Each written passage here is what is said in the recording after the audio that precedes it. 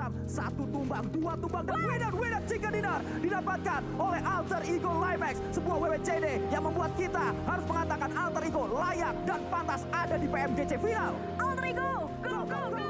Luar biasa sekali pertunjukan yang ditampilkan. Kami tidak pernah menyangka giliran ini akan datang. Didorong dengan dukungan dan harapan yang membuat kami percaya bahwa kami tidak sendirian.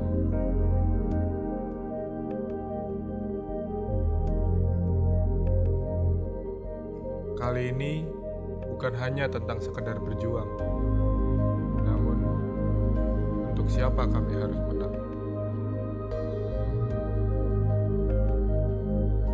Untuk mereka, untuk kita, untuk Indonesia. Terima kasih untuk kesempatan ini.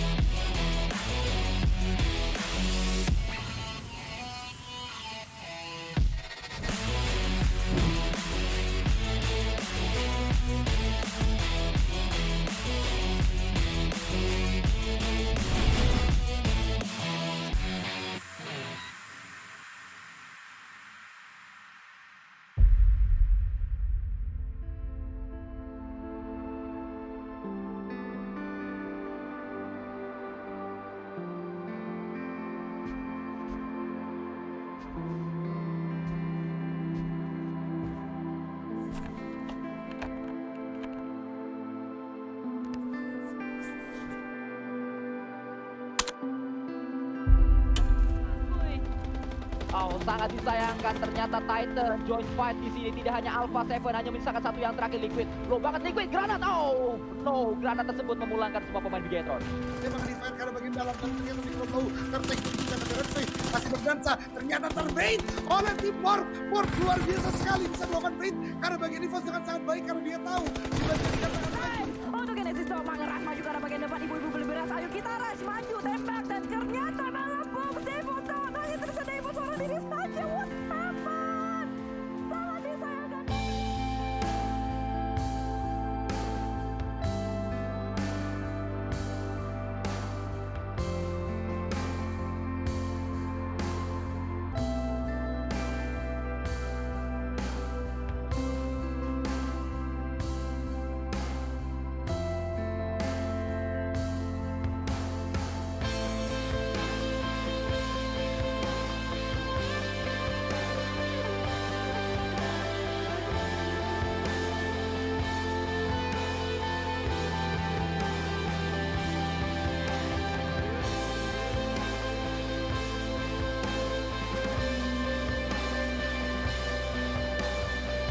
Kita Indonesia. Kita Indonesia. Kita Indonesia. Kita Indonesia. Kita Indonesia. Kita Indonesia. Kita Indonesia. Kita Indonesia. Indonesia.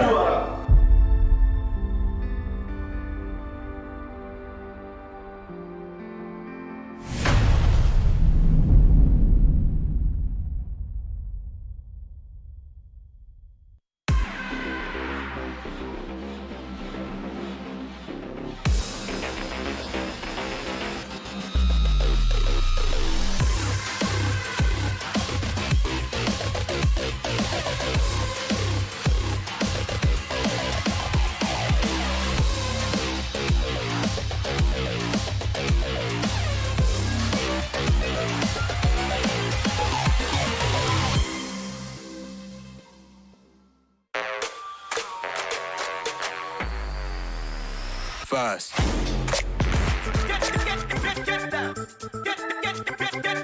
Yo. Hi guys, my name is Dembut and I'm playing for Geekfam. So my name is Sandesh Pradal.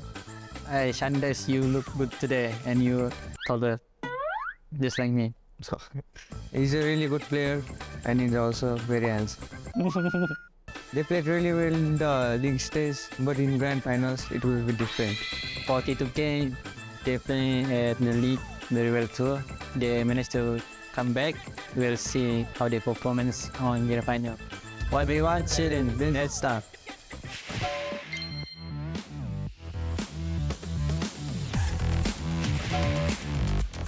Shandis, yeah, don't bully me, okay? Okay. I know you're good, but I'm better than you. Okay, we'll see. Team match, let's go.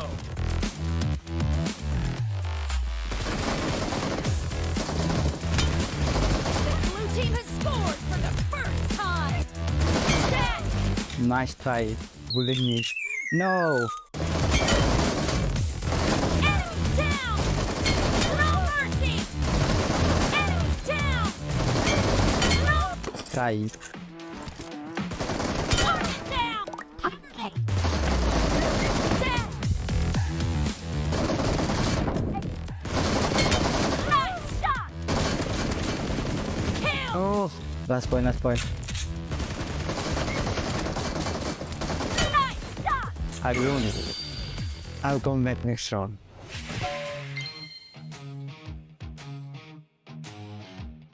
Let's go, Sandes. Let's see who's gonna win this.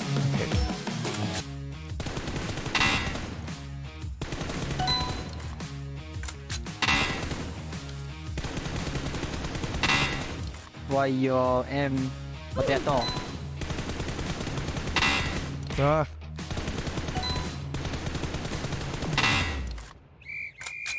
Your M was good at first, but after that, potato.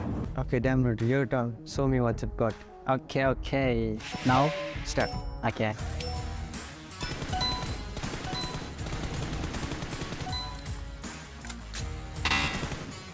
Oh my god.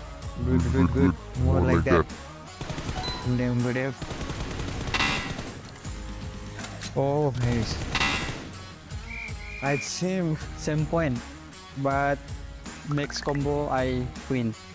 Me win. Okay. Unless I win. Thank you. Congratulations. Yeah, thank you.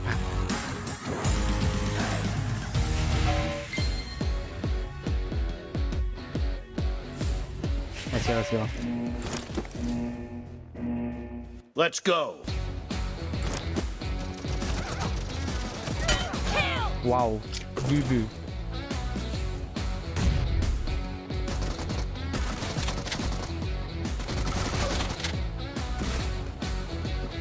Enemy down. Nice. You almost got me.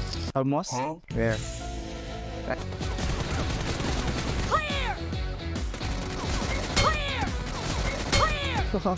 Nice. Set.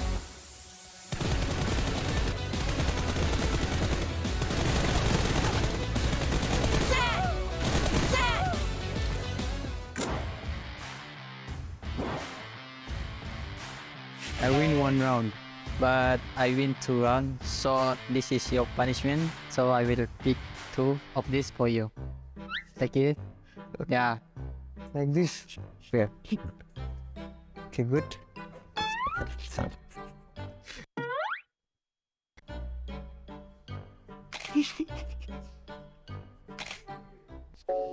Okay, game. Thank you. Congrats. So untuk 1v1 challenge tadi saya rasa excited lah sebab saya bantai dia kan. Saya saja bagi chance dia menang satu tadi. Saya buat dia happy. It was very fun. He's a really good player. I enjoyed it. So untuk tim 2K, good luck untuk Grand Final. Make your country proud of you guys. So GFM fans, thank you for supporting us. Kami akan mengharumkan nama Malaysia dekat PMGC nanti. So jangan lupa untuk saksikan kami. See you in Jakarta. Will be better.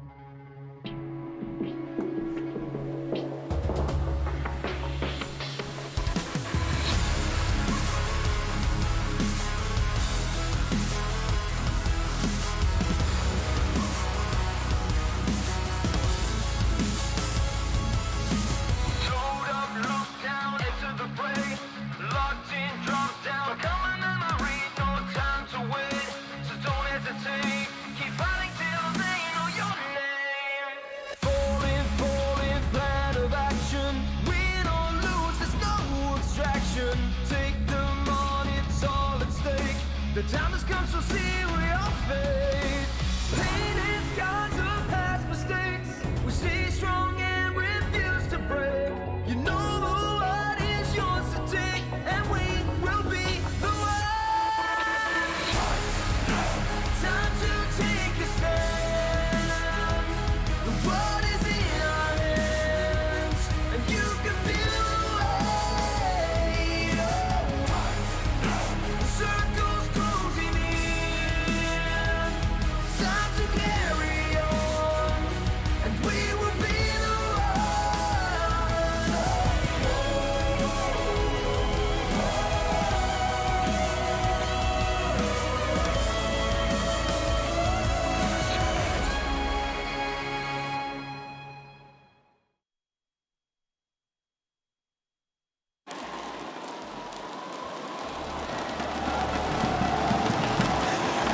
Hello and welcome to day 2 of the PMGC Grand Finals. Live from Jakarta, my name is Banks and I'm your host, and I'm joined on the main stage by my incredible co-host. It is of course Donna Visca. Well, Banks. Halo teman-teman semuanya, selamat datang di hari kedua dari 2022 PMGC Grand Finals. Senang sekali saya Donna Visca bisa menjadi host kalian bersama dengan partner saya yang luar biasa hari ini, yaitu Banks. Yesterday we kicked things off with 6 breathtaking matches, and today we are bringing you 6 more, and we cannot wait to see what our competitors bring to the main stage. And speaking of those performances, you know, I feel like if there's anything to go by from that, Donna, we are having high expectations for today. Yes, indeed, Banks, especially with yesterday with Alpha 7, Inco Gaming, and also Influence Shaman managed to take top 3 position in leaderboard. They were really amazing, and particularly with Alpha 7. With that amazing performance, they are now at the top of the leaderboard with total 78 points. Amazing. Ooh, that is right, Donna. But before we get things kicked off today, we have a very special performance for you. Yes, so ladies and gentlemen, please welcome Adnini Haq and the Java Stunt team for tribute to Bruce Lee martial arts stage performance. Be the one!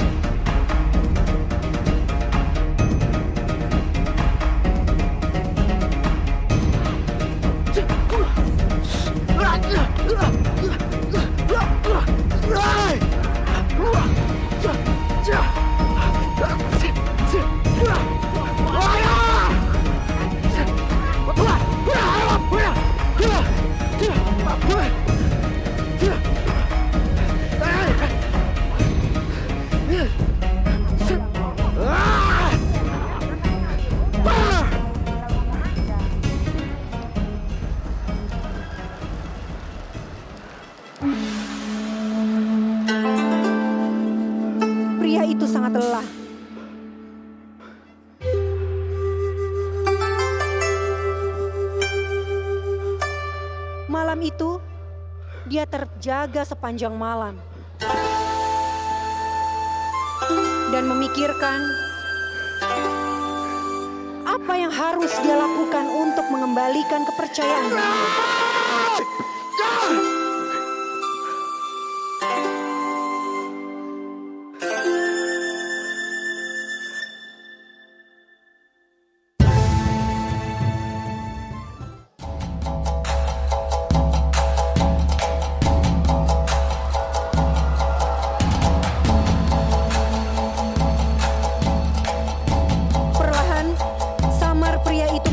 Suara seperti ada yang sedang melakukan bela diri.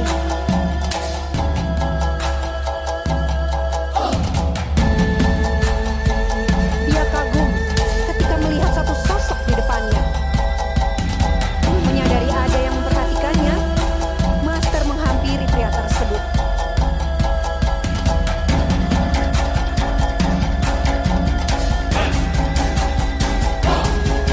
Sejak itu, Master dan pria tersebut terus berlatih bersama-sama. Seperti yang pernah dikatakan oleh Master Bruce Lee. Remember, success is a journey. Have faith in your ability. You will do just fine. Always be yourself. Express yourself.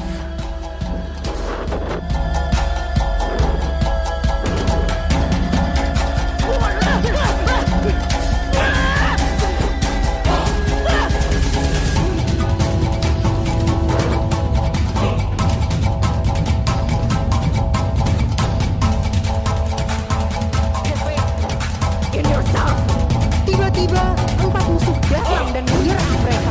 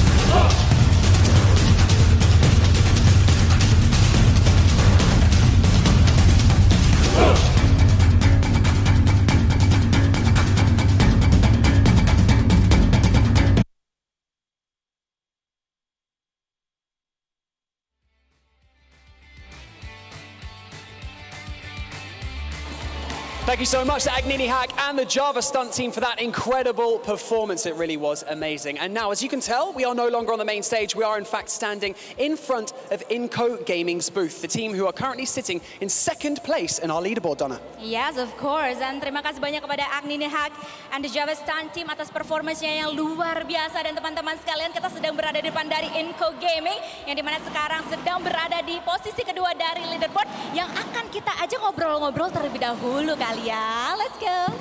So we figured as Inco Gaming are currently in second position in our leaderboard, we would like to have a quick chat with one of the players. So Nenebet, if you could come over here, that would be fantastic, and stand right next to me. We'd like to ask you a few questions about yesterday and obviously how you're feeling today going into day 2. So first of all, which team do you feel gave you the most trouble yesterday, and what are you guys going to do to prevent that from happening again today? Então, vocês ficaram na segunda posição ontem, então ele está perguntando qual das equipas deram mais problema para vocês ontem e o que vocês vão fazer para melhorar isso. Ontem em específico, uma equipe que trabalhou bastante a gente foi a IHC e hoje para resolver esse problema a gente vai matar eles. So like for the special team that got them like more trouble was like a IHC, but like so for today the plan is like to eliminate them early. Oh wow, jadi tim yang kata Inco Gaming paling ngeribetin di hari pertama kemarin adalah IHC atau IHC. Dan pastinya plan mereka untuk hari ini adalah untuk eliminasi IHC as fast or as soon as possible. Wow. One thing that we don't talk about enough as well about competing on the main stage is mindset. You guys need to have a clear mind, and so how do you and the rest of your team keep your composure and stay so calm when competing here? Então, ele disse que a mentalidade durante o jogo é muito importante. O que você e a vossa equipa faz para manter a calma durante os jogos? A gente respira muito fundo. A gente respira fundo. So it's just like they breathe in a lot. Breathing a lot. Oke, jadi untuk stay calm atau tetap tenang, mereka atur nafas sebisa mereka, semaksimal mereka sendiri untuk bisa mendapatkan atau memainkan game lebih efektif lagi setiap harinya. Well done. Quite a hot topic at the moment as well is what is on everyone's minds as well. Right now in the leaderboard, the top 3 teams are all Brazilian. So is there anything that you would like to say to your companions from Brazil, but also your rivals while you're here competing? Então, o que estão falando muito agora é que tipo, o top 3 são todos do Brasil. O que você queria falar para as outras 2 equipas do Brasil? Hoje o mundo vai conhecer o poder do Brasil. So he said like today the world will know like the power of the Brazilian teams. Today what, sorry? The world will know like the power of the Brazilian teams. Oke. Jadi kata IHC hari ini dunia akan mengetahui power atau kekuatan dari tim Brazilian. Wow, luar biasa sekali. Let's go. Nenebe, thank you so much for joining us in this pre-match interview. We wish you and the rest of your team all the luck that we can give you for the remainder of today and of course tomorrow. And hopefully you can raise that trophy. Thank you so much. Thank you so much. Donna, we are going to be closing in on our first match today, is that right? Yes, I'm sure they are ready now, Banks. Jadi, teman-teman semuanya, sebelum kita mulai, kita panasin lagi kali ya, sekali lagi. Kita panasin lagi kali ya. So, Jakarta! Are you ready? Let's head over to the analyst desk where they can break everything down before we go into our first match. Jadi langsung aja tanpa basa-basi lagi, kita langsung oper menuju ke analis desk kita untuk bisa break everything down. Jadi host dan juga analis kece kita silahkan.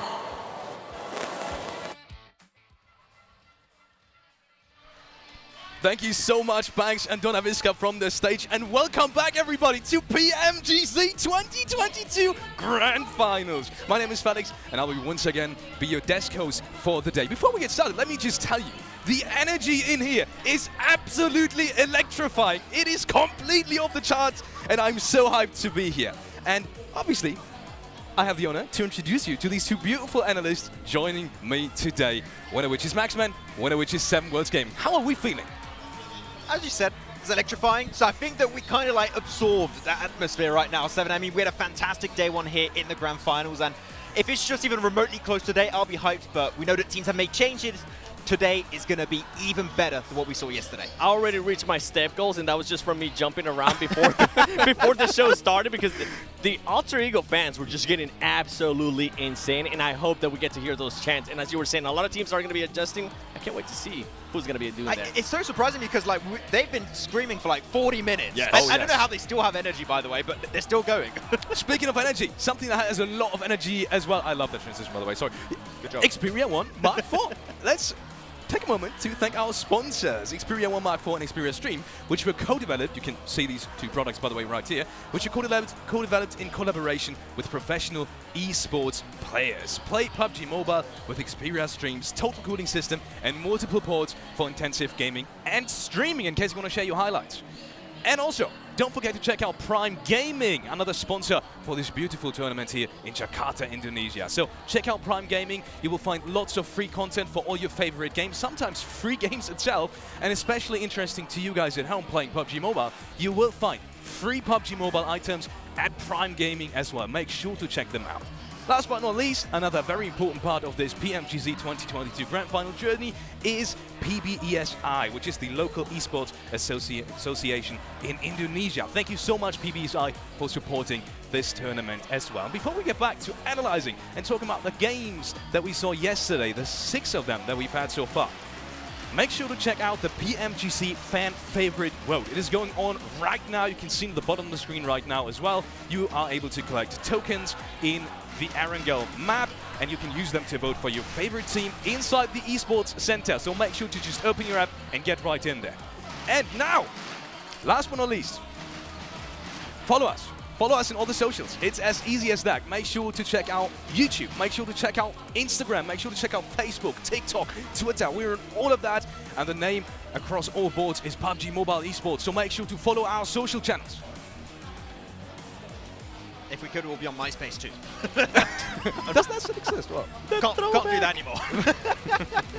Looking at a quick overview of what we have planned for today. You saw 6 matches yesterday. We'll have 6 matches today, 6 matches tomorrow. And you can quickly check out the total prize pool as well. $1.5 million will be given to the players in the Grand Finals alone, Max. Yeah, as you know, that's half day rate for 7.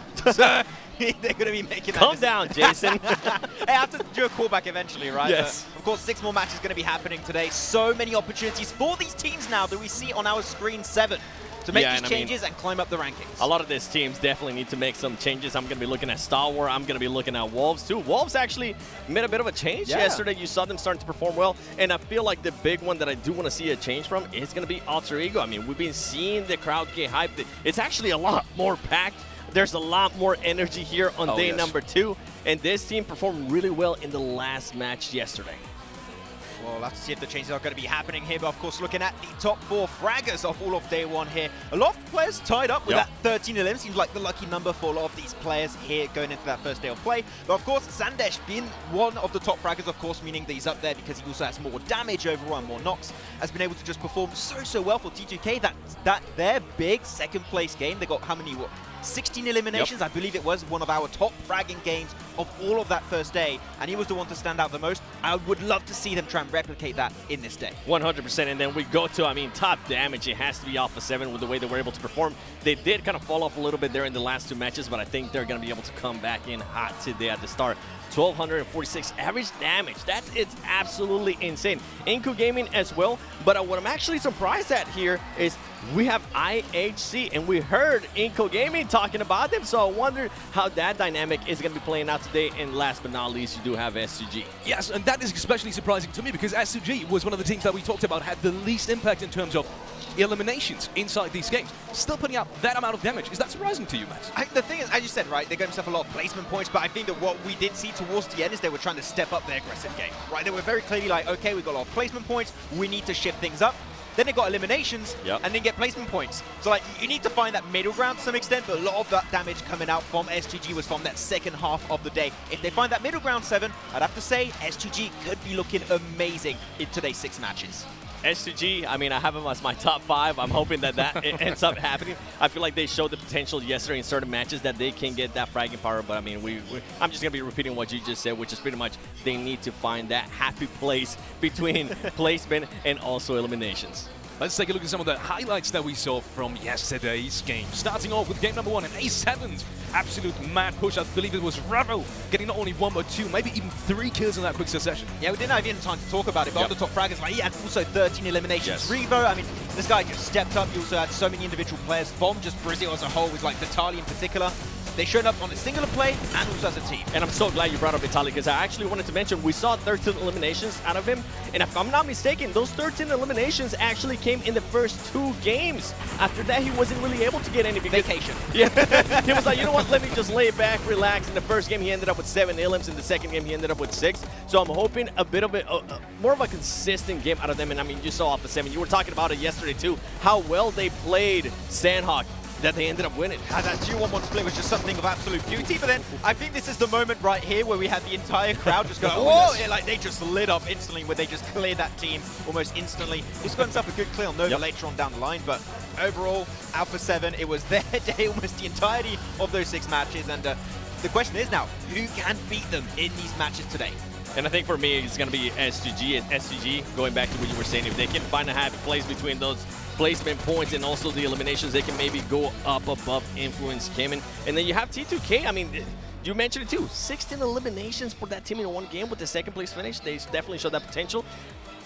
you've been mentioning. You can see this. Alpha 7 at the top, 78 points. Inco Gaming, 69. Nice. Influence Champion, 54 points. I mean, these teams are doing good, and what I want to see out of S2G Esports and T2K, I hope they get a win today. You know what? Normally I like to have a little bit of a friendly competition with you, Seven, who we're going to be predicting in the top 5. You said Brazil, you said S2G. That's a 4 out of 5 ratio right now. I gotta say, you're on point this season, and we'll see if it's still the case at the end of the day. To be fair, I only had 2 Brazilian teams. Okay, so I'm actually surprised that it's doing this well. But then if we go towards the bottom right, we saw ISC there, and now we go towards the second page for Angry Man. This was a team that showed a lot of great play yesterday, and they especially started picking up on the second half of the day. And when we talk about picking it up, I mean, we gotta talk about Fireflux Esports. Fireflux Esports with that one chicken dinner. The thing is, a lot of their points came out from that one singular chicken dinner. You're looking at their ranking points. You take out 15, they only got 3 more placement points left. We need to see consistency from this team to climb up and hopefully be in that top 5 position at the end of today. Absolutely. And kind of the same thing could be said about Wolves. They had 2 back-to-back last places in round 2 and round 3. So the inconsistency here really needs to be fixed. Looking at Inco against INF, interesting statistics. Yeah, interesting statistics. I mean, that average elimination when you're looking at 5 is just something of absolute beauty when you're looking at it. At this level of competition in PUBG Mobile Esports, having a 5 average elimination per game is absolutely mental. The question is, of course, as you mentioned, can they keep it up today? If they do, man, they're looking like they're not going to budge from those top positions. And what was crazy to me, and I mean, they did have 2 games yesterday when they ended up in 15th place and in 16th place. And as we go to the top Erangel performance here, there's no surprise. I am a little bit surprised to not see Alpha 7 here. It seems like they were performing better in Miramar and obviously in Sanhok when they ended up getting the win. DRS, we know we've been wanting to talk about that team. That team showed up big time in the first game yesterday, and after that, I just felt like they disappeared. Yeah, were they playing the next games? I don't remember. Yeah, a bit brutal. But yeah, that first game was fantastic. We need to see more of the essence of that game in the other ranking, in the other matches. If so, we could see Nepal step up big time. We want to see DRS at the top of the leaderboards eventually. Yep. Quickly looking at what we're going to see today. You already saw it, but it's going to be the normal rotation that we saw yesterday as well. Starting off with Erangel, Miramar, Sanhok, and then the same thing except Sanhok is switched out for Erangel in the end. Exciting games that we have seen yesterday. A storyline with the whole Brazil region coming on clutch in the last games as well. I'm sorry. Wait a second. Did you just say? Oh, that is just Did you just say Brazil? Listen, I don't get to do this often. I don't get to brag this much because this team, the region usually lets me down a little bit, okay? But they're doing so well that I had to bring out the flag and just showcase it. Soak it in. Vamos Brasil, muito amor. I think you'll have to give that to Blank. It was a bit cold. I think you're right. I'll you're give right. it to him. Yeah. You're screaming already forward. Coming to the teams to watch, and I'm especially interested because you keep saying you're all about Brazil. Do we have a lot of Brazil teams on you? No, not really. It's only A7 now. Yeah, it's only A7, and that's because they are currently leading. I felt like they definitely dropped off in the last 2 games yesterday. I want to see how they're going to be coming out. And because I have Nova, they usually tend to bounce back in day number 2. In IHC, I haven't because we were talking about this too, and I know that you have them too. They got a win yesterday, and if you remember, they didn't get a win at last chance. Really, when I saw Zol get himself that 1v1v1 clutch at the end towards those last matches, I was having like callbacks to almost 2 years ago, PMGC Grand Finals, when he was playing with Zeus. It was so hype. I want to see more of that. But actually, back onto Nova, I think I had to talk with Paraboy, right, about where he was hoping to be at the end of today. Yeah, so I went up to him, I was like, do you think you're going to, I expect you to be at least top 3. He's like, you know what, top 5. And then he was like, actually, top 3. So the confidence is there. Pretty much, yeah. But it has to be specified. He means that for today. For today, top 3. Yeah. Okay, I was completely surprised right there because you said top 5 to 3. Either way, we'll be getting into the first game of day number 2. John Allen and Blanca standing ready at the commentary desk, and we are heading right there. No messing. We're going right over here. We are going to be taking it in to game number 1 here for PMGC 22 finals in Jakarta. It's been such an electric atmosphere in the auditorium so far today. It has been phenomenal to watch, Blank. Yeah, I mean, I'm still a little bit chilly. I'm still. You're right. Oh. Oh, the Well, there heat you coming go. off this region, though, right now. Oh. It's bringing me heat. It's bringing me warmth. The top three, they're dear. looking for a little bit more. I'm steaming. I'm steaming right now with this on. I'm happy days. Anyway, let's keep this on for a little while longer. But heading over to the venue right now, checking out the players, checking out the watchers, the audience in tow. Happy days. All in all, this has been a fantastic time. I'm really happy with the way this tournament's turned out so far. We've had a beautiful amount of turnout, just in terms of audience, just in terms of the amount of people that are here cheering. The audience is absolutely electric. And I don't think we could have asked for a better day one with a very surprising turnout with that 1-2-3 over in Brazil. Excellent performance, not only from the teams, but from the crowd themselves. I think that's a big part of it. Sure, the national team that is here for the region, they might be at the bottom of the tables, but they are at the top of the tables when it comes to that support, which is phenomenal to see. Yeah, I mean, I did get to actually speak to Denny earlier, the coach from Alter Ego, and what I was telling was that, like, it kind of looks like this is a team that qualified like through a real bracket to get here. Yeah. I don't think they're in that point of time where it looks like they're completely lost, completely broken. I do think that when you see them, they're making the right moves. It's kind of those little things that are off, and I think that's to be expected with this kind of stage, this kind of level. And I think for Alter Ego, just getting out that 16th place would be a massive boost to their confidence today, and I think they can do that if they can continue with this good game sense. They just need to bring up that skill level in terms of the mechanical play, those team fights. And yesterday we saw them take out Nova in that 4v4, which is not easy to say the least. So I think that confidence is really something that is maybe holding them back a little bit, but we've seen it come out now and again, and it works. So you maybe just need to relieve that pressure and relate to what Nenebete was saying in the case of just breathe, keep it calm, keep it cool. It's what you've got to do in the PMGC. With this being a sprint, 3 days only, you have to keep that cool at all times. Plane path for match number 7 here at the Grand Finals. Goes north to south. Again, we've seen fairly fair plane paths over the course of the entirety of yesterday. We're going to continue that trend today, it seems, to kick things off here for our first Erangel match of the day, the first of 6 matches that we'll be seeing. Absolutely, John. I think that's something that's been really interesting to watch, and in the case of, like, there's no one that can really go out after these games have concluded on the old Instagrams, on the old socials, and say, look, this team didn't deserve that win. They were gifted it. They had the best position in terms of playing path, in terms of circle. I think everyone's had to really work for their position on the map, and they certainly will have to here. This doesn't really favor anyone at all. It's a difficult circle to play. This could be heading over towards Yasnaya, in which case we have that finish over in the compounded area, which currently Influence came in very happy about. And this is the first time we're seeing this circle up towards that northeastern side, and with those statistics coming through, showing that Influence Kemen is the best team so far on Erangel, despite having one of the lowest damage numbers here out of those top teams. This could be a really, really good chance for them. Inco, though, we know how they do. Already sending their way up towards that northern side of the map, that northeast side, to get a position, to get placement, and go from there.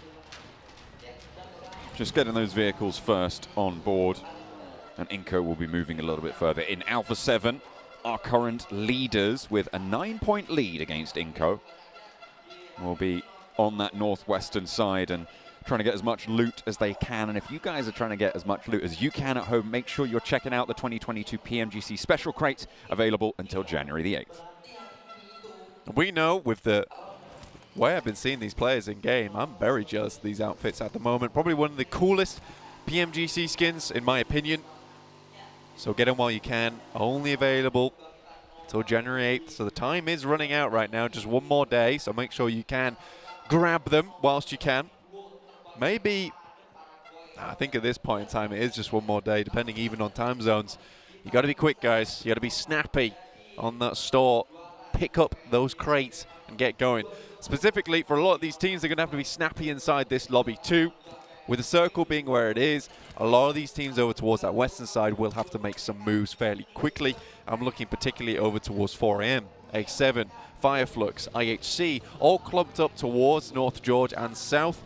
got Fireflux currently making their way down that western coastal side on yellows. It's a great place to pick up some more vehicles. Unfortunately, it's only 2 players at the moment. I imagine they'll grab one, head back up towards Ketch and Lut, which is not a bad idea whatsoever because that's going to give you more time. Even if you only have 2 vehicles, having 2 players in crates gives you a phenomenal amount of loot early on, which means when they do head towards the circle, yes, they'll have to move soon, but at least they'll have some gear to do it with. Fireflux 2 and 2 on the west coast. We saw Buradam rotating 2 and 2 on the east side, probably going towards Lipovka, which is just on the edge of this first zone. So we'll see a little bit of looting going on there. Inko breaking north with some of their players as well, moving up to that east side of Yasnaya, and Influence Kemen not wasting any time, sending a player up north. Kajowski going to mount up towards the top of Stalber Hill, maybe even break as wide as Kameshki. It's a really interesting meta that Inko's kind of bringing out these days, because I no longer think that Inko has this set drop spot anymore. For them, they have generalized position where they'll drop on the map, but that's not their spot entirely per se. It's just a case of this is where they'll begin their journey. A lot of times this is more of a case of dropping on top of vehicles, because they instantly send it towards a position where they can start to play out the rest of the game a lot easier for themselves. It does mean that they get quite a lot of trash loot. We saw this towards of the end game of the final game yesterday, where, you know, IHC did have that absolute blinder of a match. But when you saw Nanabet, he was having that one shotgun available, practically nothing else on board. T2K rolling up on the rotate, and it's 1-for-1 on the trades right now, but IHC are giving them a little bit of hell here. Legend taken down as well. Was this IHC trying to turn it around? A drop shot not good, and there's a sliver of HP on the inside. Oh, it's all coming apart. Godless bites back after losing a teammate to a knock. Alex is going to be happy to have had him at his side. T2K certainly feeling Godless right there. No miracle from above to save them from that devilish presence. Seriously good stuff. Very snappy too on the flicks there from Godless. T2K looking for a little bit of revenge from match 6 yesterday, and are unable to find it even though they did have the drop. 4 AM. Qingchen maybe looking for a couple of shots, and right now IHC are just a little bit tight at the moment. They're all hunkered up. This could be a recipe for disaster. There is a vehicle on the outside. Qingchen right now starting to move out. 4 AM maybe hoping to get ahead of the pack here. They realize they do need to get further in. They made their sprint nice and early over from north of George. They were ahead of A7. We're still over towards Zaki side. Influence Kemen at the top of Stalber now. T2K, they lost the majority of their players there, but they still have one. And they'll be in the hills, on the ridge sides on the west of Stalber. Playing on as far as they can do. 5th place right now, 51 points, so T2K having a pretty solid day 1 overall. Not a great way to start their day 2. Geek Fam, 7th place on the tables, very, very close by as well. From 4th all the way down to, I would say, 9th, there is that sort of clear bracket. Probably 8th, you could probably cut it out at, but it is looking like you have that central pack. If they can catch up to Inko and Alpha 7, fantastic, but there is that little bit of argy-bargy going on. 5 points from 3rd down to 8th.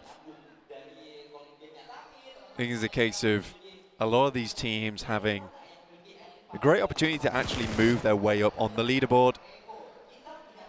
Inko, again, set themselves up nice and early down towards that eastern side of Yaz on some really nice compounds, highly elevated too, so it's going to give them so much information. Kind of banking on this central spot over towards the eastern side. I think the circle, it could outplay them, right? It could head up towards that northern side, but they're playing the numbers game at this point in time. And for Inko, they can play the numbers game all day long. I think for them, it's really these blast out games that are super beneficial for them. They do taper off sometimes, though we have seen them start off very slow and then ramp up towards the end of the day. It's the only thing that really worries me about Inko. I think A7 has that kind of consistent streak where they get that momentum on board and it's good to go. And I think if we see Alpha 7 have a good game at the start of the day right now, could be very scary for a lot of the rest of the lobby. You're talking about some of these teams down towards the bottom side. I think it's still very malleable, like you said. You know, even down to, goodness me, 11th place, right? because you're looking at this bracket, which is very, very slim. And just a big game like that could set you upwards towards that top side. So at this point in time, very, very likely that we'll see some big changes today in terms of the leaderboard. We could see some very surprise numbers on the leaderboard as well. Nova being down towards the bottom is a little bit worrisome. However, for Nova, we were just talking to some of their fans, some of the people who have known them for a long time. They do have the chops on them to bring out an insane couple of days, which would send them right towards the top. We've seen them do it before, and it's always terrifying to see Nova get on that streak. Circle popped on the east side, does keep a little bit of water out on that east coast as well, but does allow teams to make that call, that decision to leave from Stauber, to move past Yasnaya, away from those fields. So a lot of teams can make a lot of decisions, and when a lot of teams are making a lot of decisions, that means a lot of rotates are coming into conflict, and that's exactly what's happening with IHC and Influence Kemen, as well as Buradam and the home ground team. Alter Ego, at the moment, it's going 1 for 1, 2 go down for Alter Ego, and Ponbit now left last standing for the squad. A little bit too far to do too much here, but Buradam are still taking heavy punishment. Yeah, again, this is what I was talking about at the beginning of the day. It's that team fight that really is the problematic for AE. You can see that they're making all the right moves, all the right decisions. They don't seem lost, they don't seem hopeless, but it's that extra little bit of PMGC power that they are missing at the moment. Hopefully they can bring that back on board. The home ground fans, they get to cheer them on a little bit more. Right now, Ponbit, last member, not always the worst thing in the world, can hide out for quite some time, maybe get towards those top positions. Inco, though, seem to know something that everyone doesn't right now about these circles. They have a very, very good handle on where these are going to end up, where the center's going to be. They're a little bit down towards that south side. I wouldn't say that mattered. I think heading up towards the north isn't really ideal in terms of positioning. Right now, they have a very, very strong spot and a strong base of operations to play from. Just in terms of scouting, just in terms of getting that information on board, this is really good for them. Buradam on 3 after their engagement. Fairly centrally on this circle. S2G further north. They did spot out a player, I believe, from Influence Kemen, but that did get rezzed from down the hill. Vampire have not had the most successful of days from the glory that they found in PMWI. It has been a little bit of a fall from grace in their regional stage and the group stages earlier this in December back in 2022. It wasn't the Vampire that we were expecting to be able to come into this one, but they still have a little bit more time. You talked about Nova being able to put up massive performances towards the end, in those small day frames. Hopefully Vampire can have that resurgence as well. That would be ideal. It would be good stuff for Vampire. I think if you look at their December performance as well, it wasn't exactly what we wanted to see from them, but there were certainly those moments where it felt like they really had that go time on their shoulders, and it was a case of, we just need to qualify, so we're going to pump those points up, play how we usually see them play. I think for Vampire, it's just finding that rhythm, finding that movement that works so well for them. At the moment, it feels a little bit awkward. Not quite there as of yet. Geek Fam gets some gear delivered from on high. Yuhai does not want it though. Sends right past, tries to get a little bit further in towards a compound to play from. 4AM, however, snuck their way in from that north side. Really good stuff from them. Considering they're over in North George, they've made a very apt rotate. The difficulty now for them is that they're surrounded by a lot of teams, but getting into this position without taking any knocks is very impressive. Fireflux on the south side, coming into conflict with Vampire. With Vampire on the lead in terms of their position, could prove to be a little bit sticky. Inco still very central. North side, Alpha 7 behind the queue for Influence Kemen, and outside of the circle, quite a few teams going to be looking to push in from that northern side. S2G, though, they've made it up to this cliff face. Stalwart want to back them off, but that's easier said than done. Stalwart. A nice spot for them. Up on high, Silas moves up. Tries to gather a little bit of this information. Very good angle, though, coming through from Scry in the back there with the DP. It's going to be hugely difficult now for S2G to crest this one. not only with Stalwart in the way, but you're also looking at 4am. This does make this quite the difficult exit. Luckily with the circle, they've got a lot of time to work with. A lot more time for Stalwart and 4am to even cross paths, cross blades. I think that's the time that S2G's waiting for. Silas peeking up, getting a little bit bold with it. Can't really afford to go down, but they do have enough cover to drop him back towards the rest of the team in the position that they're in and should be resable, even if he does get knocked here. Losing Ray Z, though, for S2G leaves them only at 3, so they can't really afford too many slip-ups here if they want to carry on forwards. Nova spread out wide right now on this southwest side. Vampire looking to try and push between Paraboy and Order's position and Frozen's outpost on the south side. But it looks like they might have been spotted. Shots certainly being popped off. And there we go, Pika on the east coast, spotting out Hamzy down the hill. Yeah, it was really only a matter of time. I think the Stalwart getting rid of this opponent at the moment would be very, very useful. A very good grenade. Pops maybe just a bit too early there. That could have been the 1-2 punch. Silas drops up, tries to send this player a little bit further back. Pika getting a little bit too big for his boots here, and Silas wants to let him know that it's not going to be all rainbows, just moving over this top side to quickly take position. In the meantime, S2G will restabilize. Stalwart's moved a bit further up, though. This is an excellent compound for them to play from. DRS, I haven't talked about them too much, but right now have a fairly good compound over towards that eastern side. Unfortunately, it is just a little bit out of the way. With a massive ridge over towards their west, they are kind of cut off from a lot of the action. It's going to keep them safe for a long while in the game, so we can expect high ranking from them. You could see there that S2G were very, very worried about their northern flank, and for good reason. There's still a lot of teams yet to push in from that direction, and they'll have to wait and see what they can find. Order spots out a central position for Nanabete, and they're looking to put the pressure onto Squash as well. Order lighten them up. Becker not really in a position to get an answer shot back. Inko still at 4 alive with Vitali half HP down the hill. Vitali was a massive factor for them in yesterday's games, hopefully able to put up the performance again. Oh dear. Up goes the vehicle, and Geek Fam cut Influence Kevin in half. The Malaysian team, specifically Yuhai, currently on loan from BTR, has been absolutely fantastic for Geek Fam so far. And up in smoke goes Influence Kemin. Not the ideal start for them, considering they were on the warpath to try and ladder up just a little bit to face their Brazilian brethren towards the top of the table, second and first, respectively. Nova, though, great spot over towards Inko. It's difficult not to take shots from that position that Inko is currently holding in. It's a bit of a Hail Mary. Nova, on the other hand, a lot of position taken early. You did mention this, and I think for them, they were able to find the ideal spot for themselves just purely off the back of that scouting, off of that rotating, and just being comfortable playing as a solo.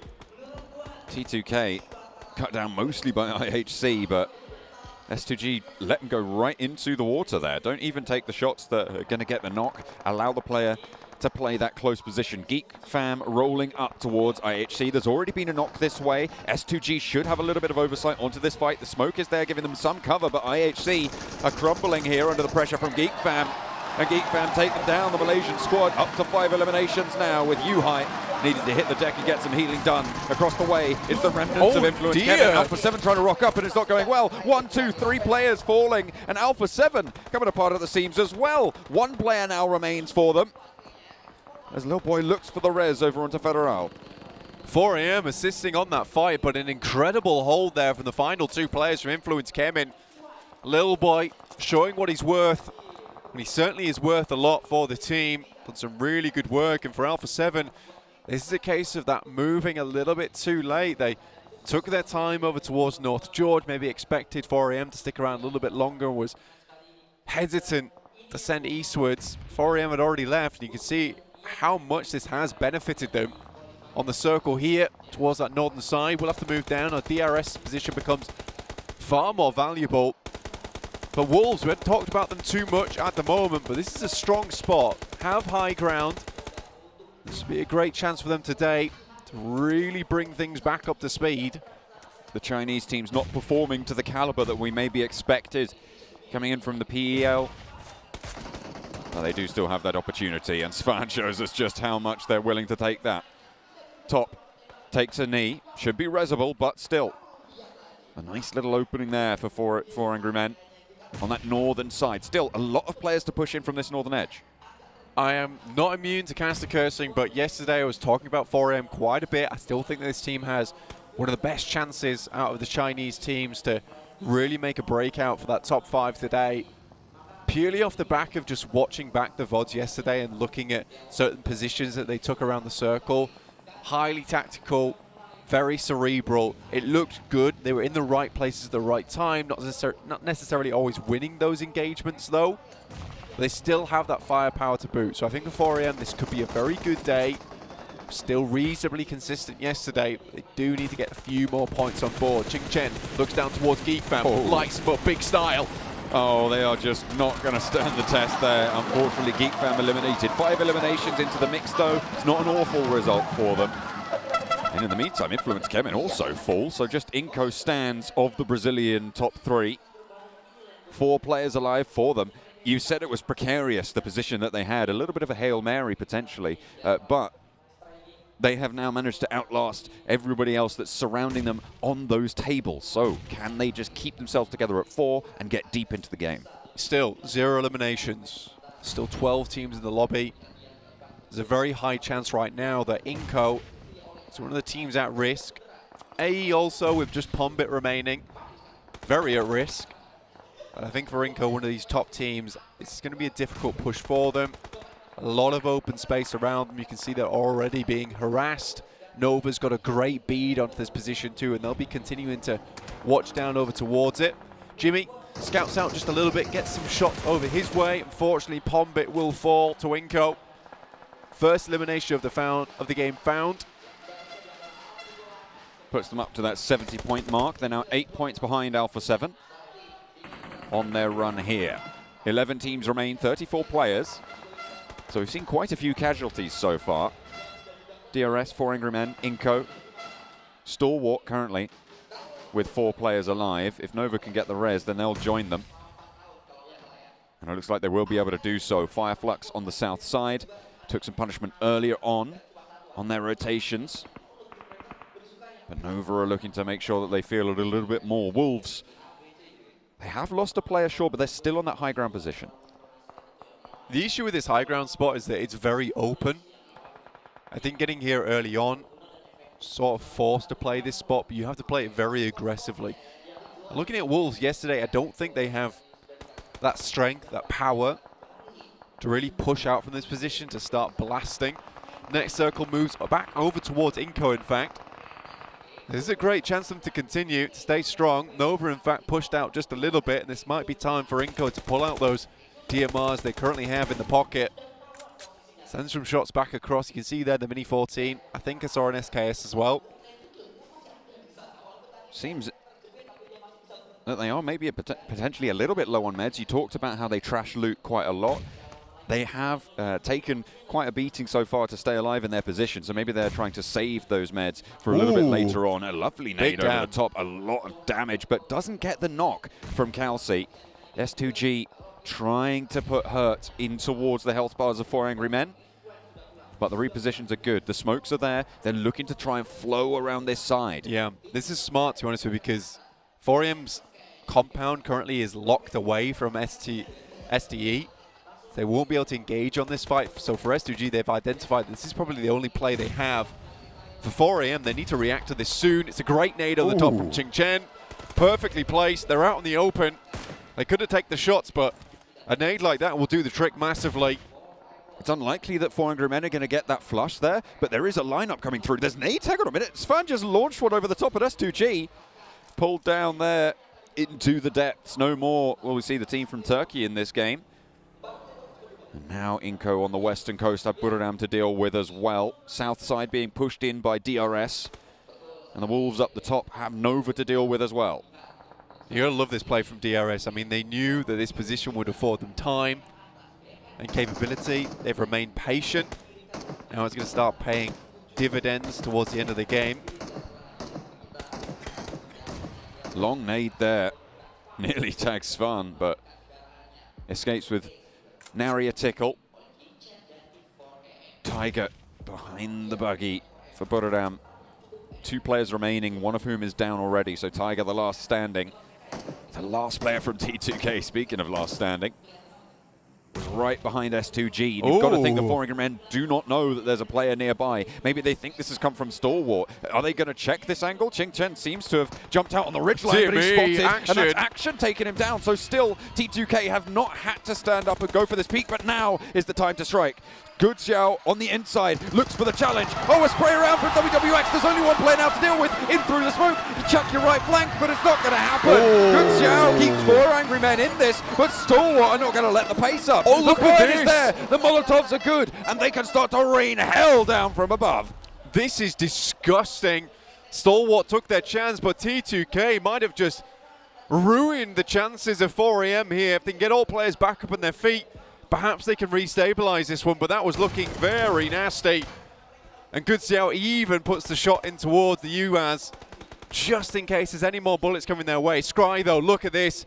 Has the nade. It's a pretty easy shot for them. Has to assume that they haven't got out yet. It's a little bit long, but another one still on the pin. Mercifully, the blue zone stops there and allows them some sanctuary, but Scry, that could be the 4K. Wants to turn this cover into their coffin. It could absolutely, but didn't want to pull the pin on it. They're going to give that one back, and 4 angry men allowed another opportunity. 7 eliminations, and all 4 of them somehow are still alive, but they have to move further south. It is a really tough position to kind of counteract that one, because you get the instant flush on that second grenade from Span. You assume that that's that team done.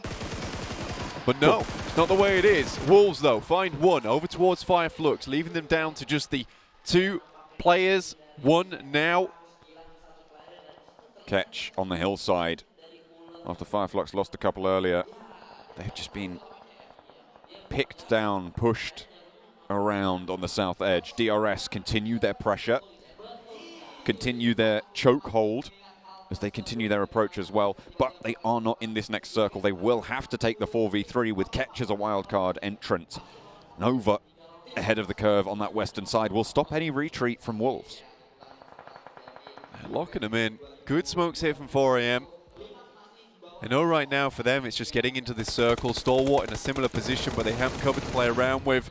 4AM were forced to take all their vehicles out of the mix, out of the picture, to prevent being exploded. And Stalwart's just had insane oversight over 4AM since the beginning. But again, they're looking for a longer game here. That's brilliant from Good Xiao. That's going to give them time. And time is what they need. And there was a second knock as well going over towards Stalwart from Svan. Really nicely found now. DRS are going to try and mount this assault onto the Wolves' position, but it is not going their way. Remember, will be the last player standing. It's 1 for 1. Oh, a nade takes his teammate right out from underneath him. Sweeps the leg. A crawl forwards from Delta to get the information as Rules gets healed on up. They spot the player down in the ditch, but he goes for the player to flush. And it's the Wolves to stay alive with 1. Great stuff there from the Wolves. Fortunately, just 1 player remaining, and Nova currently at 3 eliminations, looking to take this all the way. Svan hits the deck. 6 teams remaining, would like to go a little bit longer here. Ching Chen, as well as Good Xiao, looking to finish off the remaining players from Stalwart, all in his lonesome as 2. He brought 4AM back into the mix versus T2K. Can he do it again here versus Stalwart? Around the side of the rock, spots a tail there. Oh, but no! will be shut down. Excellent moves from Pika to be able to keep them alive. But there is the Wolves yet again, lighting it up here in Jakarta. Remember, still going strong here. Nova, though, looking to have that resurgence today. Always terrifying. They get 1 day to get the VODs in. They make the changes. That's when things start to pop off. 10 eliminations now for 4AM. Ching Chen still going. And in the top 5, this is going to be a big game for them regardless. And Inko is still alive as well. What a way to survive it. I mean, they've just been chilling so hard right now on this western side. Everybody else has been fighting over the coastal areas. You know, with the amount of players they have and the position they're holding, it's very likely that they could pick up a chicken dinner here. In Inko fashion, a big win at the start of the day to see them nice and healthy throughout the rest. 5th place for 4AM, 10 eliminations, great game for them. That'll see them on a much better average coming into the next games. But Inco looking to retake that first place spot. Not only that, Nova looking to have this resurgence. We've talked about their capability to do so. We are starting to see that now, Blank. Nova currently clumped, but have had good eyes, good information down towards Inco. They are down the hill. Nova would love to get rid of this last member from Wolves, but Vitali steps up first. Nova, health bars looking very good at the moment. Inco, on the other hand, is the problem. They weathered the storm. They're all out of brollies at this point in time. Starting to spread out now. Remember, the last player from the Wolves team that was holding on the south edge, an entrant into the final circle. Every team will know that there is going to be 3 parties to this fight. Looks like Nova are more worried about Remember's position, and the smokes start to line up. The spread out from Inco, kind of crunched in right now, and these smokes are going to play well for both of them. Paraboy sees the Wolves to bed, finally playing for Team Edward. Oh, gonna get knocked. That's A really good terrible. opener from Squash on the back line. A nade over the top. Paraboy looking to play on the left flank of this smoke. Can he light them up when he needs to? Squash found and spotted. Evens the numbers back in the favor of Nova as they can put pressure on with this line that they have. They have the more central area. Vitali, 4 bullets in the magazine, needs to go for the reload, and Paraboy spotted, taken down. Jimmy and Order now, 2 players to go, but it is Order to even the odds yet again, and Becca spotted as well. A beautiful peek around the trunk of the tree, and Jimmy will still be in action for Nenebete. A star from Brazil, and he lines them up and shuts it down. Converts a seemingly impossible position. What a transfer. You almost cannot see that one coming, but there is absolute skill and finesse in that final moment. Nova took the unreal spot towards that western side of the circle, able to get behind that rock and play from it, but they're sat in disarray towards the end of the game. Nenebete swings all the way around, plays off the back of that rock, and what a headshot coming through over towards Order side. It looked like he had it under control, ready to lay down the gavel in court, but Nenebete was that criminal that could not be caught. He is just too slick with it. Wow, wow, wow. I did not even expect them to be able to take that one. I thought, oh, well, it's a 1v2. Nenebete, they know exactly where you are. It's going to be all curtains for you. You've got Order to deal with, but you know what? There's a reason that Inco are towards the top of the table. It was a great swing around. I mean, Nenebete played that one out perfectly. Vitali, look, man, he did the work yesterday, and Nenebete kind of felt out in the cold, right? And this time around, Nenebete's like, look, this is the reason we got into PMGC in the first place, and that's me. So today, he really puts on a stunning performance towards the end there, and it's good news because honestly, seeing yesterday, the 3 other players all stepping up on form to get them to where they were, and arguably not having their strongest player on peak performance, and now seeing that, this is now truly a terrifying team. Absolutely. This is what you love to see as well at the PMGC, right? I'm really, really happy that we've seen what we did in those final moments of the game, right? Yep. Because it's so good to see teams playing into the storylines that we've been talking about, really. For sure, and I think that Inco, again, it's this weird meta that now setting is, which is a case of like, we're going to drop here, but it's not necessarily where we're going to loot from now. We're going to pick a better spot within the circle, being able to just weather things out. They're a very resilient team at the end of the day. Yeah. Yes, they don't have a lot of health towards the end there, they don't have a lot of meds, but they make do with what they can, and it's that first initial knock that is so important because they really do light things off massively towards the end. It's big fireworks they start to bring out in those final moments, and I don't think the Nova was ready for that, and by the time that they kind of repositioned, and I think Order was in full panic mode towards the end there, damage control, he was doing a great job at it, by the way. Unfortunately for him, it just wasn't enough versus that team. And Jimmy's health bar being as low as it was towards the end there as well made it very tricky. I mean, let's not forget, in those final moments, Order also took a 1v2 and won it out against those Inco backline. I mean, it's gorgeous stuff. Oh, it's not the team that I really thought 2 months ago would be here right at the top, man. But they are. Seven's laughing. He's happy about it. This is a team I can get behind. But this is the question, right? You've talked about how Inco can start off a day very well and kind of taper off. We saw that they stayed consistent yesterday. Do you think they're going to be able to do it again today? I don't think it was consistency yesterday, honestly. I think that it was a case of a couple of good games, and then some decent games in the middle. And I think that's what we're going to see today. I expect there to be another big Inco game coming up, and then it might die down a little bit. That can't happen anymore. In the meantime, let's head back over to the desk, see what they have to say.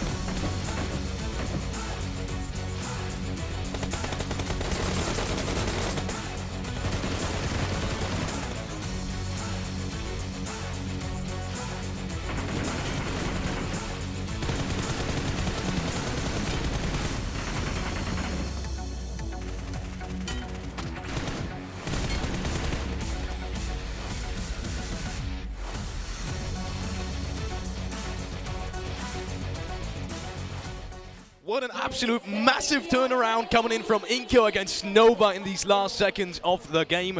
Guys, just give me your first impressions, because that was one hell of a game from start to finish. Well, I think we have one thing to say about Inco. They're gorgeous. a gorgeous team. Yeah, it's very gorgeous, not gonna lie. They really are. Starting off, maybe let's keep that Inco discussion for a second. Geek Fam, that was something that impressed you a lot throughout that game, wasn't it? Yeah, I enjoy how aggressive they were, and I enjoy that they took the fight to IHC. It ended up working out. It didn't end up working out for them in regards to a rotation, but just the aggressiveness that they were able to showcase, that's good to see, and now they just need to be able to find that switch. We always talk about it, Max. They need to be able to switch that on and switch that off and make sure they put themselves in great positions, because that was the downside there. Yeah, because exactly, I was about to say, that was not a good position. Yeah. You're just pinched, you have a team in front of you, you're not in circle, you have 4am behind you, especially Svan. Not really the most comfortable position in any game to be in, right? But I do think that they looked a lot more aggressive. It looked a lot more in line with what we saw from Geek Fam in the league stage. And once again, they had, what was it, a 61-point lead in the league stage in their group. Really, they just completely obliterated the competition at that stage. Didn't quite show up yesterday. It showed up in that first game. Sure didn't get himself as many placement points as they wanted, but it's a good way to kick off day 2. Yeah, I enjoy it. Going over. Not yet to Inco Gaming against Nova. Maybe about Nova itself, because I thought that was a really interesting start. They were playing it really passive, keeping 4 alive, almost until phase 7. Was that something you expected coming into today, that they maybe want to take the safer approach in the early game? I would say if you're one of the few teams that were in the South, you had an easy game. Okay. I put a list. All the teams that were North, you had Stalwart, 4am, T2K, IHC, S2G, INF, Buriram. But these are all the teams North that had no space to work with. You had, what was it, 3-4 teams South? Chill game for them, not going to lie. And I think they had, what, 4 elims towards the end of that game before taking that final fight versus Inco. It's still a good Nova game, but I think they didn't really put them to the test as much as the teams North. What I enjoyed about that game, though, from Nova is that, it might have been a chill game, but they put themselves in a position where they could actually push there towards the end. I mean, they were able to, if it wasn't for Nenebete clutching that at the end, that was absolutely wow. We'll get a chance to talk about that later. But overall, I mean, we were kind of expecting it, right? We were hoping it would happen. We both had Nova in our teams to watch, and this is the Nova on day 2. They had a chance to go back and see what they did wrong yesterday. I hope a lot of teams are ready, because Nova is about to show up in a big way. Talking about showing up, one player that stood out specifically was Order. He had 3 frags before anyone else pretty much got a shot off. Talk to me about it. Order throughout the whole game, and then the last clutch situation as well. What a player! I mean, with games like that, like Order could very clearly be the back-to-back MVP of the Grand Finals of last year. Could be making it happen here once again. Like, he had such a good angle. Really hard to take down. But the fact that Inco were able to actually turn that fight in their favor, it came down initially to that first nade. They created a little bit of a man advantage in their favor. The moment you put Order out of commission, that is your game to take. And once again, Nenebete, we didn't see him too much yesterday. It was Vitali. Now you have 2 top fraggers for the team. Inco, they're not going to slow down. We didn't see him much, but hey, as long as it shows up today, that's all that matters. Inco Gaming there with 21 points. What I'm surprised, though, we're talking about yesterday being Brazil's day. Today might be China's day. You can see 2nd, 3rd, and 4th are all from the PEL. 4 Angry Men with 18 points, Nova with 16 points, and Wolf Esports. I mean, this is teams that we were talking about. They definitely have the potential. They're here for a reason. 4 Angry Men with 10 eliminations. They're continuing to show that they can definitely frag out, Max. I'm super happy to see it happen, right? I was not going to lie. I mean, even though Brazil still got the chicken dinner, I was like, I hope we we'll see other regions and teams do well. I'm happy that that is in fact the case with this first game. Teams are heating up, teams are willing to make adaptations, but still at the bottom, you've got a few teams like, hopefully Alpha 7. No, I mean, it's just one game.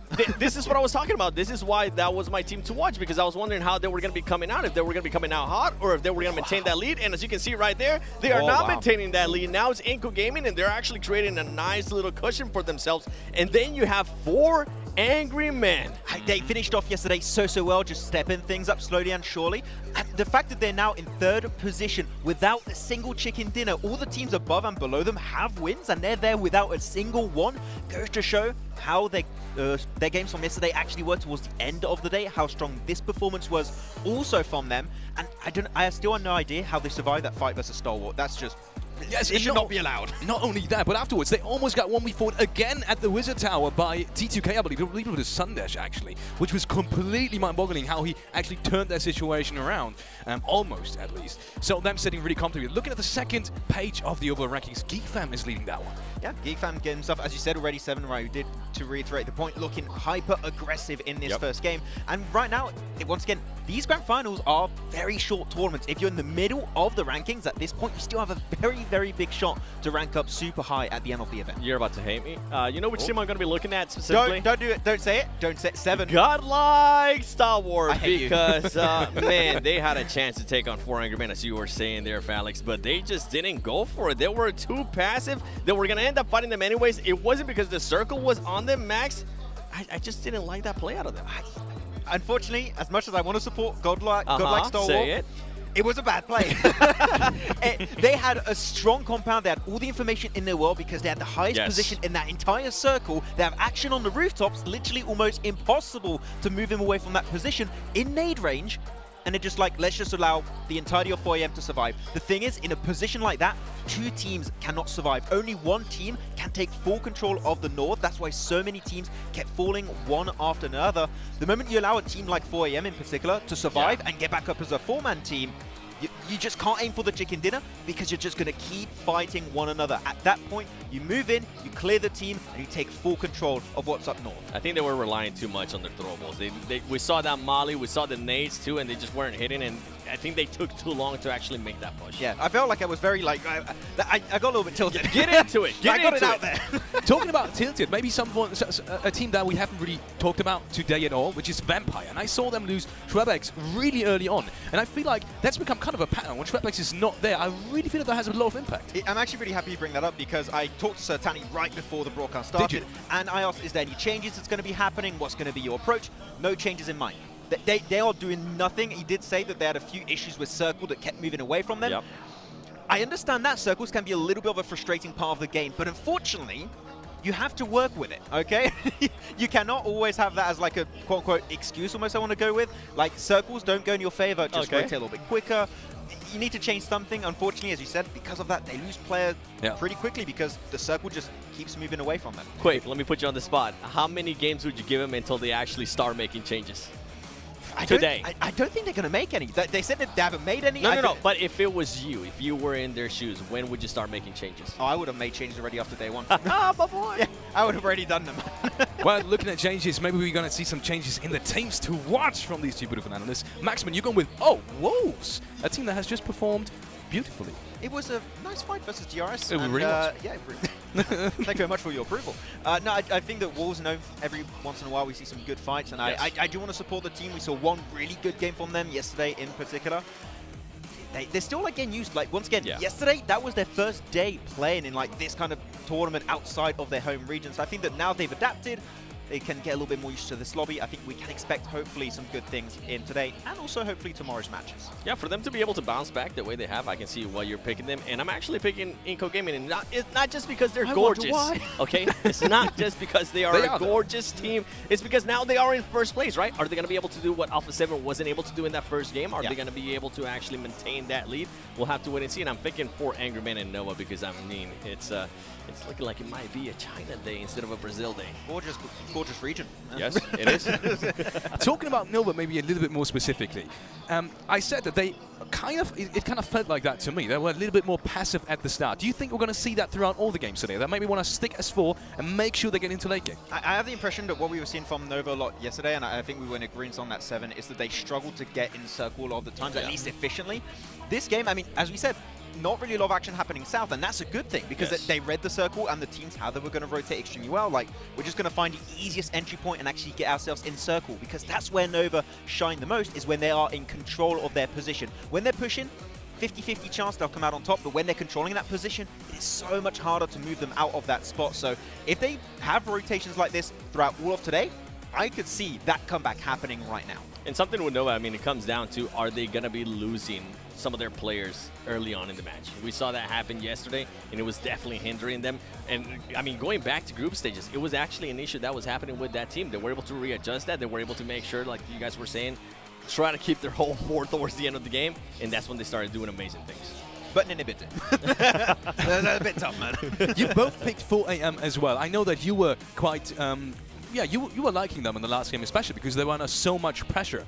Is there something that sticks out to you about 4M just in general? Because that is what it looks like to me. They perform really well under pressure in terms of fighting scenarios. They rarely ever really choke. You know that?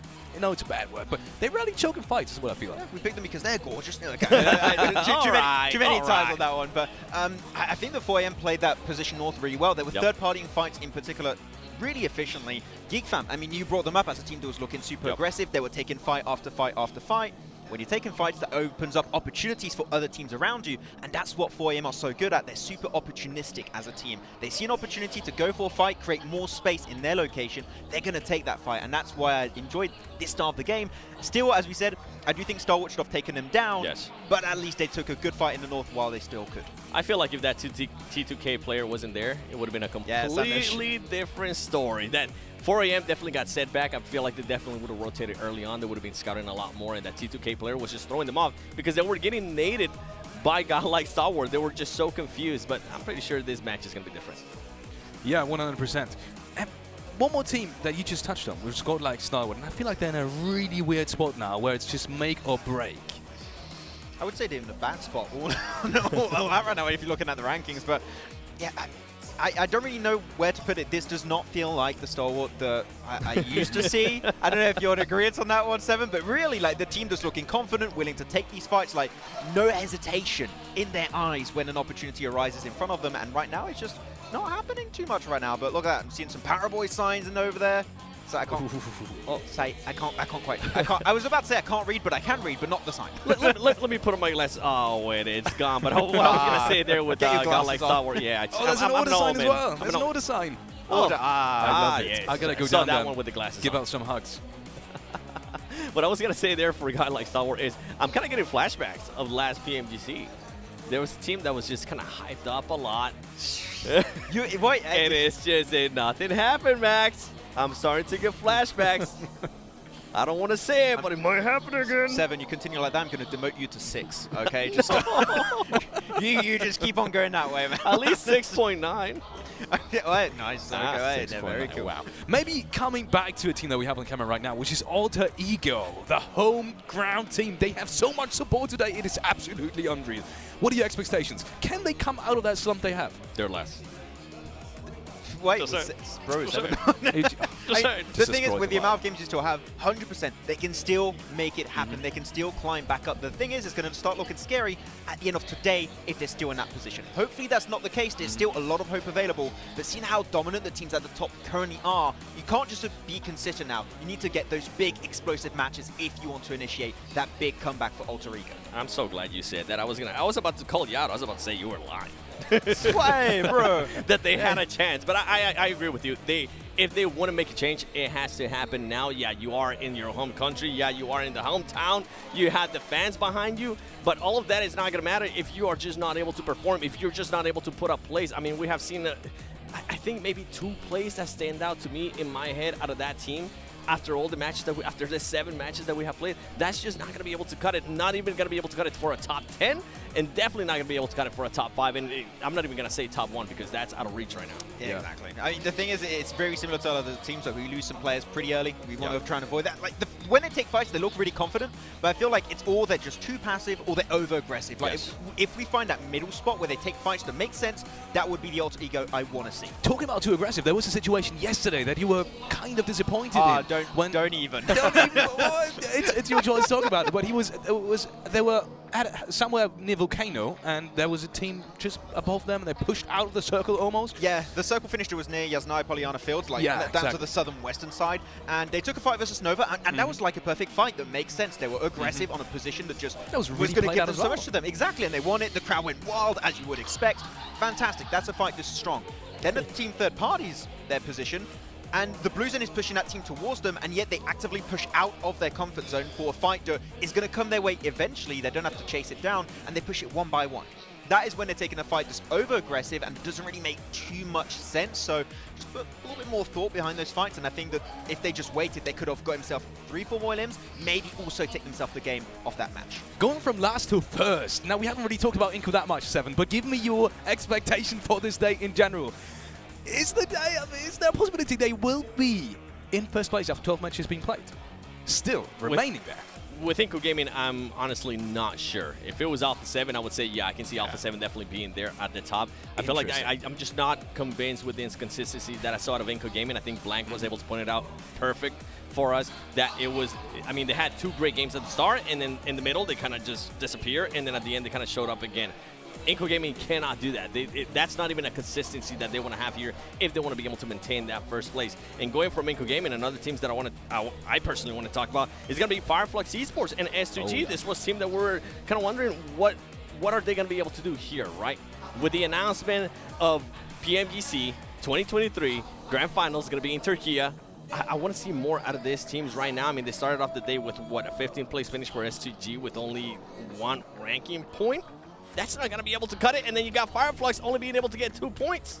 Hey, okay, it's China Day today, Turkey Day tomorrow. No, it's a region step up time at a time, okay? Okay. I'm still scared of the castles over there. Ladies and gentlemen, let me put that into context. The reason why Max is saying that is because the Turkey casters are right next to us. I'm scared of a death stare right now, okay? It's going to be coming my way eventually, but they could pop up, but we mentioned it. We had some clear critics about the criticism, for these 2 teams. Fireflux, they get 1 big pop-up, and that's a lot of their points. Then they kind of like fizzle out for the following matches, and then you have S2G, or you get eliminations, or you get placement points. We need to find that middle ground. Those are the 2 things we need to see from these 2 teams, and as of right now, we haven't really seen it. Something that a lot of this team, especially the ones that are currently, I'm going to say, between 3rd and 5th, right?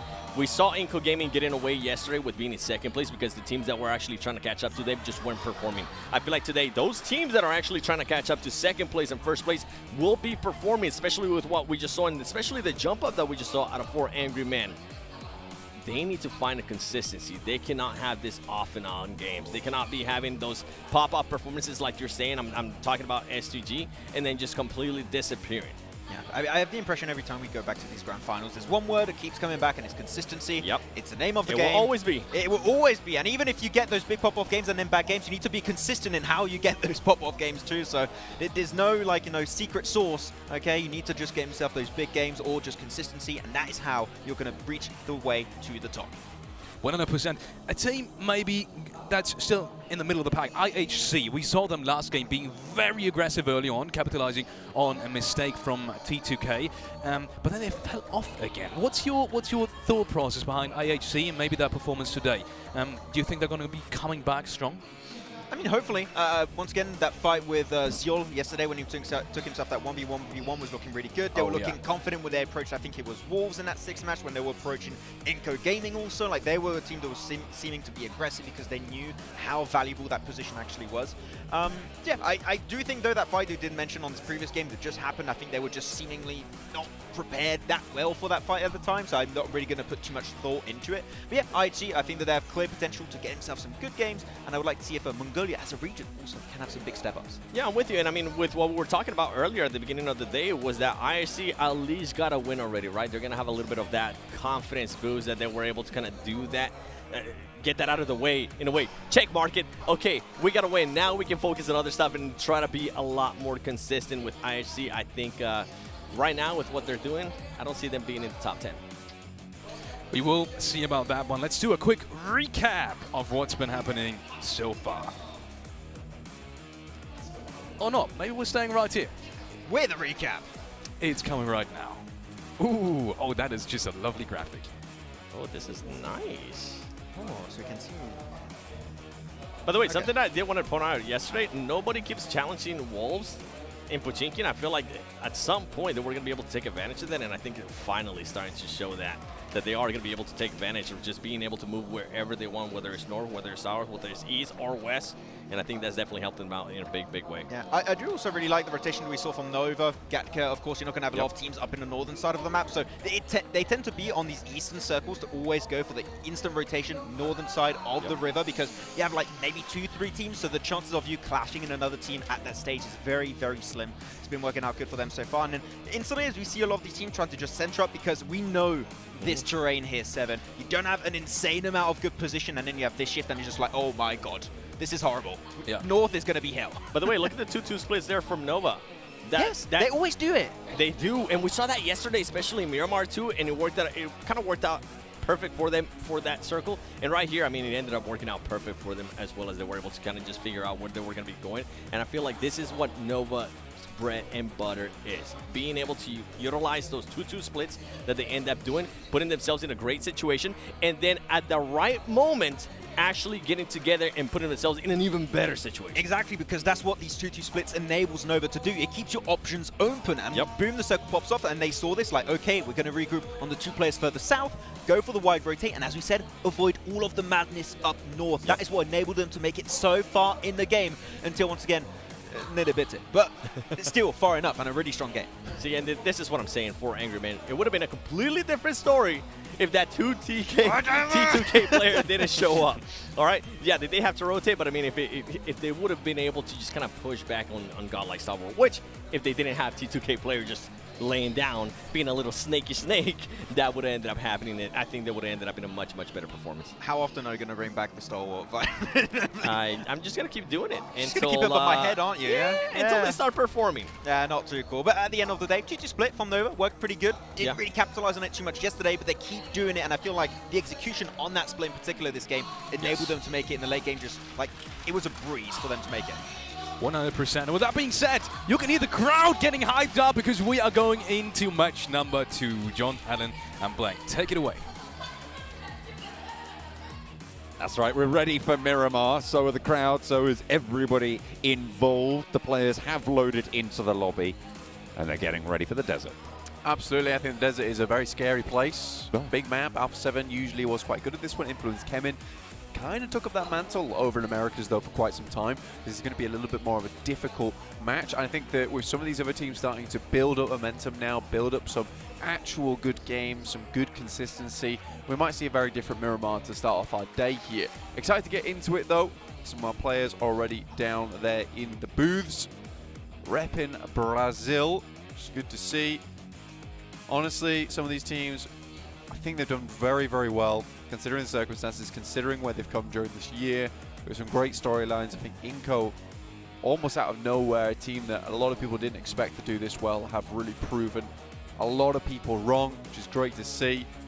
Love to see all the fans here as well in the crowd, trying their best. Come on now, you got to practice that type of stuff. Oh my God, some of the talent, some of the Indonesian talent had those backstage, those ball toys. I'm really bad at it. I'm great at it. No, I was doing it in Don't lie to secret. me. Don't lie to me. Yeah, I did a full like 20 run.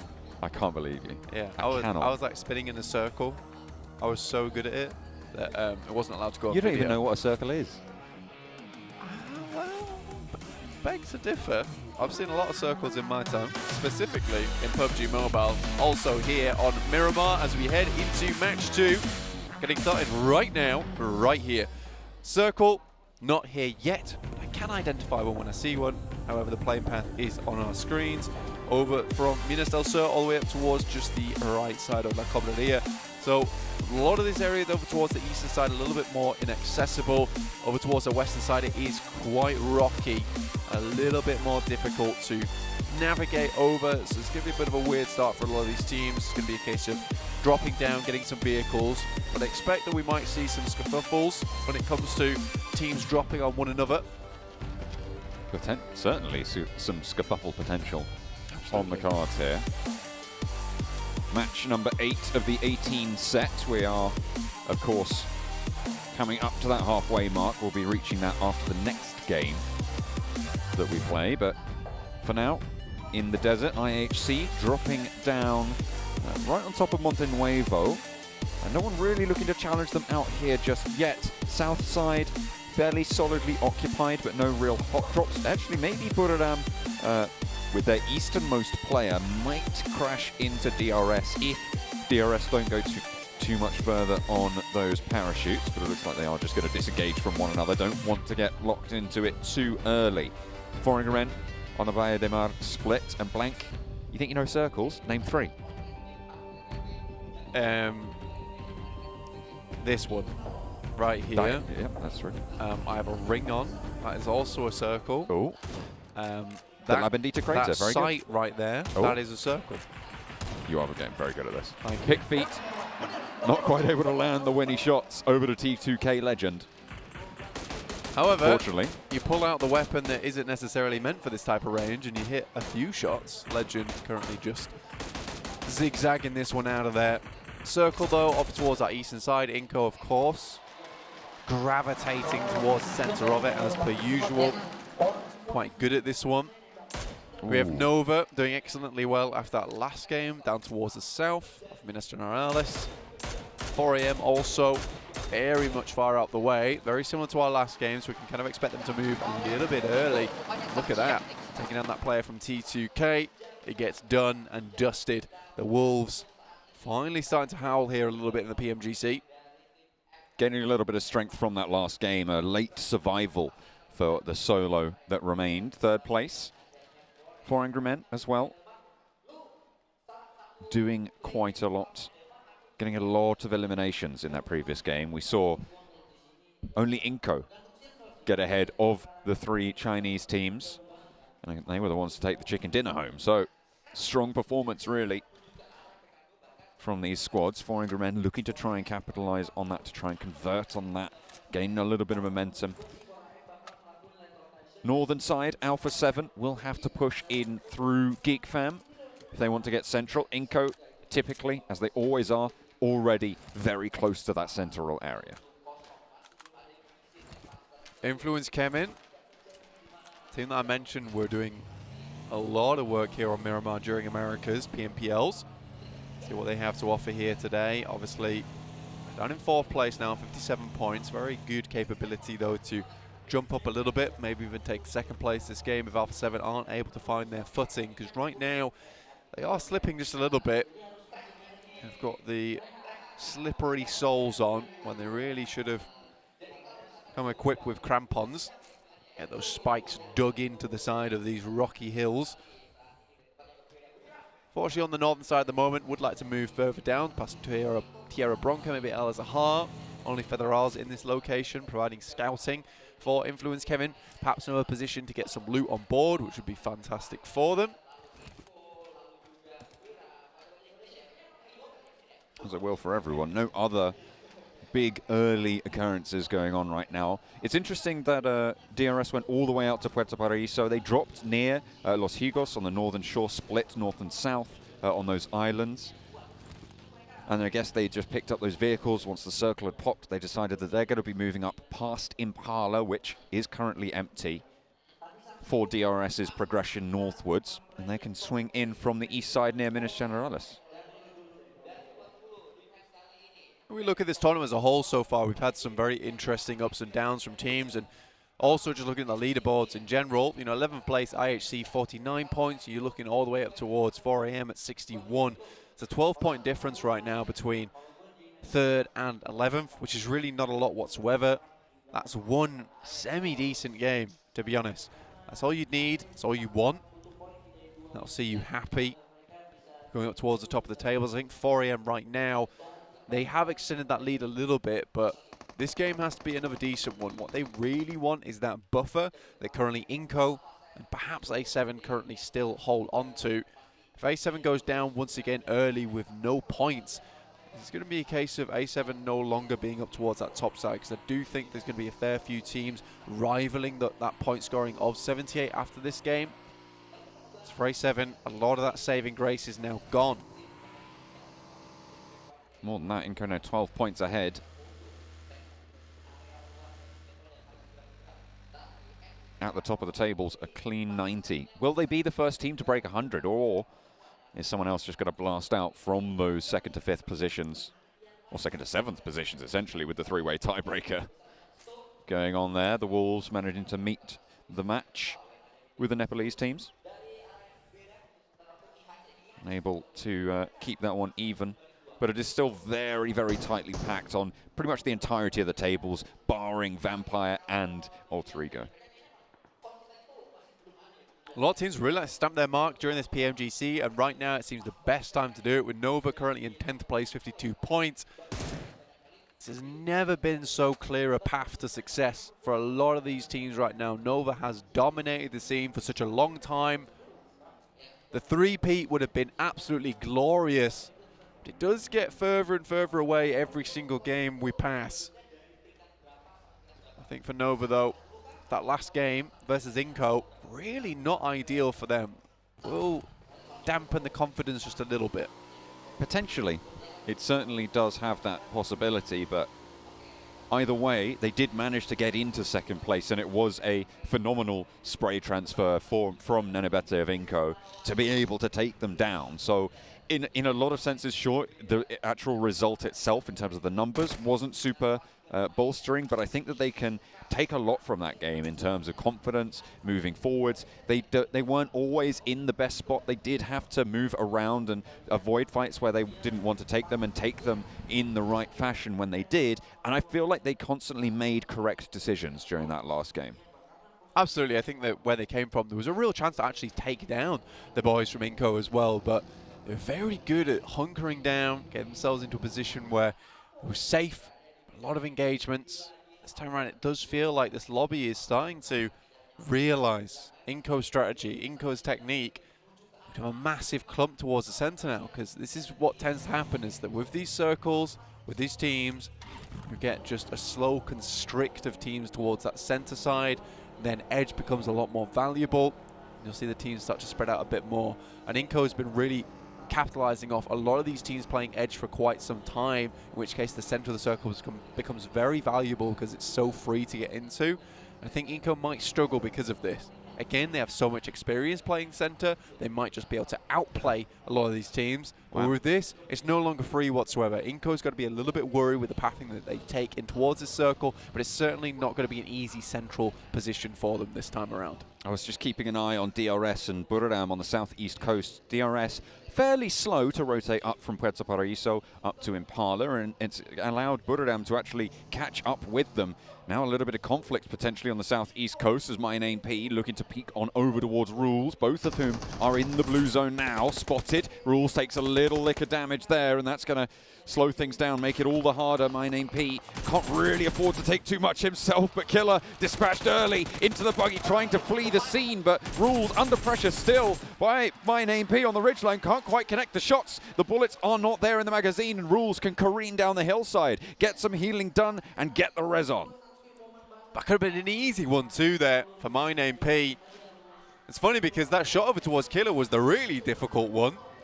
The player just sending away in the buggy should have been pretty simple. Even Stevens. Fortunately, pressure gets the player, and My Name P is not able to finish this one out. Sends up towards that top side.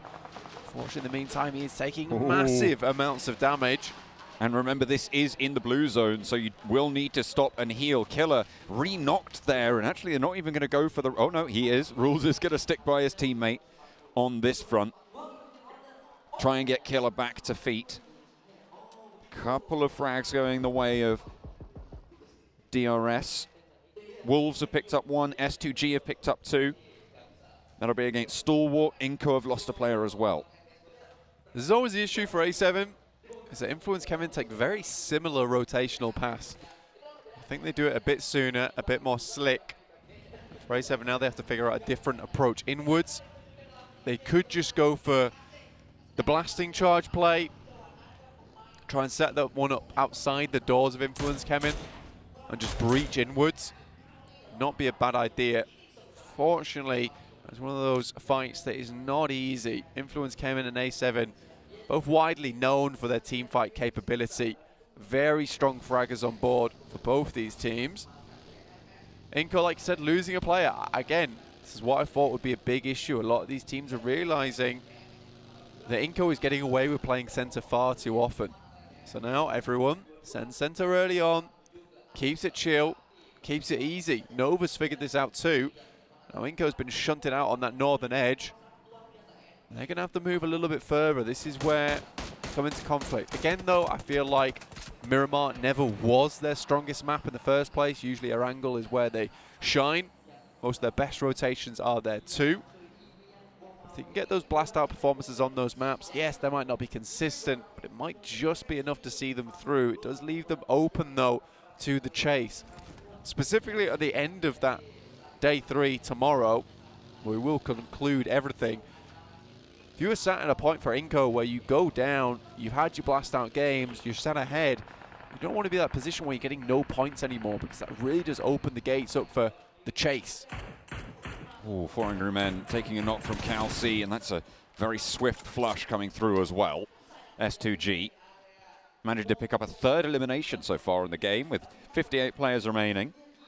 They haven't really had too much of a challenge to deal with, and this is great news for S2G's position in this next circle, with 4 Angry Men ahead of them and most likely in a location that they'll want to stretch out to. Yeah, getting that initial knock and flush can make it so much easier. I love the positions they're playing as well. 2 forward in the buildings, providing that high ground control, as well as even more high ground control in the back, watching for these rotations over on the western side. It's really well done. S2G's got this one on lock on the western side. A7, currently in coal mine. Pick up some shots over towards Budadam, while careening on past.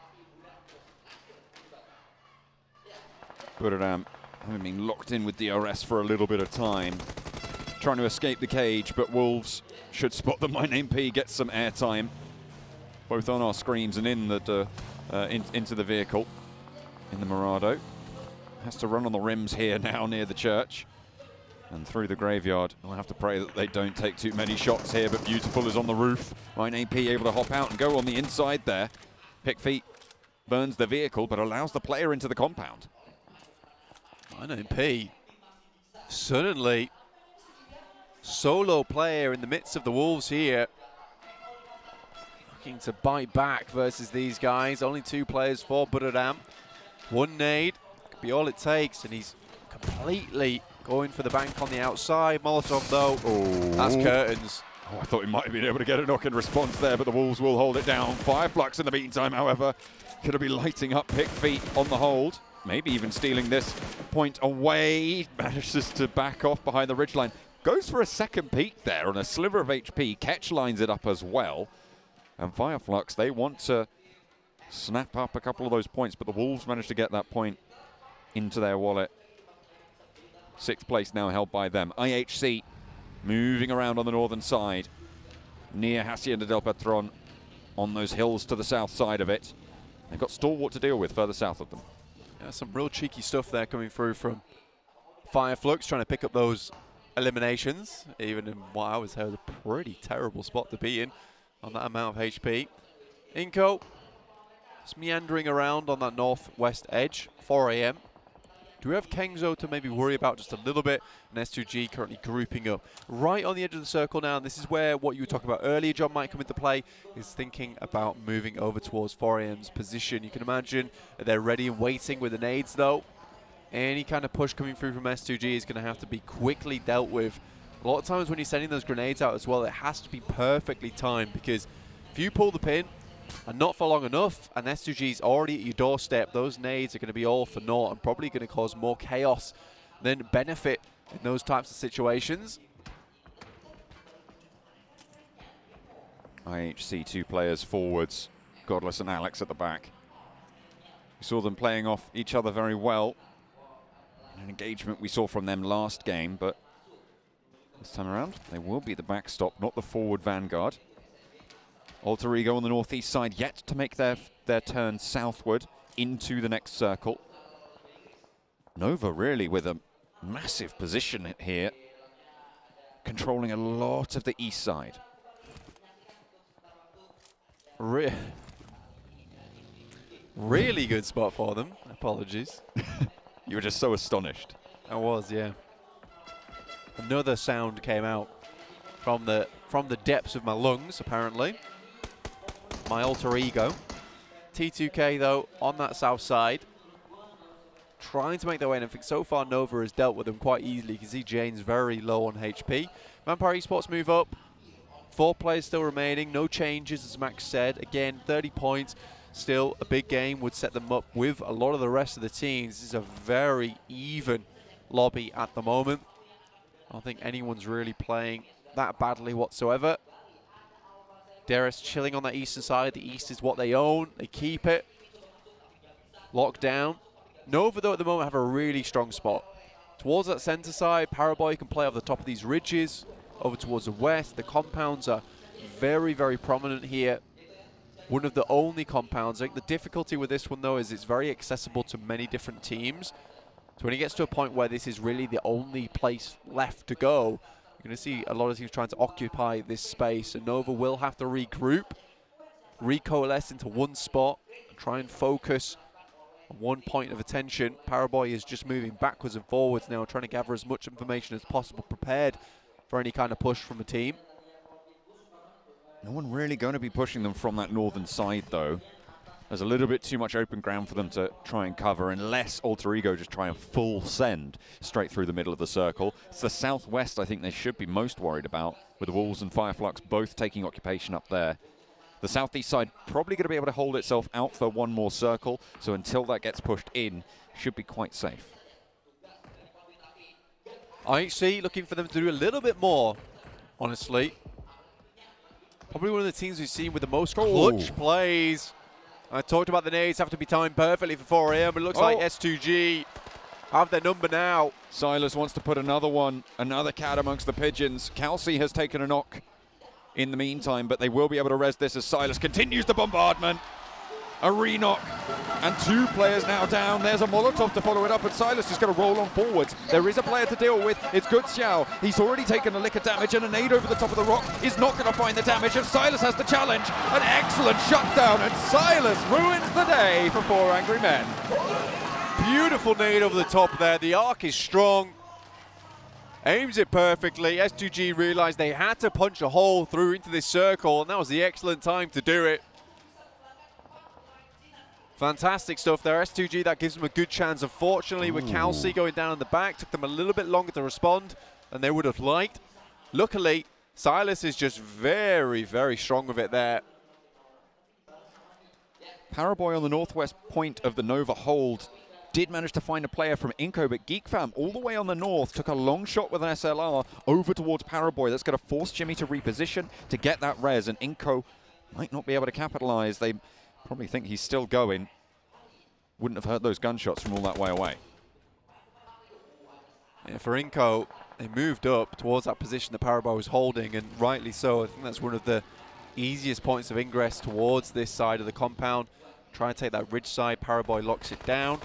Unfortunately, that delay there has caused some issues. Wolves lose Remember to Fireflux. Pick feet, though, still looking over the top. Nays going backwards and forwards. Doesn't do very much. Sorkai sends one's back of his own. Equally as inefficient.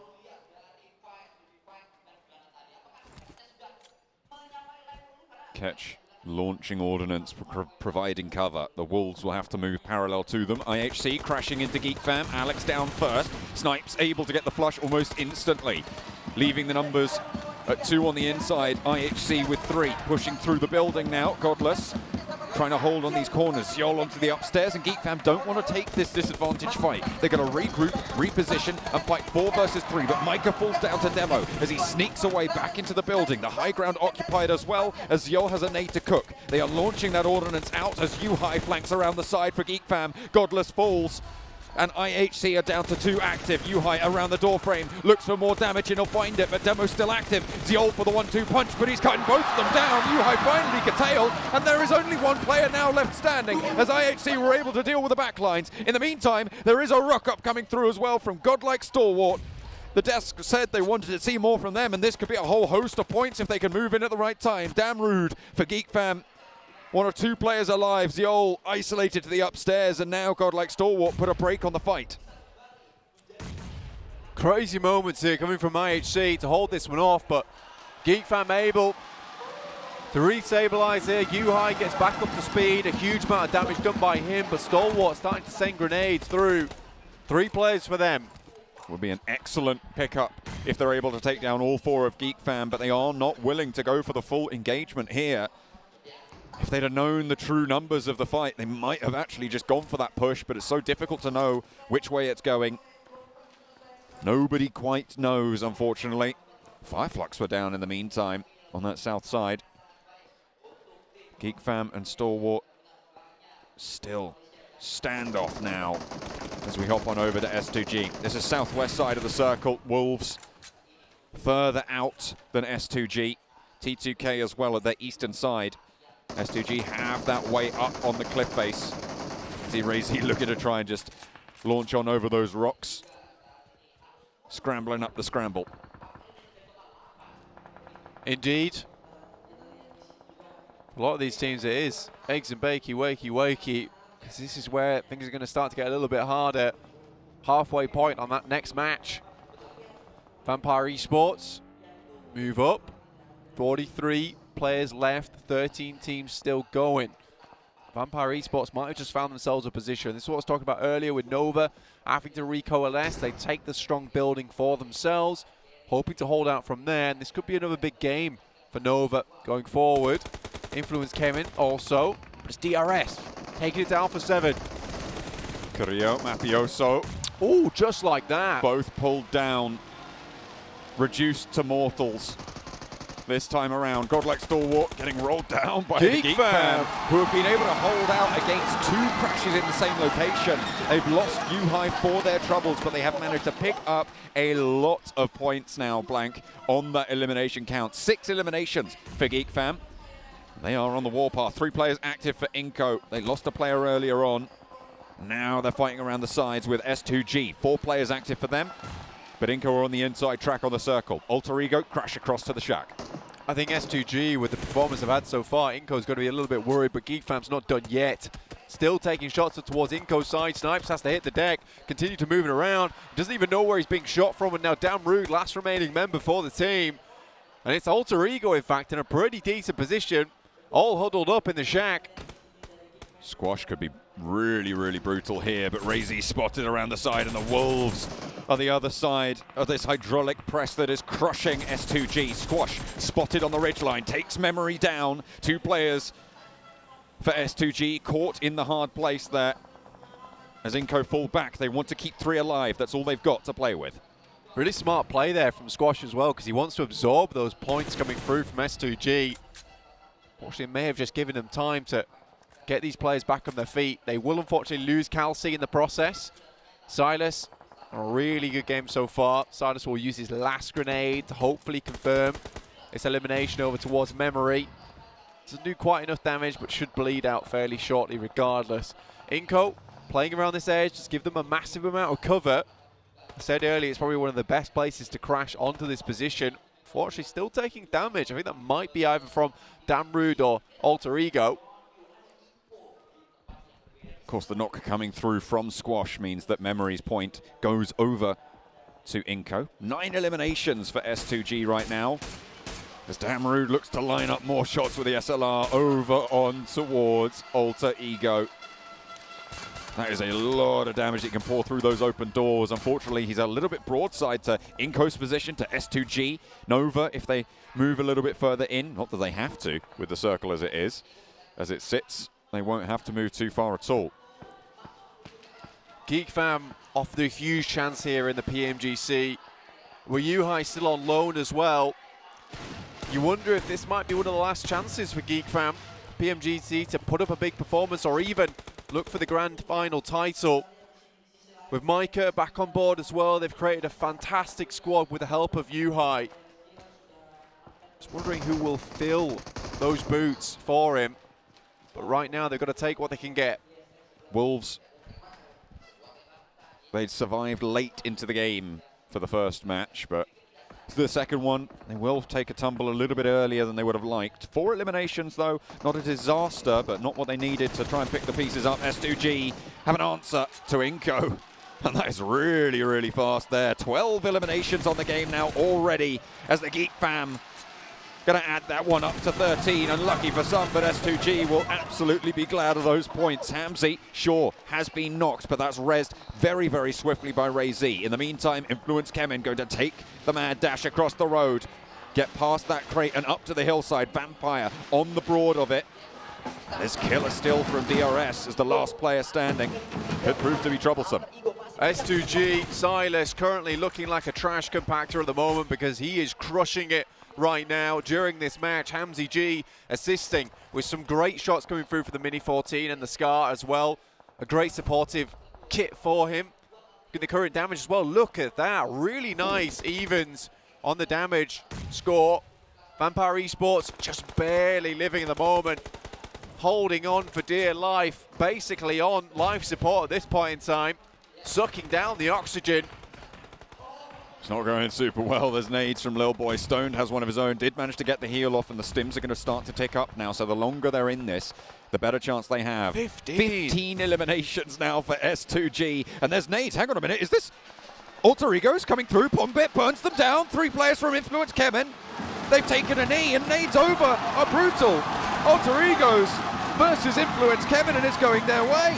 Nova are also chiming into this as nades tipple over the top, picking up a couple of those points. 1 player remains, and it's Pombit for Alter Ego into the vehicle. 2 points for them. Nova picking up the share of it, though, with 3. And up to 6 teams remaining. Pombit, that last golden survivor for the team many, many times now. But again, the massive eyes are on over towards S2G with that 15 eliminations. Everyone's staring at that. You're going to be worried about as well. 53 points at the start of this game with 15 on the top of it. You're looking at a big points total. 68 after that, not including points rankings either. So this could be a really, really good game for S2G to see them towards that top side. And we're waiting for that standout performance coming through from Turkey, that region that has just given and given and given this year. Order from the top of the roof. Nova have been so brutal for so long here in this position, but they are now with their backs to the circle and will most likely have to move towards S2G. Lil Boy from Influence Kemen had his team taken away, but will still truck on. T2K getting picked apart now as S2G rack up 16. They started this game blank, 37 points behind the leader of Inco, with 1 elimination coming through from Inco as well. They are going to have one hell of a game, but this is how you do it. S2G with this match have got the potential to take over the top of the table. Last zone now. Everyone's thinking about this one. Nova, second game in a row, they find themselves in a fantastic position. Just taking up that approach that Inco showed us before, but doing it in a way that looks so aggressive. Frozen just stands over the top. There goes T2K. Alter Ego ladder up to 4th place. A potential to go further. And S2G now start their assault over towards Nova, down the hill. First nade goes through, does not get anything done. Ray Z takes a bit of damage. Frozen, Order, both going up at the same time, trying to play off the back of one another. But Pombit, look at this, could play spoiler. Buoyed by the crowd, the power of the fans, keeping him alive right now. Nova looking to try and crunch that one out of him. But they are being so cautious here, Blank. 5 eliminations on the game right now. And S2G just suppressing that ridgeline. Little boy from Influence Kemen is still here and he still wants to play. Order falls first. Jimmy pushes up to the rock and will handle business. But this is an opportunity for S2G. Unfortunately, that door is shut. 1 player falls, the second soon to follow. Silas is the last to be put under pressure, put to the test, and with that, Nova take it down. From the central position, they held strong. And that is the way that they come back into it. They come back swinging. An insane game there from Nova. I mean that they played all the cards correctly. They're in the right order with the right suit. I don't think that could have gone better for them. They picked a great position. Paraboy played a very, very busy game. Up towards that top side, back down again. He was scouting, never idle throughout this entire thing. It was a very, very well done match.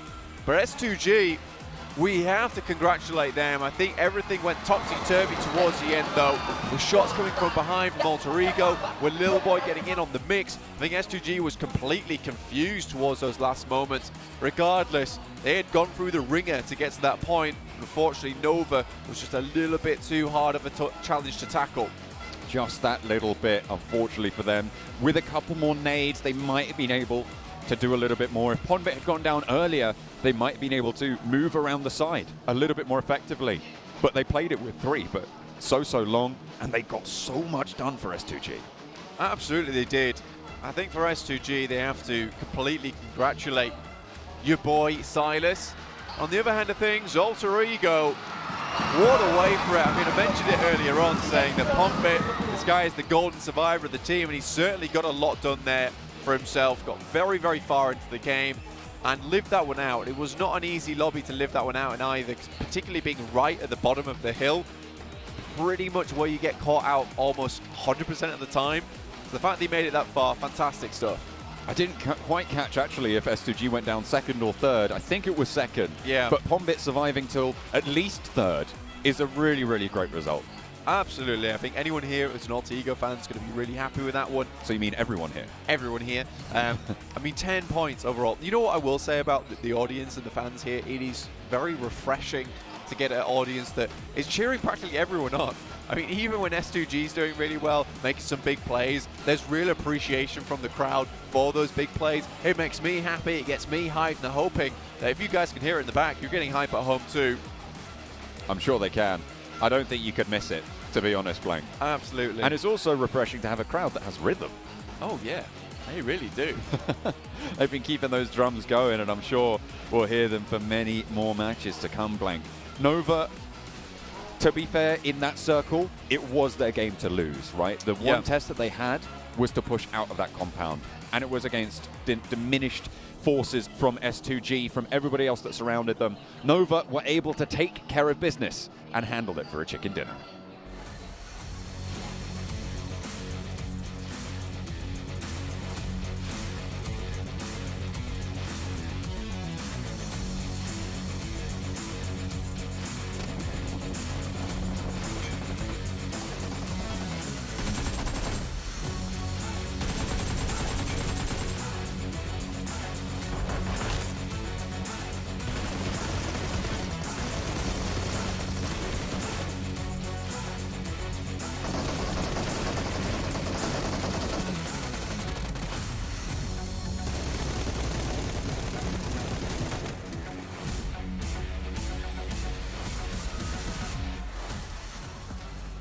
Thank you so much, John Allen and Black, and welcome back to the desk. My goodness, is that one hell of a storyline we have back in our hands. S2G taking home a win in at least points-wise, a win in a incredibly convincing fashion.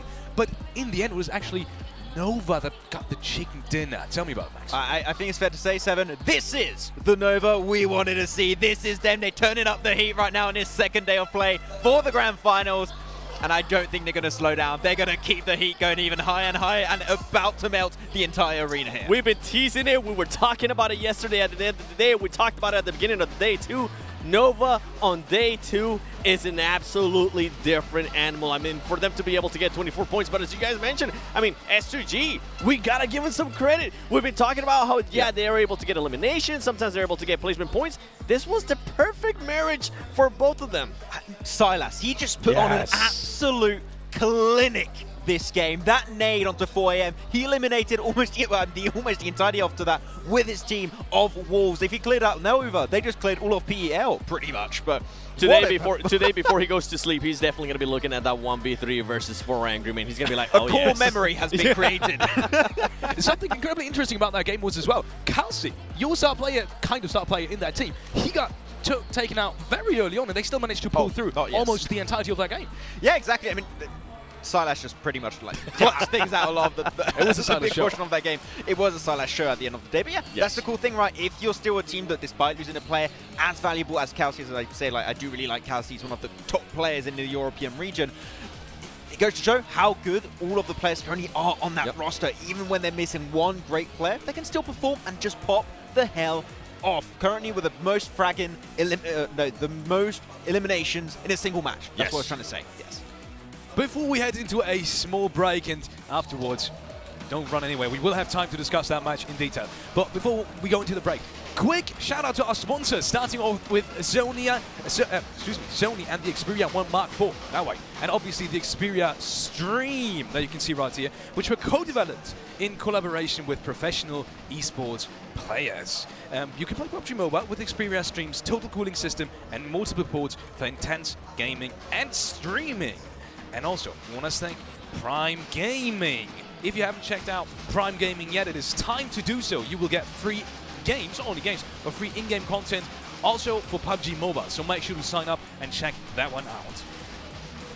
Also, we want to thank the PBESI, which is the local association in Indonesia in terms of esports, they're handling esports, and we want to thank them so much also for their support in terms of, you know, this tournament, this beautiful tournament that we have right here going on in Jakarta, Indonesia. And last but not least, you want to get your eyes peeled on the survey. You may have seen it already if you have been active in the chat. If you haven't, make sure to do so. You can check out the PMGC survey link on either in the chat as I've said or on all the social media platforms. So make sure to check that out. And the best thing about it is, if you do give us feedback and if you do answer that survey, you will get a chance to win some amazing prizes from our sponsors. So thank you all in advance for sharing your feedback via the PMGC viewer survey. And with that being said, we're heading into a small break and we're going to do that as fast as we can because we want to get talking about that game. See you in a bit.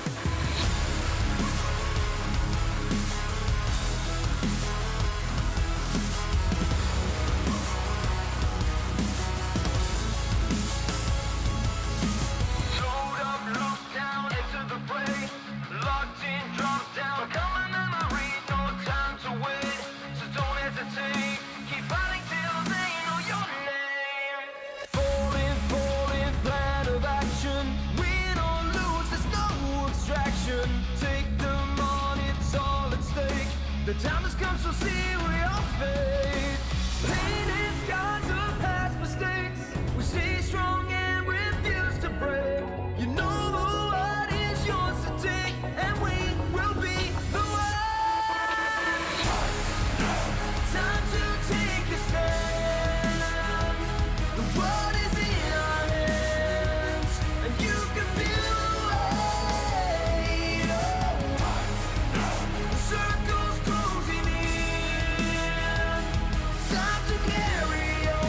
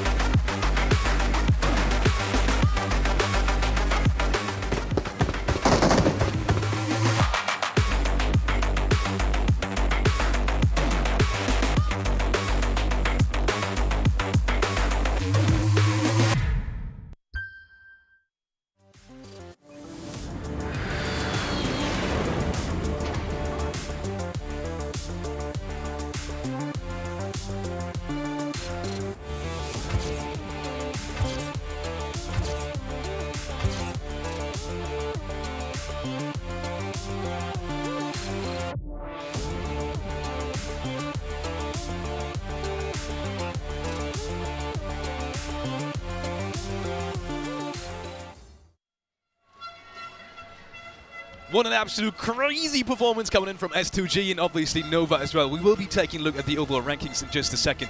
But guys, that was one hell of a performance, not only from Silas, but also from Nova, and I want to talk about them in specifics.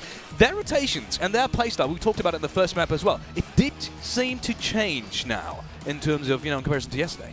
I mean, the 2-2 split, no, they tended to do it quite a bit, and they actually had, and we talked about it at the start of that game, actually, Alex, they had a 2-1-1 split towards the side of Graveyard, and the moment they had that amount of position, that amount of terrain in their control, in that, I think it was phase 2 at the time, just like, okay, this game has the potential to be absolute gold for them, and in that case, 7, it truly was. Yeah, and when it comes to Nova, I mean, if they put themselves in a great place, this is a team that definitely can take huge advantage of that with the fragging power that they have, not only from Aura, not only from Paraboy, but from everybody else too. But now, of the overall ranking, S2G currently in second place now, over taking over Alpha 7. I actually did not see that happening. And to one of the questions that you guys were asking me, do I think Inco Gaming was going to be first place? They're still being first place. Yeah, and I want to say, there's one thing cannot take away from Paraboy. He is a man of his word. He is a man of his word. He said, top 5, oh, you know what, maybe top 3. He is making it right back up the rankings. What a step up.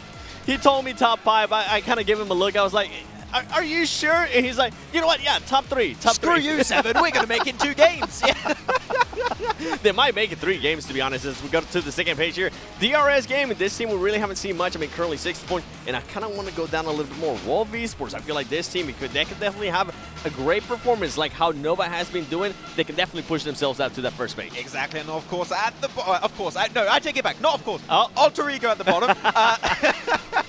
Haven't so far their best game so far. Yes. Right? That was by far their best game. We did say during the match, dodgy rotations. Yeah. It was a little bit weird the way they rotated things. I think they could be improved upon heavily. I hope they can use this game as a good launching point in the future matches and get themselves in good positions. I got the scar for a reason. It means I believe right now, Felix. So I'm going to believe in the homeboys right now. You believe in them, I believe in you. Match number 9 is going to be Sanhok. And that is especially interesting because the biggest game yet, points-wise, did come from a Sanhok game, and that was A7, and they do not seem to be performing at all today, 7. Yeah, this was the big question mark for me for Alpha 7, where they're going to be able to maintain that first place. This is a team that tends to pop off, but if they start slow, it definitely hinders their performance. It definitely hinders their confidence that they're able to have for players. Now, for this match, though, I'm going to be looking at Influence Champion because they didn't perform that well yesterday when it came to Sanhok. They ended up, I think it was with a 14th place finish and only 2 eliminations. And that's why I currently have their amazing jacket on. Shout out to their CEO for actually giving me this one. I feel like this team, if they're trying to maintain themselves there within this top 5, if they're trying to maintain themselves within that race, they need to have a good performance here in this Sanhok. I'm a bit annoyed at how tripped out you are every time, 7. Everything fits him so well. This is nice. I was a little bit chilly. I was like, I'm going to support my homeboys while I'm at it, but I like it. It's cool. I am jealous as well. You guys, do you have just a whole cupboard of merch is what I wanted to say. I brought my cupboard here with me. Yeah, that's what I wanted to say. I don't know how you guys made that happen with the flight tomorrow, but either way, let's look at the teams to watch from both of these analysts, from Maxman and 7 Worlds Gaming. S2G, Nova, and Influence Cameron coming in from Maxman. I picked Silas more specifically, though. Not an SCG pick Silas. No, I mean, because we had that question we brought on the pre-show for today, right, Alex? And me and 7 were in agreement on that one. We sometimes for SCG see just eliminations, no placement, or just placements, not eliminations. They got such a good even split of both eliminations and elimination and frag. Same thing. Eliminations and placement points. I want to see that continue. I want to see that flow keep going for these next 4 matches of today. This is the SGG we want to see at their peak. And I mean, SGG actually ended up in a 4th place finish yesterday in this Sanhok. Yeah. If they're able to maintain that momentum with the amount of eliminations that they just got, if Silas continues to pop off, which I mean, I know you're hoping he does, I can see them making even a bigger push there towards the top. Now, you're going to see a pattern here. You saw Fireflux, God like Star Wars. What? And then Influence Champion. These are teams that I feel like they need to react, especially with the teams that are towards the bottom. But with Influence Champion, what I was just talking about, they need to make sure they make something happen here. They usually tend to take Brazilian teams, especially, they tend to take advantage of the Sanhoks. Yesterday it didn't happen. Hopefully today is going to happen. And for Fireflux, I mean, this is a team that got a chicken dinner yesterday and had an impressive chicken dinner. Not just any chicken dinner with like 5 elims. It was over 10 eliminations. We haven't seen them at all today. I do wonder, something comes up to my mind right now. We know that in the past, Alpha 7 Stalwart used to not share boot camp. He used to fight a little bit over boot camp, right? Stalwart's not been looking in their best shape right now. Alpha 7, a little bit slow today. Yep. Seeing how the Sanhok went yesterday, I'm thinking maybe Alpha 7 are going to have a change of heart and try and go back to boot camp because that is their home ground. That is from the position for which they play really well typically. I don't know. But Alpha 7 ended up winning yesterday in Sanhok. I know, but that's the thing, because they're feeling confident, maybe like they want to change things up a bit. No, you don't think so? It was a shot in the dark, man. Yeah. Okay? Okay. Yeah. I just threw it out there. 100% disagree with that. And that's fine. I would hope they wouldn't do that, especially with how well it went for them yesterday. Hopefully this will be the confidence boosters that they need for today to get them out of that bad stretch. I mean, we've seen it before. When I talked to the players, you were able to tell they were super confident coming in today, and I'm pretty sure right now they are not feeling that way as they are currently not even in top 2.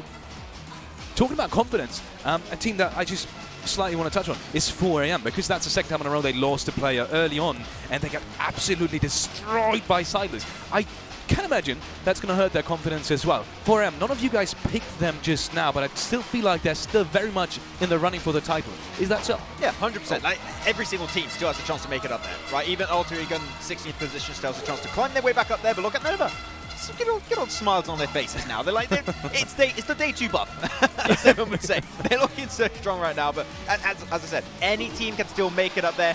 Back-to-back champion. Yes. Might want to make room for back-to-back-to-back champion. Oh. You're going to need a big one later on. Okay, all right. I wasn't going to say it, but it does sound so... Is that step up, mate? It sounds so good, though. Yeah, it really does. Now, are there many esports where you have, like, 3 world champions? Uh-huh. Very little. I can't even think of one. Tribe Gaming. That's just off the top of my head. We don't have to talk about that, Fair though. enough, okay. For me, though, another team that I kind of want to be looking at, we just saw them on the street, Godlight Stalwart. That team, I mean, you were mentioning, too, if there was ever a time where they can take advantage of the situation, they know that now nobody's hot dropping them in boot camp. They know they're going to have a little bit of freedom to work with, right? I think yesterday they were actually able to work within that freedom, and during the rotation, they got caught. And nothing ended up happening out of that. I'm hoping this might be a change for them. We always talk about it, especially I always talk about it. Teams can use Sanhok to just kind of spring themselves up out of the bad stretch. Especially because normally, as you said, they drop normally in boot camp. You would say that is a position with Trifecta that opens up so many opportunities for you in pretty much any circle, you might be able to almost say. And it just felt, as I said, they were not able to really do much with it. And I do want to see them make use of such a central position on Sanhok to its full potential. They didn't do it yesterday. We don't have many Sanhoks. You can have 2 more opportunities to make it happen now. So I do want to see Stalwart use that position a little bit more to its full extent. 100%. And talking about aggressiveness and, using that position, we just had a fight from Geek, and you were saying Geek's aggressiveness is something that really stands out to you as well. And that aggressiveness almost got punished in the last game when they breached, when IHC breached them in that compound. They still made it work, but just barely. Yeah, that was actually a really interesting fight we were looking at. That IHC Geek Fan fight. I think that Damn Rude was maybe a little bit slow to join up in that fight, but a lot. Yeah, no, very, very late. He just almost didn't get it back into there. But I don't want to do it. Do it. Back to Stalwart. Yes. They third party the fight. Me and Seven are like, oh yeah, this is great. They went for an amazing third party, and then they don't fight it. Like, the idea was good, but the execution, there's no execution. That's the issue. I wouldn't even call that a third party, to be honest, because they just decided to drive by. They were driving by. They were like, oh, you guys are fighting? Let me think. Tourism. Nope. Yeah. They did throw in some nades, though, and they did get the flashes as well, and I believe 2 are one of the players. So they were able to eliminate that team as a whole. Looking at Alpha 7, I want to come quickly back on towards them because Sanhok is essentially their home ground in terms of, best performance so far from them. And they've had 2 games where they went out really early. What are your chances for them in this game? Because none of you guys picked them. Go first, Max. No, you go first. I'm hoping they win it. I know I didn't have them on my teams to watch, and that's because I wanted to make it a theme of just teams that I feel like definitely need to react. I feel like Alpha 7 would have fit there, but, this Influence Chemin just looks so good on me right now, this jacket. But with Alpha 7, I feel like if there was ever... If they could win a match, it would be this one. the aggressiveness that they usually tend to showcase, it plays out wonderful for them. We saw how they were able to control the compound yesterday too, how they were able to do a 4-4 split. You were talking about how at one point you wanted them to adjust, and it's like they were listening to you because they did just that. And they weren't just waiting there in the compound, they actually were defending it. They were making people back off. I mean, I think it was Revo where he threw a nade into Inco Gaming when Inco Gaming was thinking about pushing onto them. That backfire as Rebel was just being able to just clutch it up. And what I loved in that game in particular for them is that they knew the weaknesses of that compound. They knew that, okay, there's a lot of teams that are going to just be going downhill to their location. North is literally the weakest point of that compound on the trifecta of the road. And what they do, they actively push out, send 2 players, clear all of S2G. The moment that happens, the South is your only problem. The moment that happens, you can easily push out that location. You know where the opposing teams are going to be standing, and you just close it off super easily. So what you're saying is they're going to win the Sanhok? I just want a boot camp fight, okay? I don't... No. I just want a boot camp fight. Okay? You really want Godlike Stalwart to get eliminated first? Whoa, come on. That's the thing. Come on, Max. Ooh. I do not have a comeback to that. Shots fired. So you win this one, Seven. Thank you.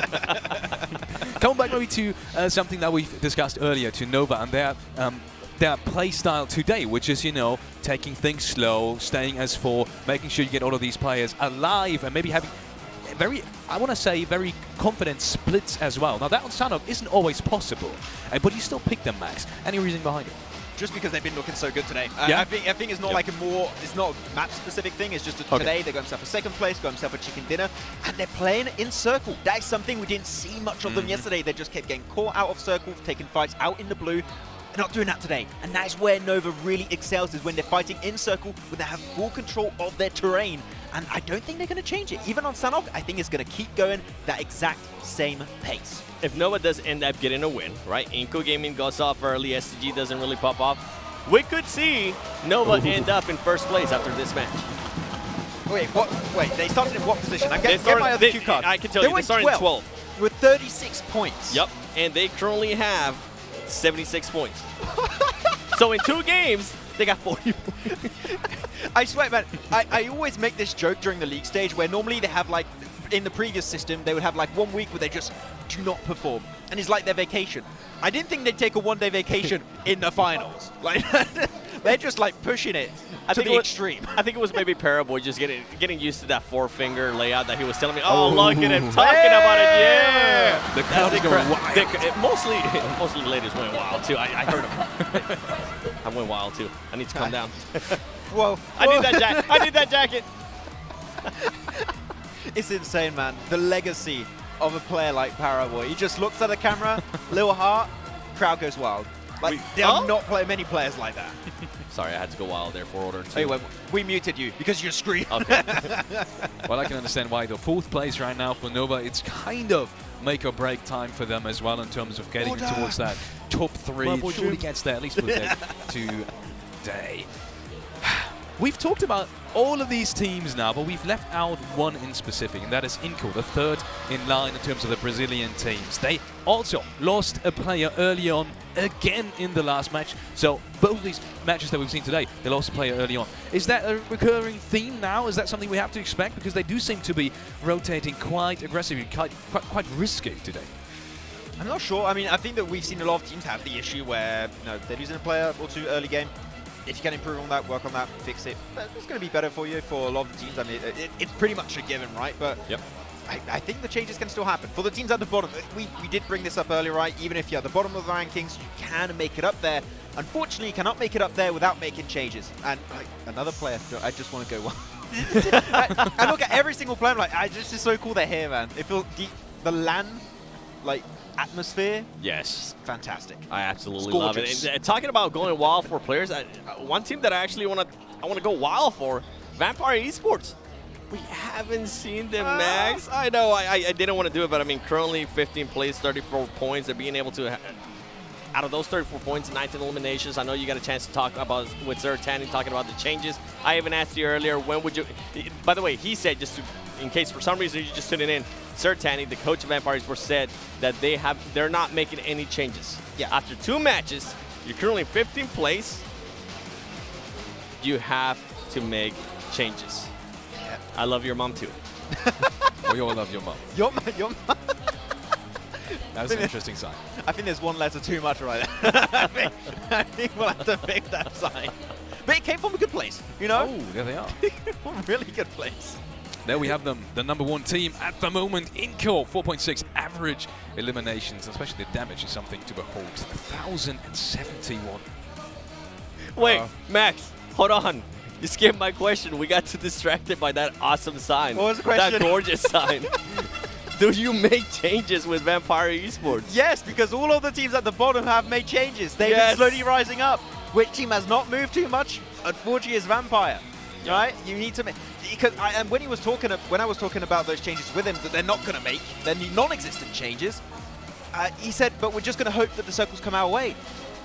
At some point, Circle, sure, there's a little bit of luck in play, but to some extent, you also, Seven, create your own luck. And I think the Vampire staying idle, not making those iterations, is just going to keep them in that 15th position. We need to see the Vampire making adaptations like in PFN we saw at PMWI. Yep. I was expecting something else to go up there, but I mean, that's his signature move, so looks good. Yeah, in terms of changes, is there any other team that you have spoken to maybe that we're talking about changes as well? I mean, Vampire said already they're not going to want to change much. Maybe Alter Ego in terms of changes. Is there something you would specifically change? If you could give them one piece of advice. I know you were wearing the scarf already. There's one piece of advice you could give them. What would it be? Oh, a piece of advice I would say, scouting. The way they scout. Yeah, because we had, in the previous game on Miramar, weirdest scout possible. You had two players in really good position for scouting, and you would have two players far behind them, serving no purpose, unfortunately. I would want to see the scouting having purpose, having positions where they can actually get strong information and then actually get in those positions relatively quickly. That speed things up a little bit quicker. You're saying far behind them. You also forgot to say they were so far behind them, they weren't even in the circle. They weren't getting any information. So just, I appreciate, right, that they're trying to do a split, but that split wasn't going to be doing anything at that Look point. at Nova. Yeah. Do those splits in the circle. You're good to go. Oh, man. I want to read all these signs now. There's Noah pure, Paraboy? there's pure gold. I'm busy reading them as well, yes. Adanova. A lot of Paraboy signs. I did, sure, I mean Paraboy stuff, but I wouldn't have expected that many. It's just crazy, almost every second one of them. I saw an I Love Luxie earlier from Bigatron. Sadly. They were here. They did a signing session. Yeah, they were here They'll earlier. I saw appreciate them. it, I'm sure. Yeah, yeah. Hopefully. Hey, there's back. Love Your Mom. He's back. You think he did that on purpose? Or you think he was trying to say "Love You, Mom"? I think that was the intent, and I think the Google Translate did him dirty. You know. I think you're being nice. I think he really meant to say "Love Your Mom." My mom's a nice person. No, I like her. So thank you. I appreciate it. Hi, Mom. How's it going? Shout out to my mom. Shout out to my mom. Some 4M fans as well in the crowd. We saw some Australian ones in the pre-show. I'm not sure if you guys have seen that one, but we're going through the crowd earlier before the broadcast even started as well. I believe Banks was talking to an Australian fan as well, supporting Nova. So we have literally people from all over the world in this audience, and we saw some Chinese fans getting here to Indonesia, Jakarta, just for this tournament as well. It's just completely crazy to me. I love it. The energy is, it's unmatched. And I believe we have heard that tomorrow is, like, we're not fully packed. Tomorrow, we might be sold out. This is, with some seats still available, tomorrow is going to be absolute pure madness as we're slowly getting ready for this next match. My body's ready. 100%. And with that being said, ladies and gentlemen, we are not wasting any more of your time. We are getting into the next match. John Allen and Blank, take it away and have some fun with this one. Thank you very much. We are going into Sanhok for the one and only for today. Blank, after this game, we will be halfway through the PMGC Grand Finals here in Jakarta. We've seen a lot of fan support for the rosters so far today, and Nova have been on a massive upswing. Absolutely. I think that now they stamped their place towards that top side of the lobby is really good news for Nova. I think they had to have a big bounce back today. No one expected that to happen in the first two games, though. That is what was very surprising. For a second place to a first place, this is the Nova we're expecting. Again, China is all about adaptation, and Nova is the best at it. They're so quick, and again, with that organization behind them, very easy for them to identify any mistakes, and they're very good at taking on that advice. on board and adapting with it and implementing it into their own gameplay. I think that's what is so astonishingly good about Nova in the first place, is just how easily this team is able to quickly get things done and make themselves into an even better team come the next day. Obviously, Sanhok now a little bit more, I'd say, random. I still think there's a lot of skill involved here, but it can be one of those cases. If you lose a member early, not necessarily because of you, maybe a little bit of unluck, but we'll see what happens here in Sanhok as we're going to get into it very shortly. Yeah, a little bit higher variance potentially on this map, so we'll have to wait and see who's going to be able to hold their own. So the players seem to have sorted it all out. We're just waiting for that plane path to come on through, and then we'll be heading straight on into the jungle. Green stage means Sanhok's on the cards. Let's head into match number 9. Halfway through now, John, as you said, Grand Finals. Almost there to the end now. IHC in the plane, Vampire's already out. Max was saying they might need to be making some changes at this point in time, despite not wanting to. I think that when you do look at Vampire Esports, they are quite hard-headed in that sense, that they will just keep trying to make it work, taking the sledgehammer to the wall until it starts to break. Inco, though, left out in the cold in that last game. Weren't able to get towards that center as quickly as they would like. I think a lot of these teams are starting to realize what is the best way to play these circles, and it's just go straight for that center, find yourself some priority compounds and play around it. Some of these teams are in a better position to do it just with the way the circle lies at the beginning, and it's no longer free real estate for Inco, making a very long journey to get into those center positions. Bit of a close drop there between Order and two players from Godlike Stalwart. Fortunately, did manage to get a little bit further away. Painan majorly occupied by Nova in this scenario, but Order has been spotted, very separate from the rest of the roster. So going down here would pretty much be a death sentence at this stage. Fortunately, back behind the rocks now. Doesn't have a weapon to play with, but can just flee through these hills. They should have seen there's a team over towards Ruins, and that blank is a northwestern circle. You can't quite see it on your screens, but we've had it just flash up for us. On that northwestern island is where it's likely to finish after this shift. Alter Ego already have Fnatic on top of their mountain itself. Ready and waiting. Order gets the pickup in the grab car, in the grab bike.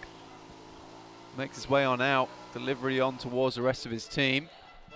Vampire Esports hat in currently. This could be a good game for them to get some points on board. Influence came in down towards boot camp. Alpha 7 not challenging that one out towards the Kawi. Long way to go for them, but again, Sanhok quite small. Can make these rotates quite easily. Inco deciding to head down towards Sami now. Try and pick up that position, but DRS are very close in the vicinity. Still on the wings for DRS. Just getting across towards Sami.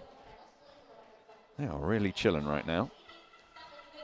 They will hit the floor soon enough, and they will have to make their way north, I'm sure. Inco also on that south side of the map towards Bantai, with a little bit of an outpost in Nanabete to the west side.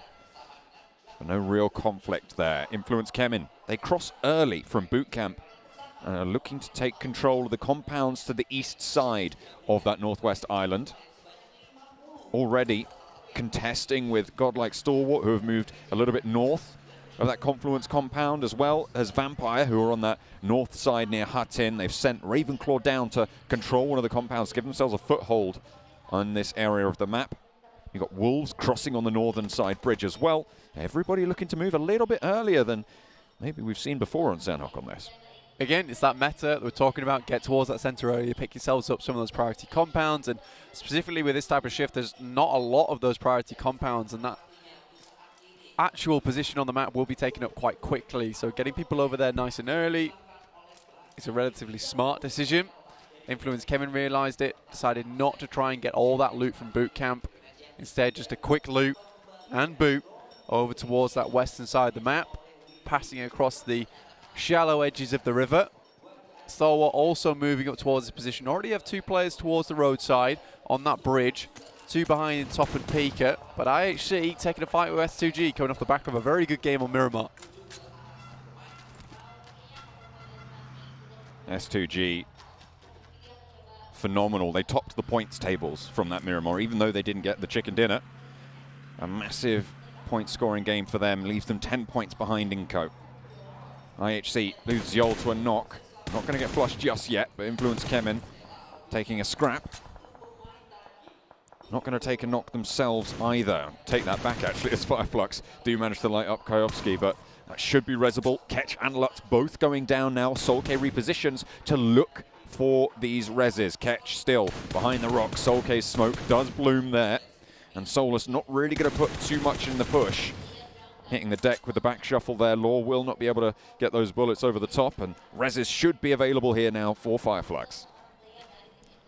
Rough position to be in. But again, they need to make their way over towards this western side, so getting here nice and early. Need to solidify themselves just a little bit before they start to make this move. S2G as well, moving across the bridge on that north side after that little engagement with IHC. They get themselves in over on that northern side of Vampire Esports. You might just have spotted this. Ooh. Certainly will now. Schweppes takes shots. S2G now know there's a fight to be had. Influence Kemen, not too far to the south, but they are still playing split on that river, trying to control that crossing and find value there. Kelsey gets the man on the cross, and Schweppes taken down. They spot the drop as well. Vampire trying to just fully disengage from this. Losing a little bit of power there. Stoned up the top, maybe. Shots onto Kelsey. Spots the player, but the door is shut before he can get the flush. Does get the knock, however, and that's going to slow S2G down somewhat. Vampire Esports might be able to get back together with this as well. The down players is moving out, but AE, they've spotted this. They're onto this case at the moment. Sniff out the clues down towards this eastern side. They are finding shots. Ooh. That's one down. That's from Lil Boy, in fact, on the southern edge of this engagement. On that 2-2 split from Influence Kemen right now. Still playing both sides of the river. I really like this position from them. Gives a lot of control and slows a lot of teams down, forces them to fight off against one another. So you know your south flank and your north flank teams are going to be a little bit more diminished in power. Ravenclaw given the runaround by Fnatic. The shot's not quite going to get the knock there, and Ravenclaw will have to invest in some more healing. Will have to spend those chits. QBZ, a little bit difficult at that kind of range. Oh, dear me, IHC just about getting away with it. I take it back. Doesn't even make it into the building. T2K can maybe pick up some eliminations here and get free reign over the bridge on the north side. So many teams already making their way in. 4am yet to move. Alpha 7 right on the barest edge there on Quarry. But Adam also need to make in. Inco for the first time in a long time right on the edge of the circle. Nowhere near the center at the moment. For now, anyway. That's potential to change, I'm sure. Next circle popping, and that should confirm it. Yes, we are going to the northwestern island now. So the top of the mountain value skyrockets blank, and that is going to be held by Alter Ego themselves. Xiol, backed off the ridge line. A lovely shot coming through from Beautiful. From the Wolves. Game 1 went a little bit better for them than Game 2, on the day that is. So hopefully in match number 9 they can get a little bit more done and try and join Nova towards the top of those tables. Try and catch up with 4 Angry Men as well. You look at Alter Ego. A lot of times when you get this northwestern shift, it is very free if you're on the mountainside. A lot of teams made their way over here preemptively, though. So a lot more teams to deal with. Stalwart sends a player into scout versus the guys from Geek Fam. Might be a little bit of an issue for them, but quickly wraps back round and went towards Camp Alpha. S2G also in this area. Stalwart getting themselves in a very tricky situation now with one player down and one player completely on the opposite side of the coast. Order rolls up right into the sightlines at top, but there's 2 players to hop out. Not really that much damage done by top. A 1-2 punch coming around the side. Order gonna get flushed out. No, it's saved. Does lose the player in the process, but Top and Pinker both now have fallen for Godlike Stalwart, and Paraboy's up to the bridge. Maybe overcommittal on going for the flush there for Top. Likely to lose the life, but cuts Nova down to 3. Scry really has to put in some mega work now. Action nowhere to be seen. Shots coming through, the tiniest little angle there. Fantastic stuff. Nova's got all these positions on lock at the moment. And what a crossing to hold as well. You've still got Inco behind you, which means that you can guard them out. And at the top of the tables, if you take them out of the mix early, certainly a runway opens up. Hopefully looking to try and land that plane if they can. But still have to push through the remnants of Godlike Stalwart. Inco. They're clashing with Alpha 7, who are trying to swing in behind them as well. Becca as the backstop for one of the Brazilian teams, fighting off against the other. Shots from Nenebete up the top of the hill. Challenges out Mythic as well with Becca. Not going to find that knock, but does suppress the angle. Nenebete moving out, playing 2 and 2 now. They want to sweep the back before they make the aggressive move, the aggressive push forwards. They know they can't really do too much if they've got Alpha 7 hounding at their heels. Yeah, a little bit caught between two very difficult teams at the moment. Alpha 7, though, pushed in by the blue that is ticking quite hard, even at this stage in the game. So, have to make a move. With Inco taking up high ground, Alpha 7's exit from this position will be very difficult. Basically doing calculus to try and figure out the best way to get into the circle now for themselves. Look at that, using the ridgeline near the coast for Alpha 7 to actually skirt around it and actually finding themselves in that compound. Jimmy will be first to face from Nova. They have managed to get away from Inco, and I don't think they have any idea that Jimmy's here as of yet. There are no vehicles, but he's got to have a challenge. 1 through the door, 2 to hit the floor. Will find the second knock, but Jimmy gets felled by Revo. Mafioso through to try and help his teammate out, but not going to be enough to save out the player on the inside. Luckily, they can go for these reses. Frozen, however, with a chance for Nova to change things around a little bit. The nade was cooking, and Mafioso falls. A second knock on the back as well as Revo gets 3 knocks. Now it's just Mythic, and Frozen wants to put 1 through. Cooking that perfectly would spell the end of Alpha 7, but he sends it through and picks up the 2 eliminations instead. Paraboy, Frozen trading off against one another, and Alpha 7 fall. But hang on a minute, where did that come from? Was that a self-nade? Did they put that in earlier? Oh, they've taken themselves out! Paraboy, no! I can't believe what I've just seen. Nova tried to seal the deal. Paraboy's nade.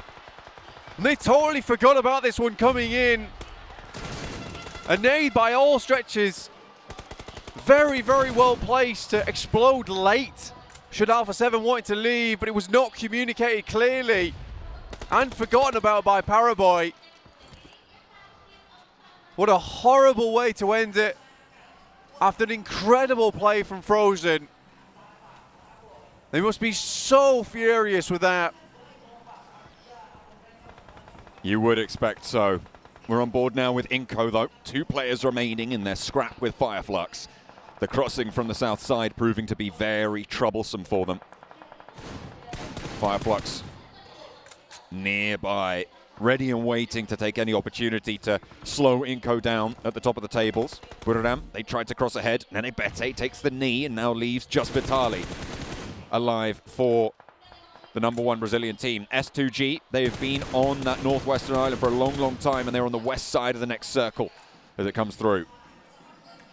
Still great positioning here for Alter Ego to take it all the way here in this match. Influence Kevin find themselves the very strong compound down towards that eastern side. You just feel so bad for Nova there. And even worse that the only thing that can defeat Nova is Nova, apparently.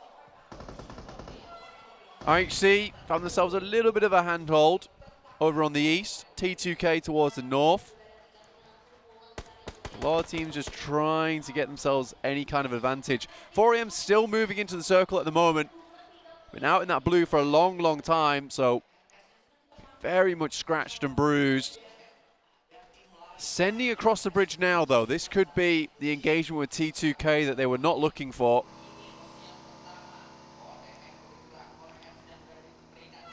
.4am across the bridge at the north. Fairly low on the health bars, but should be able to pick that one back up. Allowed ingress. Actually, no one in this compound. But they'll have to move further south on the shift. Alter Ego, I feel like they've been fairly quiet so far. in this game.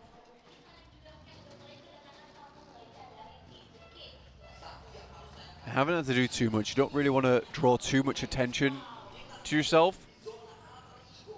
Honestly, if you're on top of the mountain, people will just try and sweep the leg and get you to fall down off the cliffside there. They can move over towards the south now, though. Does move down towards Geek Fam. Fireflux, who took up position behind Nova, as that position was quite quickly cleared, honestly.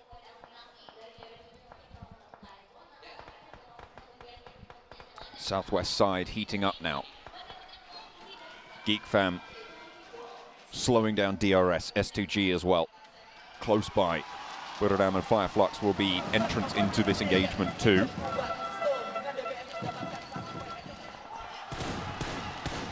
Wolves, a shot from the top of the mountain, and finally Alter Ego are chiming into the fight.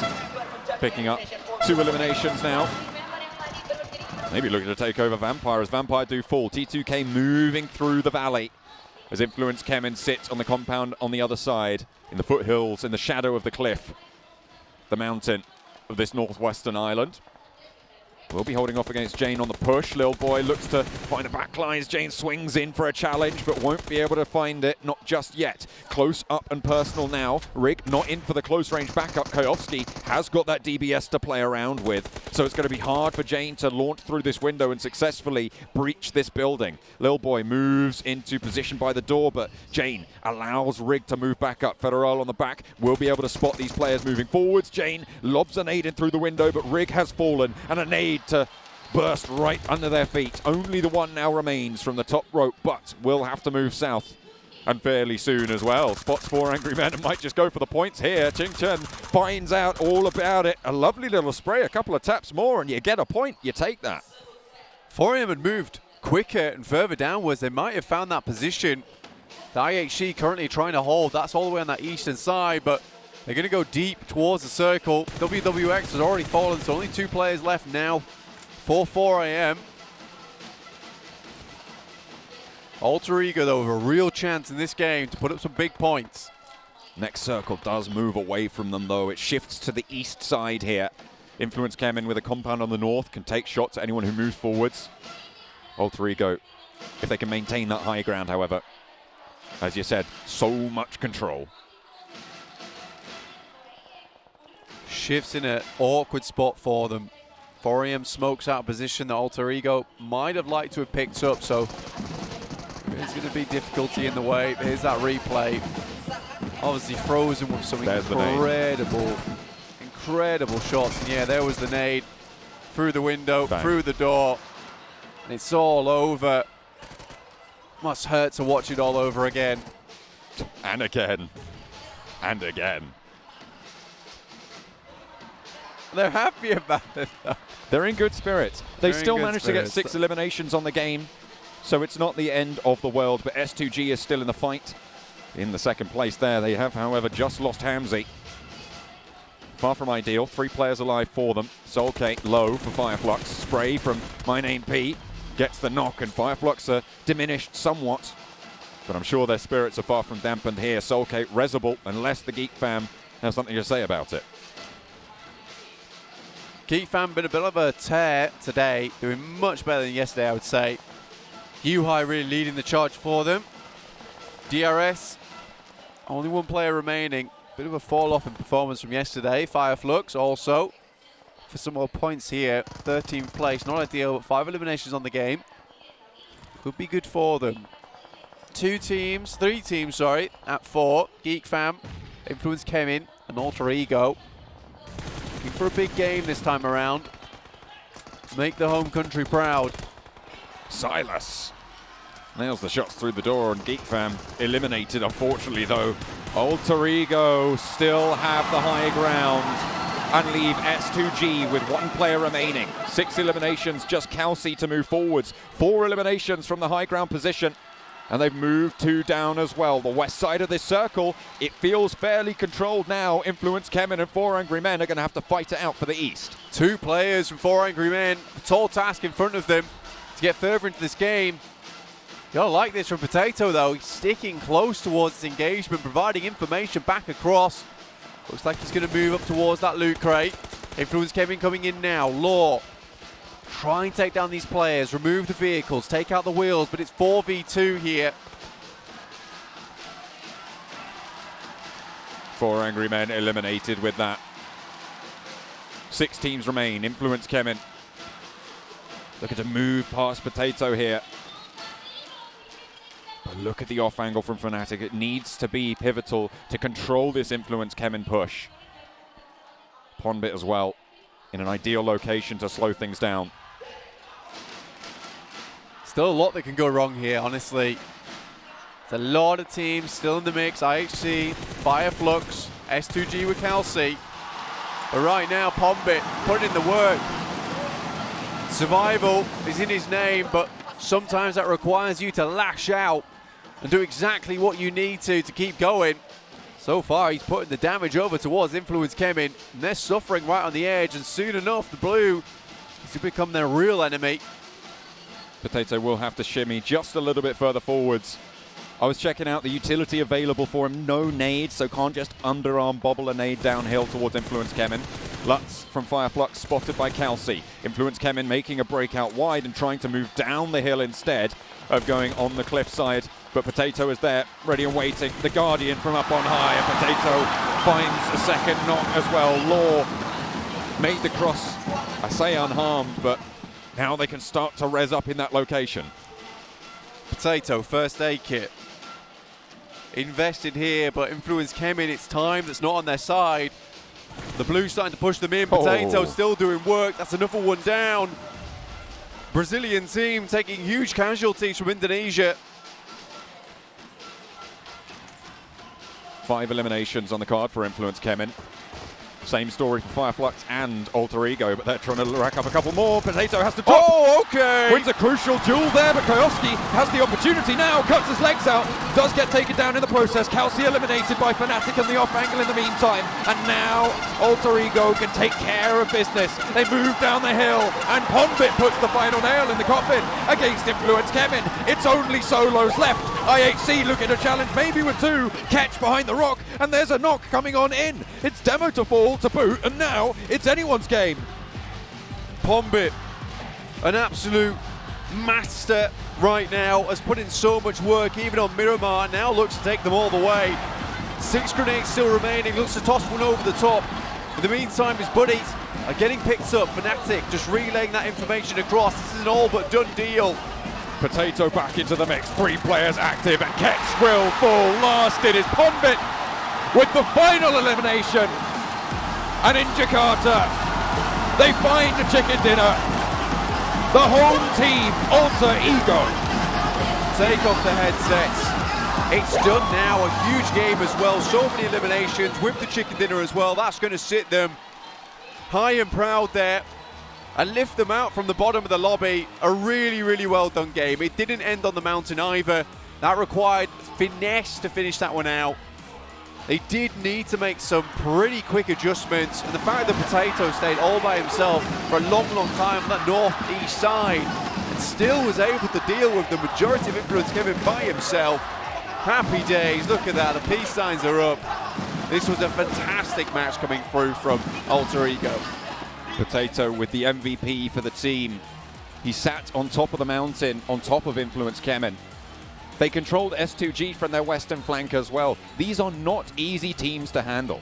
Not at all. I think that you often see that top side of the mountain when you get a northwest finish, it's like it's a done deal. It's really not. It's really never a done deal in that case. And look, man, you've got to rep the Alter Ego fam, because look, that last game, absolutely phenomenal from them. It's not an easy finish. A lot of times you get wrapped up from behind. You can get players take you out from the top side. If you don't move quick enough as well, you can catch yourself caught on that top side of the mountain. Alter Ego, they set a masterclass of how to play that mountain themselves and really spread their attention and spread it in such a way that they're still able to deal with all these teams influencing from that high ground. They didn't really need to have that full hands-on approach until that mid-game struck. And that is where they did really start to leverage their position. Absolutely. And I think it was, as you said before, incredibly well executed. The crowd absolutely wild towards the end of that game. You can tell why. It was such a clean finish coming through from Alter Ego. Very, very well done. And that's the type of thing you want to see. I think for Alter Ego, you could be happy with just that, even if the tournament ended now. An excellent way to set yourself on the stage of PMGC, the biggest tournament in the world here for PUBG Mobile. And a dominant win like that, 4 players still up, and a 10+ elimination game. Goodness me. A couple of other teams as well having some pretty solid entries there. Influence came in. They did stay up fairly late. They got a pretty decent elimination count as well. Fireflux deep into that game. So the top of those tables still very much in the lurch there, with a couple of the top teams going down early on. But it is, as you said, such a treat for Alter Ego to win in their home ground. Absolutely. I think that when you look at some of this, though, it has kind of switched up the top of the leaderboards just a little bit, with some teams doing quite well, some teams at the top really not doing well at all. I was surprised that Nova was still so pleased with that result. I think that's what makes a good team. You got to have fun with it, right? You have to have fun at the end of the day. If there's no pressure to begin with, you can just play your hearts out the entire time. I mean, it's crazy. I love to see it. They still managed to get 6 eliminations, right, on that game. So, sure, they shouldn't have gone down there. Quite frankly, they should have been able to go a little bit further. But you also have to think, much further, actually. From the position they were in, they still had to cross the river. They still had to get across. There's going to be so many teams looking out your way. So you're probably losing out maybe 1 or 2 points. Absolutely. I think that you look at this for Nova, again, I still see it as a win. If you can have absolutely no pressure on yourself during the PMGC, it becomes so easy to bounce back from something like that, which is beautiful. We're going to bounce back very, very shortly, but in the meantime, we're going to throw this one over back to the desk.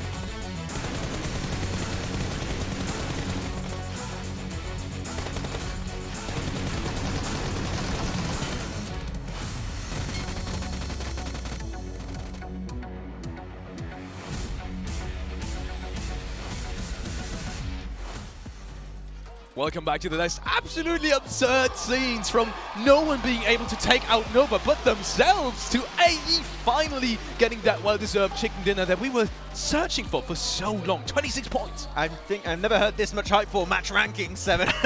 I don't think it's for the graphic. I think it's for one team. Alter Ego IMAX getting himself the heavily awaited chicken dinner right there. And we said it. Yes. Played to almost perfection on this Sanhok battleground. The way it was done, we were talking about it earlier during the Miramar. We were saying how they needed to readjust a little bit in regards to the pretty much the awareness that they had, and also how they were playing in the macros.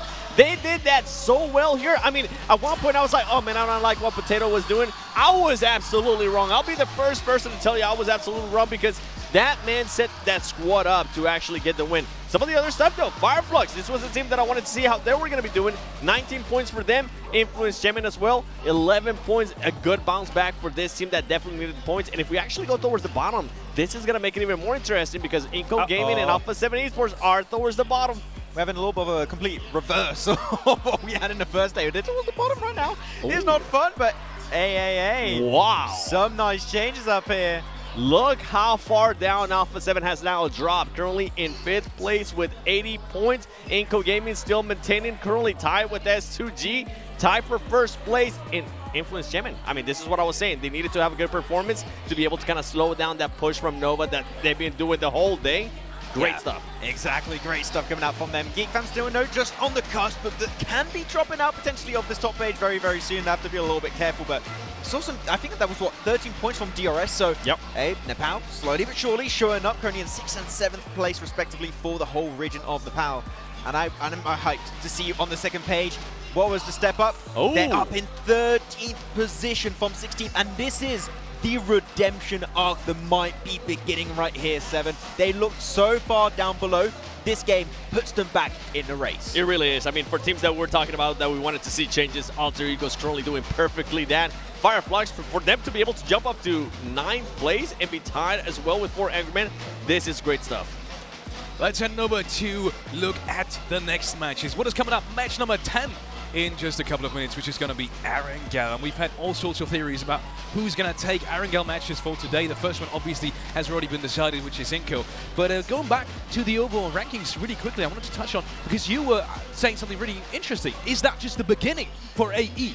Or is there maybe beginning of the end in terms of staying in that second page of the overall rankings? I don't think so. Like this is hopefully going to be serving as a wake-up call, right? I mean, we said it. That was a gameplay to almost perfection. We had a lot of criticisms for them in yesterday's matches, for the first 2 games before this previous one of this second day of play.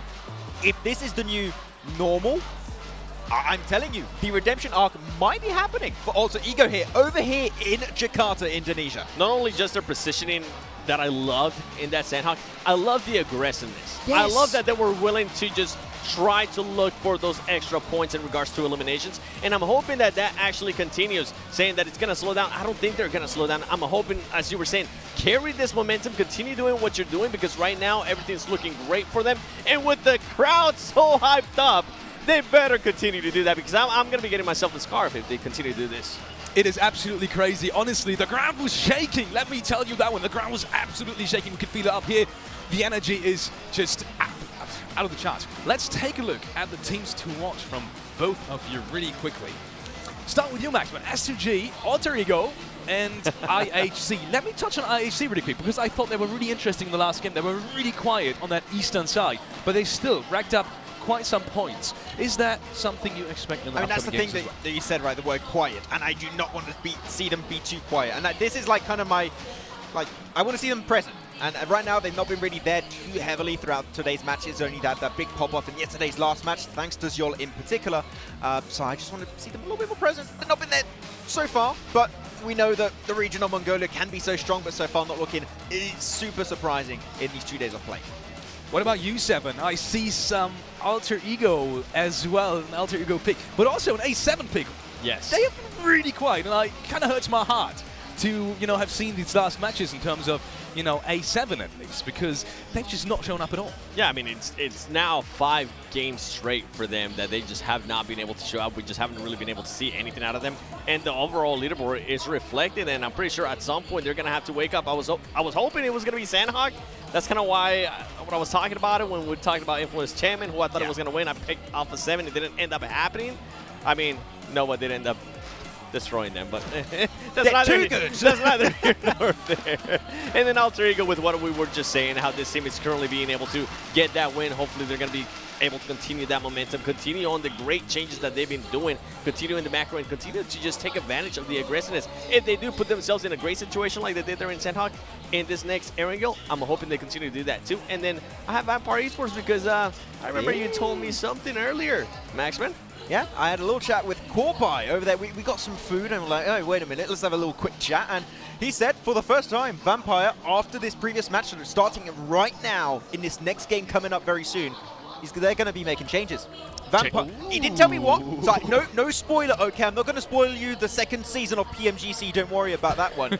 But there are going to be some iterations brought to the table for this team that we needed. It's a little bit late, but we just hit the 50% mark of these finals. They can still make massive adaptations in the rankings. We did. 9th match has been played, and changes coming to Vampire. That does sound good because you really do need them to perform. And I mean, every fan out there, we have a lot of them here as well, is rooting for them to finally change something. Let's hope it changes for the better. Interesting topic as well in terms of our ranking. 3 out of the top 4 teams went out first in their last match. And sure, it is Sanhok. Sometimes that can be a little bit unpredictable. But we've seen A7, for example, the losing streak kind of continues. Is that something you guys are worried about in terms of being on top? With Alpha 7, I mean, it's always been a worry. I mean, going back to, what was it, Americas, and then going back even more to PMWI, Alpha 7 tends to perform really, really well one day, and then the other just fall off. I was expecting the fall off, and yes, I'll put this on the record. I was expecting the fall off to happen on day 3. I was not expecting it to happen here on day 2. So in a way, I'm hoping it's kind of like reverse psychology. They're trying to hype themselves up. You know what? We're actually going to throw on day 2, and then on day 3, we're going to bring it. Overall, though, these teams are going to have to be able to readjust. This is what makes champions champions. This is what we were talking about with Nova earlier, how they were able to readjust on day number 2, and they've been able to continue to play so well that Paraboy ended up naming 2 of his teammates. Yeah, just got to bring that out. You got to do the guy. At least I'm really happy, despite him nading himself with Frozen. They were laughing. Like, they were having a good old time. They were like, your merit's gonna go down. At least don't get your account banned, okay? This is not the right time to do it. But he's definitely having some fun time over there. But I do really like the fact that even the top teams of yesterday, it's not a good thing that they're struggling, but the fact is that even if you're at the top, this lobby is so tough that even teams that were at the bottom, like we saw as Alter Ego in this previous game, even teams that are in the middle of the pack, they can get those big pop-off performances. Even if you're at the top, you are never going to be safe until that very last game. And with that said, I mean, let me just say something in regards to that. If Alpha 7, if they can pull off a win and back it up with a nice amount of eliminations, they're going to be back in the mix. Their confidence is going to be up, and then we're going to be seeing that Alpha 7 that we saw yesterday at the beginning of the 3 matches. Talking about teams coming back and maybe, you know, grabbing onto that connection towards this first page of the overall rankings, Fireflax has just performed really well. They were partly also a little bit quiet on the southern side, but when they actually got out of that warehouse and, you know, were able to push out, then they actually started coming back into this game, and that was the Fireflax that we knew, popping off shots. Fireflax, I think one of you had that in that prediction as well, if I'm not mistaken. You did. What's your hopes for them? My hopes for them is for them to continue and to just move up that leaderboard. We saw them yesterday. They ended up getting a win. And then after that, there was nothing. It was a bunch of crickets. I don't want that. I don't want it to be like this right now after that, Sanhok, after that performance. Crickets? Yeah. Fair enough. Okay, I'm not going to go to that. It's a saying. It's a saying. I've heard it. Let's hope it's not going to be like that. Either way, we are getting into the next match, and that means the commentary desk is ready already. Waiting for you is John Allen and Blank. Take it away, boys, and have some fun. We'll have a little bit of fun. We will. Why not? Let's go for a little bit of fun. I can always go for a little bit of fun. Any time of the week, any day, really. I'd love it. That's all I want. Just more fun. More all the time. Fun. Well, this week is going to be a lot of fun. Too much fun. It right now is a lot of fun. Maybe. I don't think so. Maybe just enough fun. This is the right amount of fun. But that can also be, okay, whatever. We won't get into the semantics of how to have fun. I'm I sure will. you guys know plenty about how to have the fun. Of course, Alter Ego fans will have had plenty of the fun in that previous game. Actually. Most of the fun was had by Alter Ego fans in that last game, obviously taking that chicken dinner. A magical moment, I'm sure, for the home ground supporters. A wonderful win as well. Really well executed from Alter Ego. I want to see a similar kind of performance out in this next game. You're playing it tactically, really having each other's backs, and some pop-off performance overall from each player, which is really nice to see, honestly. And something we weren't able to see a fair few times over the past day and a half, let's say. I think just looking at Pombit in general, though, this guy has really stood up for the team massively. Really doing a lot of good work. Bit of an odd playing path to start off Erangel as we head into it right now for match number 4 of day 2. From shooting range down towards Primorsk. Vampire Esports were getting out the plane very late here. A west side plane isolates places like Milta, like Lipovka. Be a little bit harder to get to. Novo potentially pretty tricky to achieve there, but you can drop towards Sosnovka military base. We haven't seen too many teams really target that as a main drop, so there might be a little bit of an opening there, but there's certainly going to be a couple who are going for it as a backup drop location. Severny close to the starting point there, which means T2K will be out and over it very quickly. Inko breaking out wide, a little bit further west for them. They'll head towards Kameshki and Stauber, probably swing down towards Yasnaya in the next couple of minutes. We're in a big game here now for Alpha 7. Get things back on track.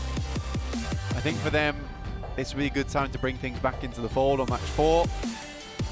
It's the only 2 more matches after this one before we head into that final run towards that Grand Finals itself. See exactly who will take the prize home, and now it's no longer a case of Nova not being in the picture. Could have been anyone towards the top, but now Nova is really chasing after this one. That's a hard northern circle there, Blank, though. It's going to go all the way up north. Slap bang on top of T2K in Severny. this engagement in North George. Well, I say engagement, this drop in North George. 4 Angry Men. All 4 of them are in North George. Alpha 7 have sent 2 towards North George, with Mythic all the way to the northeast side in a compound closer towards shooting range. And actually Carrillo sending out almost towards Zaki. Bit of a change of pace here for Alpha 7. I like this as well. It's a good adjustment. Considering we saw 4 AM get ahead of them, and they were a bit worried to move off to that eastern side. Instead, now they have Carrillo towards Zaki. Alpha 7 Mythic over towards shooting range, looting that area. This is going to give them a lot of great anchor points now going forward. They can move over towards, and 4 AM might not be able to get the drop on them, getting ahead much quicker. Still, for 4 AM and Alpha 7, this is probably the best opportunity for them to get a very nice and central spot. Rozhok still open, so teams like Alter Ego, Influence Kevin and Yasnaya can quickly get across the bridge as well. And Inco opt to head up towards Stalber, in fact. As soon as they saw that circle pop, they stopped moving down towards Yasnaya, picked up some of the more likely vehicles in that area towards Stalber and started looting. So, smart move from them. This will give them a chance here. It's been a fair few times over the last couple of games that they have been outside of the circle with no real hope to actually push through the masses of teams that were ahead of them. Geek Fam playing on the mouth of the Western Bridge. 50 seconds before phase 1 circle closes. Godlike Stalwart, they dropped long and late towards Novo and military base. They won't have had the most time in the world to get this loot on board. See level 1 helmet and vest there, full top. Wolves making their rotation as well. That's right up the center, north from Pachinki. Moving up to the church now, a launching point towards the ruins, potentially up towards Rozhok. Pachinki always a great springboard for a lot of these teams, just in terms of being able to rotate fairly easily from that spot. Buddhadam really not had breakout performance as of yet. Alter Ego, in fact, passing them now with 57 points in 13th place. In a really good position to actually start catching up a lot of these other teams towards 7th. Really good standout here for Indonesia. For a team that looked almost out of the picture on day 1. They were in the teens of points at the start of today. So they have done well to kick it up a gear with that previous game, but it is a question of maintaining that, as we have questioned time and time again from Inco. At the top of the tables, obviously now being tied on 93 with Inco and S2G. The tiebreaker, of course, meaning Inco wins out with the chicken dinner count that they've had. S2G falling behind on that metric, but it is still very, very close. And then 3rd and 4th is also tied between the Influence Kemen squad and Nova, 82 apiece with Alpha 7 right at the door with 80. Again, though, starting the day at 78 points, John. Only 2 points found so far for Alpha 7 over 3 matches. That buffer definitely slipped away. No longer that safety net beneath them. It's time to start getting the boots dug into the ground. Get something done here, because it's really starting to slip away from a little bit. Nova ahead of the 82, tied with Influence Kemen, 82 points apiece. Influence Kemen drawing ahead now of Alpha 7. It's kind of what I expected as well. This team was a favorite of mine, honestly. Coming from Americas, they just looked leagues ahead of most Western teams, in fact. That includes HVP as well as Mad Bulls. Before they had their drop-offs in performance over in the group stage. But yeah, I think Influence Kemen definitely that favorite Brazil team for me. Inco, a strange strategy that seems to work out, and you respect them for it. I just think that Influence Kemen are kind of that team that just keeps on trucking. Just always there, always in the conversation. Coming into PMGC, we were worried about S2G, Blank. We were worried that this was a team that had dropped off a little bit, qualified through PMGC points, remember, to the group stages, and didn't manage to get one of those top spots in the European regional, which would have seen them in had they not been up the top for the PMGC points from Turkey, from the PMPL points, sorry, from Turkey. So people were worried about that group stage, but they came in swinging, they absolutely blasted out, and now here they are in Jakarta in the finals, tied for the top spot. This is a team that I don't think too many are going to be worried about from here on out. Yeah, some seriously clutch players on the side of S2G. You saw that throughout the group stage as well, with some seriously potent moments from them. I think there's a player on that team that I kind of discount, honestly. I think every single player has their own role to play. Every single one of those players can become the fragger if necessary, which is really good in any team. Now, to have that to fall back on in those dangerous moments that anyone can perform at any given time. T2K would get some more points on the board, currently in 7th place, not doing too badly for themselves. A lot of ties at the moment, though. 63 and 63 between Fireflux and 4AM. 67 and 67 between T2K and Geek. Again, this is just one of those lobbies where we have a real even spacing of points. Starting to break away a little bit now towards that top side. So we meld into that middle pack. Vampire now 16th place on the table. 13 points clear at the bottom there. They were saying over on the desk that Satani had indicated that they weren't going to change anything. It seems that that is true. And unfortunately for them, not changing anything means that they are going to continue to perform under expectation in a way that is not what you'd expect of a PMWI champion. Back to back, I think they earn, pretty vast sums of money over there as well. Yeah, I think Max was actually talking to Corpo. I was talking about this on the desk, that they said that now they are going to make some changes coming into this match 4. So there are going to be some differences for Vampire Esports. We'll see exactly what those are. Looks like they are moving a lot earlier than usual. I think that was necessary at this point in time. I don't think you can really play edge with this. With this current lobby, who are just sending it for that center, sending it for those priority compounds. The thing is, with this level of players, these level of teams, they can quite easily hold onto these compounds. Once they pick up a priority compound, very difficult to dissuade them from that position. It has to be a very clean crash, and we haven't seen a lot of those recently just because of how skilled these players are at holding. It is very, very difficult to make those crashes unless you can capitalize or third party on the engagement. Unlikely you'll get away with it unscathed. Nova near to S2G, 2 heavy hitters in the lobby. Frozen takes a lot of damage early. Order cannot find the lineup. Order moves on down, and a sliver of HP gets the flush as well. Frozen and Order in still, but in comes Silas and Hamzy for backup. They swipe each other away. Oh no, he's run himself over with the vehicle, and Hamzy's low on the HP as well. Looks for the flush onto Paraboy, and potentially even needs to go for this res. Alpha 7 are nearby, and Hamzy falls. It is absolute chaos here, Blank. That rundown, so unfortunate. I think they got out of the vehicle just a little bit late, a little bit early. In fact, there is a momentum base that you can hit and get out quite safely. Fortunately for S2G, a little bit too soon. Everything came crumbling down around them, because in reality of things, that was a good play from S2G, a very quick response. But down they go. And Alpha 7, we literally just spoke about it, right? Unless you can third party on an engagement, it's going to be difficult to roll up unscathed. That's exactly what Alpha 7 have managed to do here. IHC going to be peppering them from the back now as well. 2 players underground, Order and Frozen for Nova, to stay alive near the shooting range. And IHC looking to move through, but Mafioso has got the oversight to slow them down, to give his teammates room to breathe.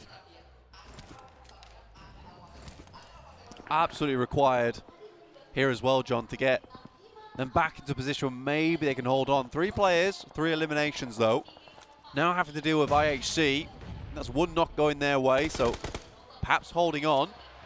Nova just 2 players hiding in the bunker here. It's an okay start, 1 elimination, but they've got to go a little bit further than this. And right now, Alpha 7 have got them in pitched warfare. Unlikely they're getting out from underneath this bunker. They are locked in. Mythic tries to keep them pouring down the stairs. Try to bank it off the wall. Does take a little bit of damage. And doesn't throw any more with the smoke there. Oh, steps back up towards it. And again, backed off. Such a small route of ingress. You can't really push down here, especially with Frozen on the boxes. With 3 players, it's likely that you do lose this. With 4, you might want to chance it, but even then, it's super risky. 100%. 4 players might have been nice, but not enough with that. Getting the refrags on the 4 would have been a little bit dicey. with the 3 and the capability of the guys coming through from Nova. So unlikely. Great shots coming in from Yuhai. This guy is an adaptive player, a freak when it comes to speed. His reactions, so good. Spins godlike stalwart out on the buggy, picks up the flush. Couple more players still to go, and a northward shift again for the players on that south side. Keeps Severny in it, Inco on the south point of it. As Wolves taking on 4 Angry Men, going back and forth. This is on the east side of Severny in the hills, right on the crash, and 4 Angry Men sweep them aside. You were talking about consistently and staying in that conversation when you were referring to Influence Chem, and they're always there. I feel like 4 Angry Men, they have a similar reputation, but they just haven't stood up as much. Some unfortunate games for 4 AM. Not quite able to get as far as they'd like, and I think some of that has been due to circles today. Uh-oh. Geek Fam moving through. Alter Ego, though, find themselves positioned to maybe hold out the guys from Geek Fam, who are sent away now. Inco was able to move down from Stalbert. Good decision at the start of the game to play up there. With the time they had, swinging across in the parachutes, it's just a perfect choice for them. They've moved into a very central spot, to be honest. Should assist in the rest of the game. A lot of points being taken away. I say points, sorry, players being taken away from the teams in the top 5. Only Inco remains at full force. And we've seen what they can do if they're left alone for a long time in these circles. Fireflux nade over towards IHC. That is inside Severny, the northern end of it. So with the buildings as cover, that might be a little bit of an opportunity. Look at that, they keep pouring them on through. IHC have lost 2 now. So Fireflux looking to control North Severny. Good position to hold, actually. Fireflux can keep it held down versus IHC. Unfortunately, taking a knock there onto Solus. Fireflux currently in 10th place, losing that lead to 4 AM. Fortunately, 4 AM is now down to just 2 players right in dead center of Severny. Alpha 7 pushing in from that western side as well, forcing IHC to make decisions. Solke down for Fireflux. A nade from Alpha 7 over onto Demo as forward position Godless does get res by Ziol. Nades can continue to be thrown out, but Mythic wants to capitalize on the position and will push into the building, wants the challenge.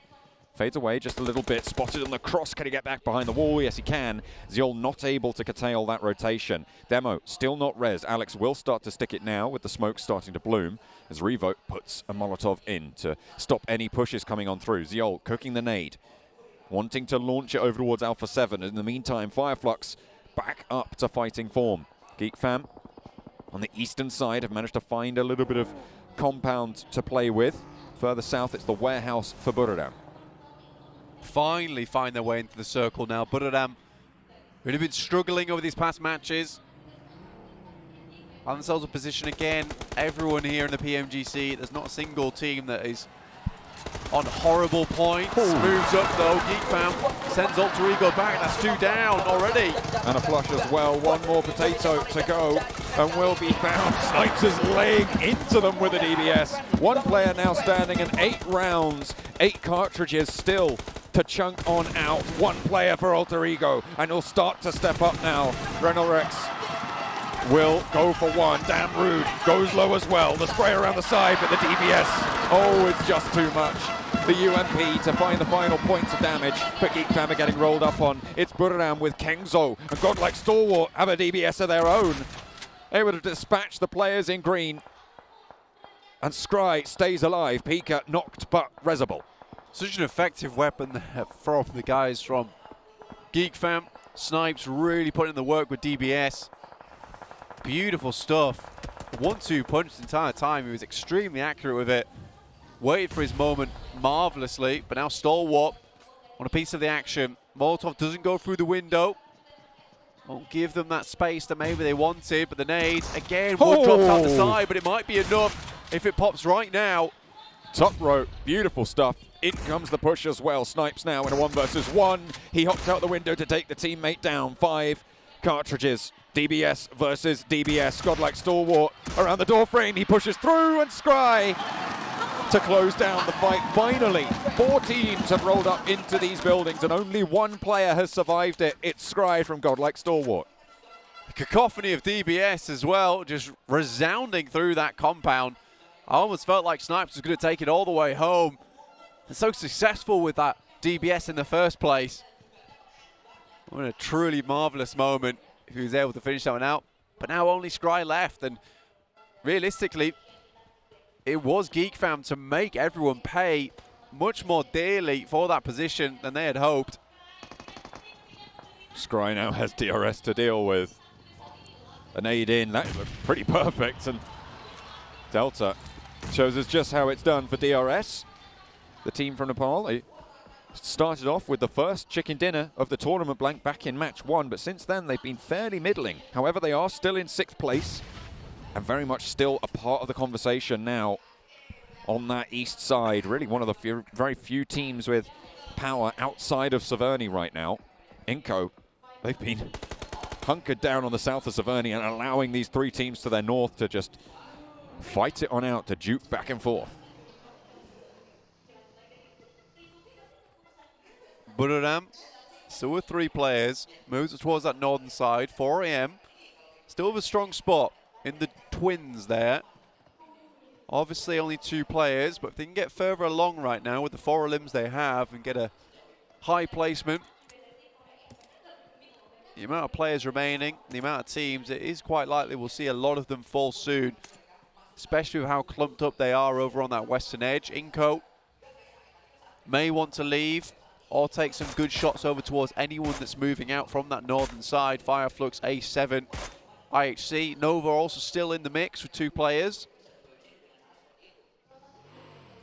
T2K from the south will need to push up north. Vampire will be in their way if they try to move a little bit further east of that. Bururam will shoot down, as well as 4 angry men, but Inco will hold that south point fairly firmly. 4 nades in hand for Inco over there.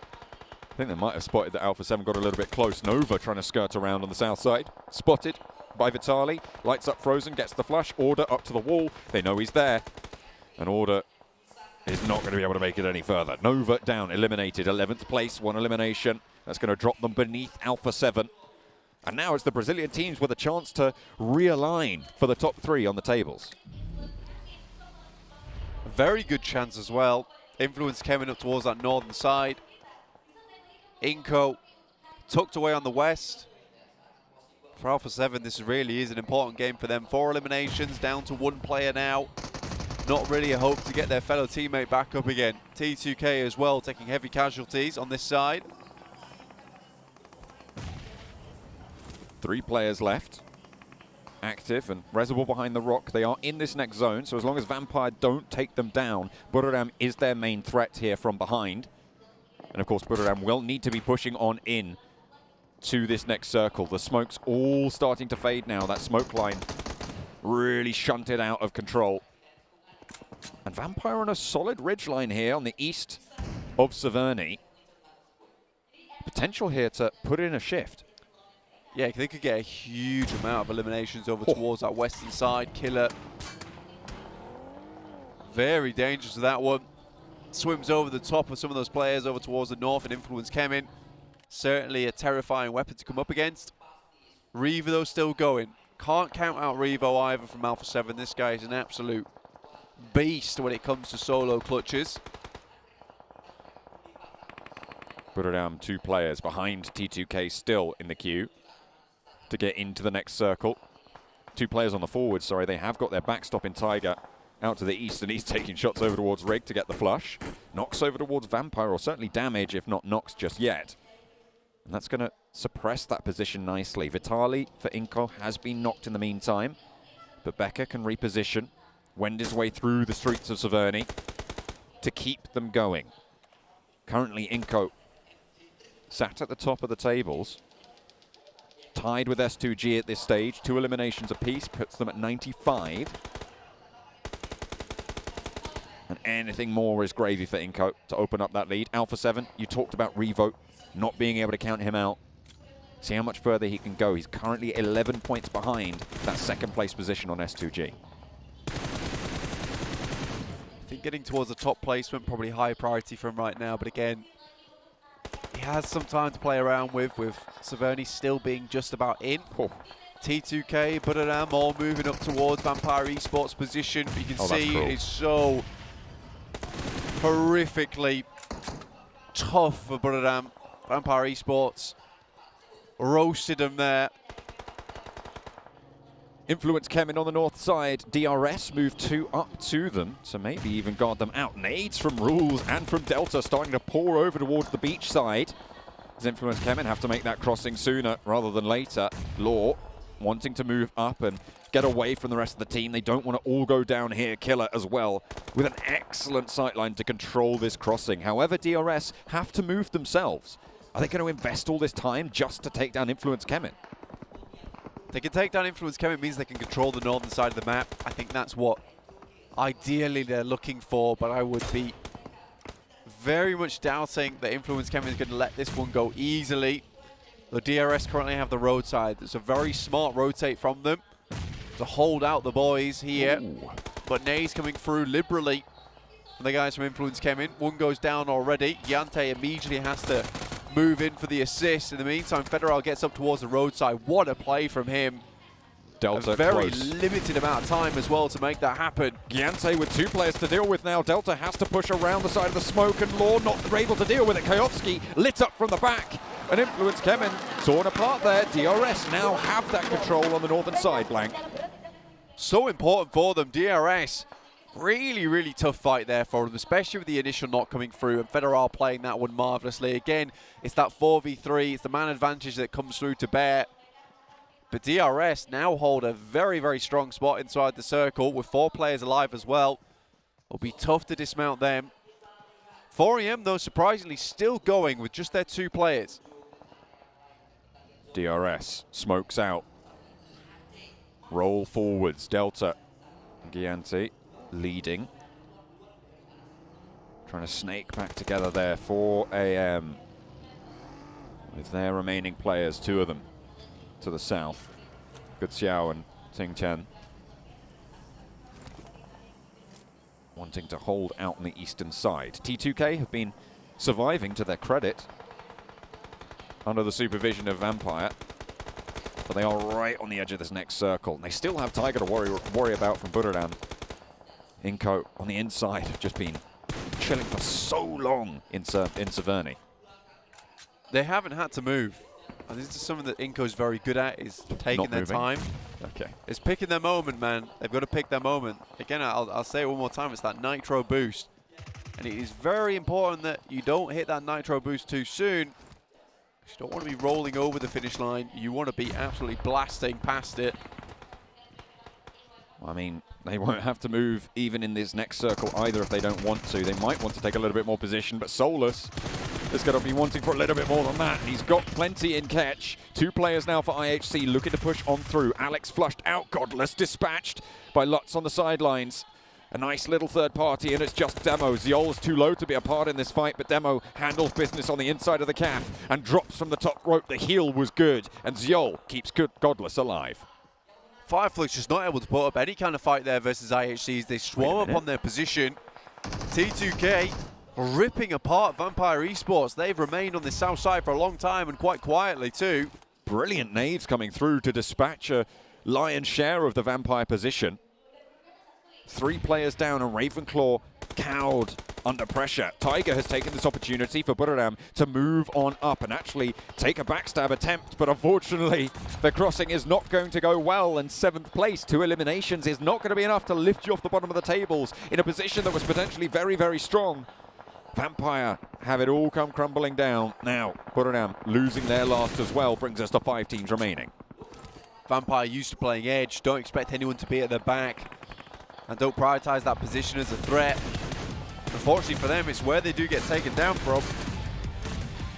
T2K, 1 player lit up, 1 in the shack. Jane stays alive for now. It is in the next circle. Inco can still just play in these buildings, however, and with that sightline, with that hard cover, they can provide such a difficult time to everybody else in this lobby. Inco, I've just waited this one out for the opportune moment. Now they're ready to go. DRS doing some serious damage over towards 4 AM. Again, absolute miracle that they've even got this far, to be honest. With that, Vitali takes some long shots over that way. 5 eliminations so far for Inco. This is where they're going to start to blast out, and they knew this compound would be extremely powerful if it remained in for a while. See where the circle goes. Will it still hold them in? Once they've dispatched IHC, they have a ridgeline in front of them to move in towards, but it's broadside to DRS. DRS really the main threat now against this Inco position. But they don't even have to cross the road. They still have the walls to play with, Blank. Exactly. That is the most difficult scenario. Inco's once again identified the most based position here on the map, honestly. As long as they could remain in it, they knew that the rest of the game would be fairly simple. It's 4 AM out, 6 eliminations, still a 5th place with that. Going down to 2 early on is not a bad result whatsoever. Any double-digit game is good news. And that's exactly what they were able to find here. IHC moving on in, but Vitali spots Godless on the broadside. Ziol as well, trying to move through the smoke, but DRS delivering on the promise of their position. Both of the players from IHC eliminated. 7 eliminations, 4th place. A lot of those points going over towards DRS. T2K surviving. Jane in the shack. Not in the next circle. Will have to shift a little bit forwards, but it's 4 versus 4 with a wild card in T2K. This is the time for patience though, John, because Inco's exit from this position in Severny quite difficult. Squash spot is Jane from T2K. They want all their attention to be able to be over towards DRS at the end game. But Jane's got perfect cover to play in, and DRS are happy to wait this one out. They drop smokes, in fact, even delay this game out even longer. Position completely known here. Needs to burst the buggy. Takes too much damage from it. Ankles tagged by the play zone. And out goes T2K. 2 teams remain now in pitched 4 versus 4. Gianti looking for that heal. Becker taken pretty low as well, but does get the heal off himself in the blue zone. That'll be crunched forwards. Delta moves up to the crate, and that could be crucial, Blank. That's the biggest move in all this, and the smokes are really good. Disorientated Inco a little bit, but getting these 2 players up, very important. Oh no. Squash, unfortunately, takes a hit to the zone. Vitali struggling to get across 2, and DRS might have just played this one out perfectly. Nenebete down, just Becker remaining. A horrid push for them going forward. I don't even think they can get the player back up on his feet. And DRS actually going for aggression now. Vitali still active, but they get lit up by Delta, and DRS extend their hand and put the chokehold on the circle. DRS from the northeast side, push on through. And the first match was theirs. Now, in match number 10, they're able to do the same. DRS from Nepal, a really good result there, and from the back of some very good decisions. Taking that fight up towards Influence came in when there was a lot going on around the map, but understanding that northern side was going to be so important for buying them time for that end game, considering where Inco was playing in Severny. They knew that, look, we have the wall for us. We're just going to take pot shots at everyone out towards that side of the map on the east. But DRS don't give them that chance. They smoke out. They get a player up towards that crate. It was fortuitous it was there in the moment, but they make all the right moves at all the right moments. I've got to be very, very proud of DRS from Nepal here, because that was a marvelous game. Very, very well played out. And that should see them further towards the top of the rankings now. Actually, very far towards the top of the rankings, considering where they were. I think it was about 70 points at the start of this game. Talking about seeing yourself to the top, I mean, Inco, they started towards the top, right? They are absolutely going to have extended a really nice lead now towards the end of today with an Erangel match that potentially they could have taken home, but either way, it's a good result. It's double digits, and that's what we want to see. I think they might have even broken 20 on that game. I think they might have broken 20 on that game. I think Inco did very, very well. And again, it's a lot of these smart decisions coming out from these teams that are getting the chicken dinners so far. Not only DRS taking that position towards that northern side, but also Inco deciding to wait down towards the south, allow a lot of that action to conclude up towards the north side of Severny, and from there, just kind of take those shots at everyone else that really didn't have that cover to play around with. So it was very smart play from both these teams, but at the end of the day, I think DRS just absolutely had Inco in a chokehold. It was not one that Inco wanted to find themselves in. I thought they thought that would be an easy finish for them. But again, that's DRS just identifying the faults of that gameplay. It only lasts for so long. It's only good for so long. As soon as Zone 9 hits, their life becomes so much harder. I think they had to have a player move out much earlier towards that ridge side, under the cover of DRS finishing up a lot of these engagements. Although Inco did get a lot of success, a lot of result out of that position, it was eventually going to become a bit of a moot point. So getting players up early on would have really assisted them, because if you have those 2 anchor points early, getting those other players towards your position with smokes easily thrown from that would have been the key play. And I think we mentioned it, Inco was just going to sit around for a while. It's what they do, and I think they make that smart decision of where to play, when to play it, but I do think they need to figure out this a little bit more proactive gameplay. They made 1 rotation. Yeah. That whole game. It was into South Severny. Exactly. And that was it. That was their entire game They plan. identify a very good spot. That's the true. thing. That's Every true. single game they identify a very good spot. But the proactivity of the late game, really, there's something that needs to change in that regard. Because, again, we're seeing this case of Inco being blessed a little bit by these circles. And it's hard to say, right? Yeah. It's hard to say if they're being blessed or not. But at this point in time, when you see them make that singular rotation, it happened throughout group stage as well, which is what it makes me hesitant to say it here in PMGC, because I don't want to have to say that Inco's run has been based on luck, but a lot of the time it has. I will say this is a very intelligent team. I think that's one thing they have, but proactivity, aggression, it's not really in the tool set right now. What's unfortunate as well is that T2K, they dropped in Severny. They went south, and Inco, in that time frame, snooped on in and actually were able to take that away from T2K. T2K obviously ending up coming third, sure, but that position in second would have been so much sweeter. It's ballsy maneuvers from Inco that continue to work out for them. So, I don't know. I want to see more ballsy maneuvers towards the end game, though. Well, that's exactly what DRS delivered on, right? They were able to do so much work, taking care of IHC on that side of the circle. A little bit of a risk, but with all 4 of them alive, they stayed in the fight, they made it work, and they took home match 10.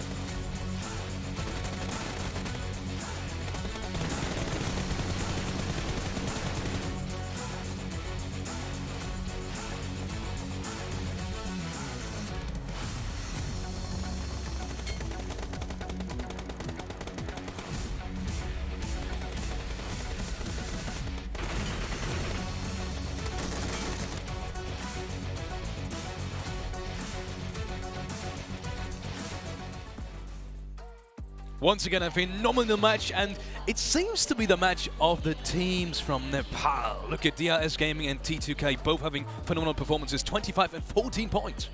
Yeah, I mean, DRS, we needed to see a little bit of a follow-up performance after their first strong game yesterday, right, Seven? That was a little bit of critique we had for DRS Gaming when it came down to it. But here, strong performance, and especially controlling team on the Easter.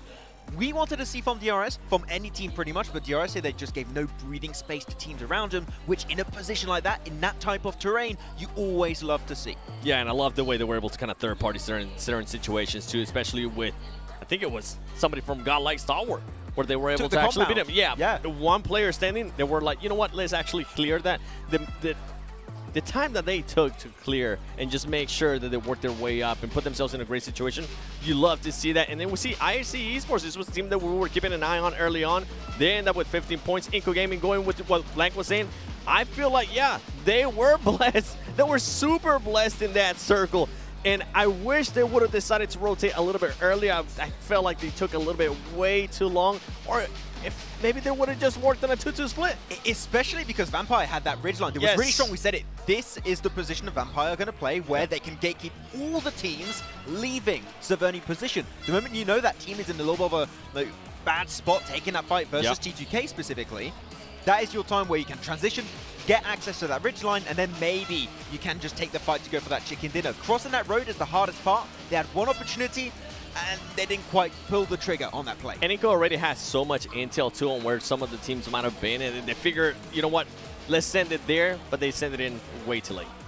Yes, and especially since, coming back to Vampire really quickly, they had one of the positions that was in the very late game as well, and they still couldn't capitalize on towards that. So incredibly disappointing in that specific game. Maybe come back to DIS really quickly, because I really wanted to highlight that play. They came in to the east side and they pretty much fought their way through that. Pretty much during the whole game. They pretty much were fighting constantly, right? Yeah, I mean, as you stated also, Seven, right, they were able to get himself that position where one of the last players of Stalwart, godlike Stalwart were playing, get access to that compound, and especially that position enables you to get a lot of information. So the moment they get access to that position, they know pretty much what cards they're going to be having to play with for the remainder of that game until the very last second. And as we said, don't give them any breathing space, get himself a chicken dinner. That was the one play that just set them up for success in the first place. Yep. Setting yourself up for success is something you can also do with this beautiful device I have at my hands, which is the Sony Xperia Mark 1. Sony Xperia 1 Mark 4. My goodness, it is a complicated game. Actually, it's not that complicated. Either way, Sony Xperia 1 Mark 4 and Sony Xperia Stream, which you can see right here, keep your eyes peeled, were co-developed in collaboration with professional esports players. You can play PUBG Mobile with Xperia Stream's tone cooling system. Once again, you can see it right in the middle of your screen, and multiple ports for intensive gaming and streaming. So make sure you check that out. Actually, I'll take it. Give it to you. Also, check out our sponsor, Prime Gaming. With Prime Gaming, you will be able to have free games if you sign up for it, and also have free in-game content, for example, for PUBG Mobile. So make sure to check that out. Sign up. You will find the links either on social media or in the chat.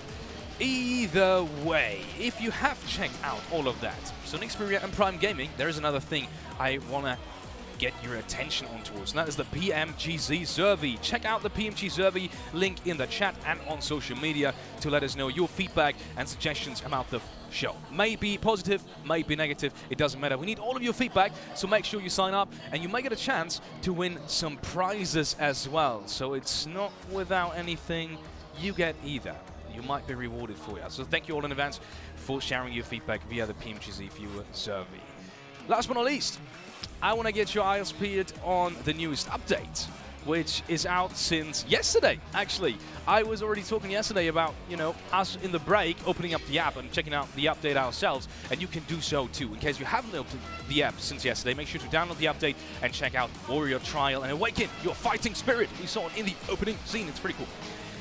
Before we head into a deeper analysis of the last game, we will be going into a short break. Stay tuned though for more PMGC action.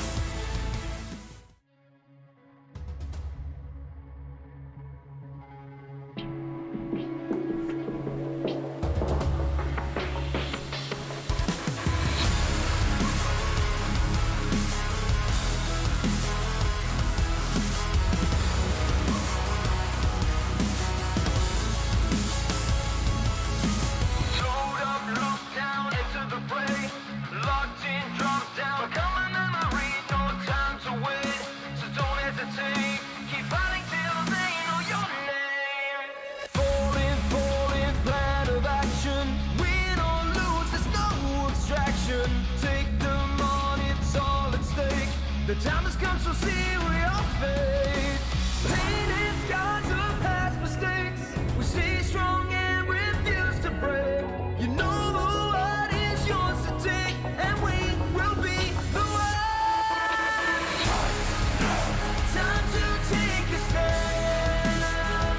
The world is in our hands, and you can feel the weight. The circle's closing in. Time to carry on, and we will be the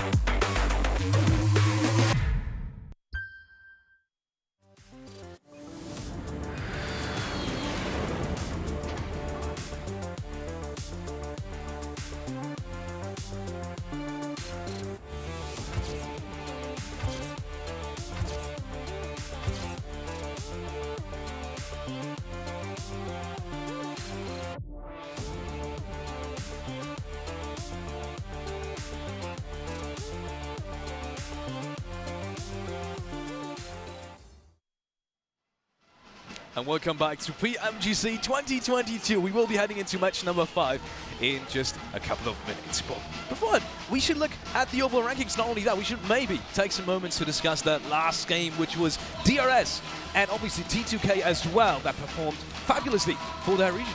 Yeah, the battle able to show strong in that previous game, and I'm really hyped to see the overall rankings, how much that potentially has changed right now, because we reached already the halfway point of the tournament before this previous match, and now more than ever, 7, it's going to be so much harder to really have a big impact on the rankings if you're towards the bottom. So if you're towards the bottom of the rankings, it may be a little bit too late to make changes. If you were going to make changes, they should have happened at the beginning of today. Vampire, what?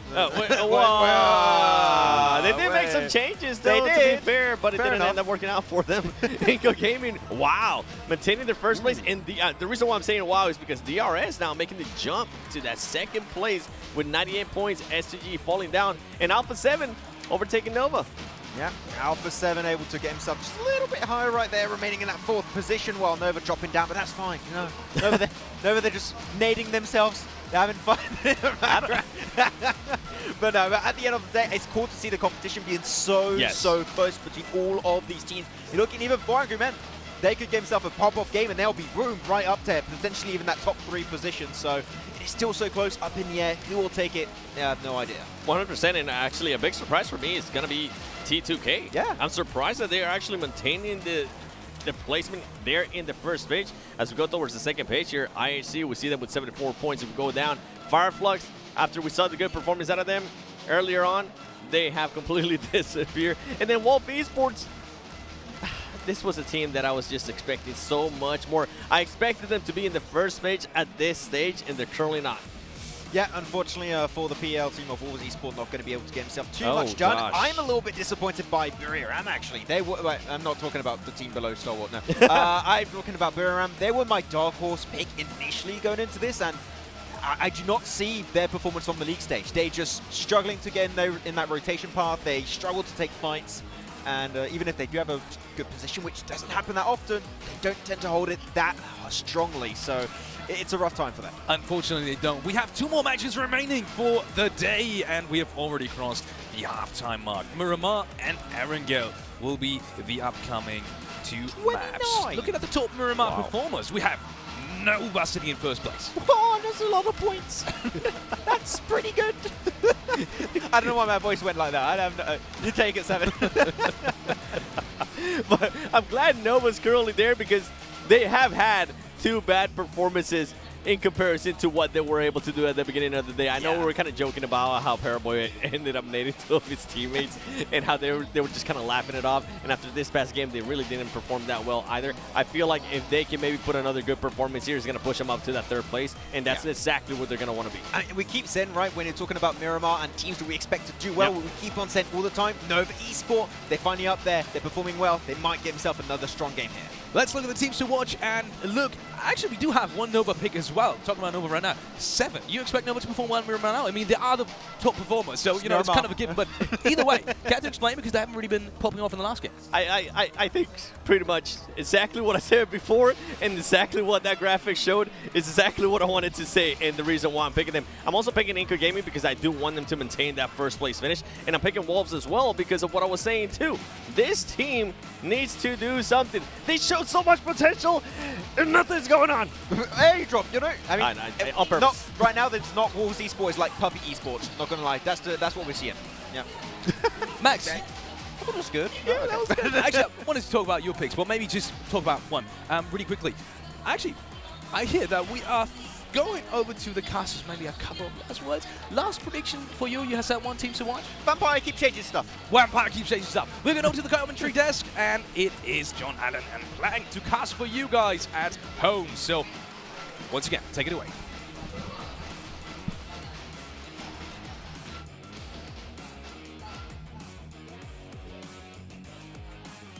Thank you very much, Alex and the rest of the desk. We are going into Miramar for the penultimate match of today. A couple of substitutions on the cards. We're talking about changes that Vampire can make. This is what they're going to go for. 2 stops in for Schweppes. I think it's a kind of an interesting substitution. I think Schweppes is one of the better players on that squad, but 2 stops also incredibly powerful player. I don't know if it's too little too late now for Vampire. Maybe it is, maybe it's not. Perhaps they can blast out, but again, I think this is more looking for a high placing finish now for the guys from Vampire as opposed to a podium finish. Keep this one strong, keep the spirits high. This is all about for Thailand at the moment. But over to Miramar once again. So what kind of game we do see here. Geek Fam still keeping it strong so far. It's really good to see. Yuhai put an absolute clinic recently, today as well, versus IHC earlier, versus a lot of teams in the lobby. Really taking his team to the limit at the moment. See how far they can push this one into Miramar. Heading over to the desert for the second time today. We'll be flying from Puerto Paraíso all the way up towards Ruins, a direct southeast to northwest cut on Miramar for our 11th match of the tournament of the series. Teams should find it fairly simple to access most of the map here, Blank. It's not really going to isolate too much away. Late positions over towards places like Cruza Valle, towards Tierra Bronca, also over to Valle de Mar for teams like 4AM, and Los Higos as well, a little bit further south, but everywhere else really going to be very accessible now. Absolutely, I think there's going to be a fair few positions around the map which should be accessible for these teams. A very fair playing path here on Miramar towards El Pozo. DRS obviously out nice and early. An Eastern team most of the time. This has been throughout most of PMGCs we've seen DRS take up this kind of approach as well. It's nice to see this continue for them. Buradam in their vicinity, just not able to get through onto a lot of these positions they'd like to take. Many teams around their areas shutting them down nice and early. Impala for Buradam. East side, Alpha 7 out a little bit later, potentially heading up towards La Cobreria and the Crater Fields. A south circle will bring them back down south. Alpha 7 had the wind knocked out of their sails just a little bit so far today. Only 2 more chances to prove that it's still there, that they were just tacking into the wind. Influence Kemin though, they've been keeping that pace up just a little bit further. 85 to 83, Alpha 7 to Influence Kemin respectively. But Inco stretching out ahead. 12 points ahead of DRS after DRS's chicken dinner. Inco still sit firmly atop, and they are the first team to break that 100-point barrier. Still doing some really good work for Inco. A little bit blessed throughout today in terms of circles. They've translated that into points though, that's the main thing. doesn't necessarily always mean you get points even if you get the circle. Does not work that way. We saw that from T2K up in Severny anyway. They dropped in that spot, weren't able to get the points available to them. Down to just Jane in the end, taking himself out. Again, 3rd place, not bad for them. 81 points in 7th. A real opportunity to move up towards that upper echelons. 4th place, definitely accessible. Like to see a 4 AM game here, though. Still putting up those numbers, but again, a little bit more needed. 4 AM's at 4, they look really good, but losing players early at the moment, not ideal for them. Nova, I think this could be another big game for them, John, honestly, here on Miramar. There has been some oopsie daisies through the last couple for them. And I think Nova can definitely turn this one into a win. Nova down in, I say down, they are in 5th right now. Maybe should say up in 5th. It's certainly very much still in that conversation, which is where they wanted to be. We questioned their presence and their power in this lobby, in this final from yesterday's performance, but we knew that they've always had it in them. 30 knocks for Matic over in the last chance qualifier. It's just such a shame that HVVP didn't make it.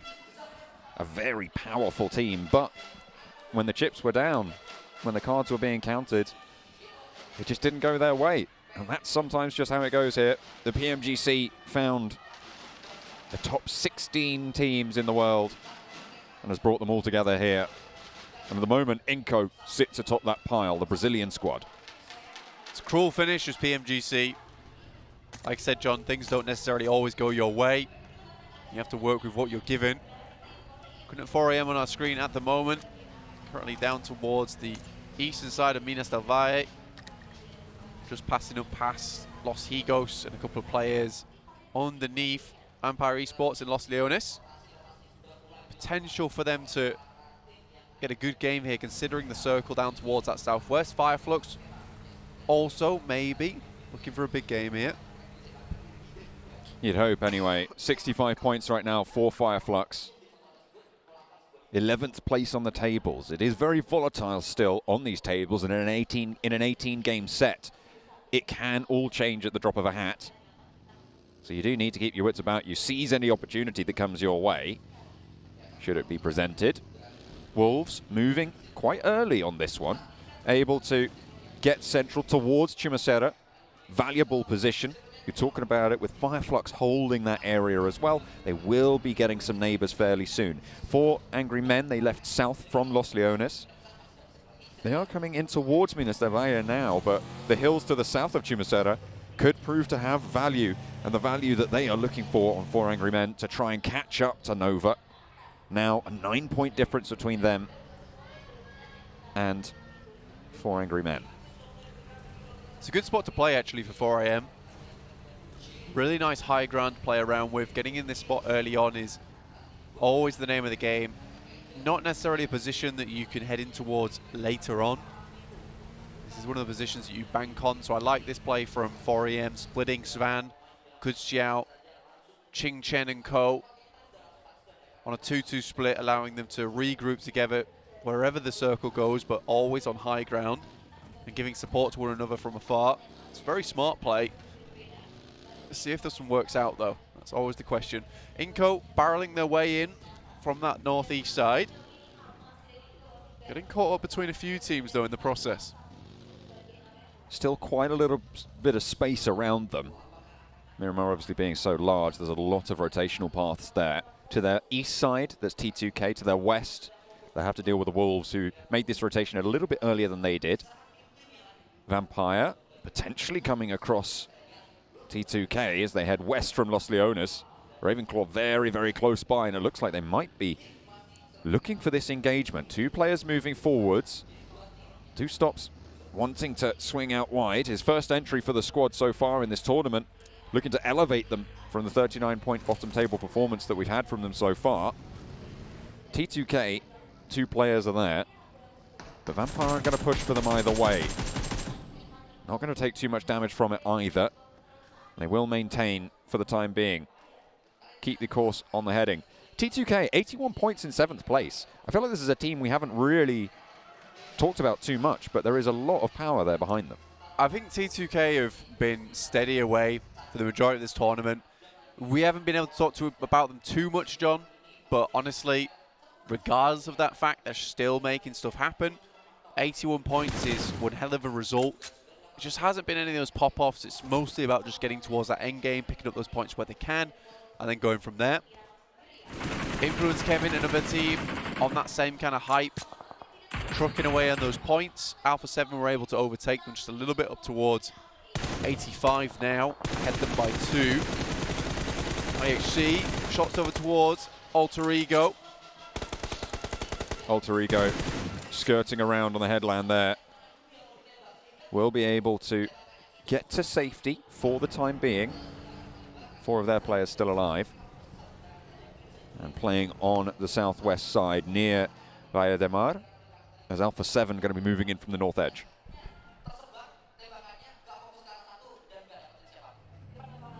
Everyone really banking on a lot of spots around the map at the moment.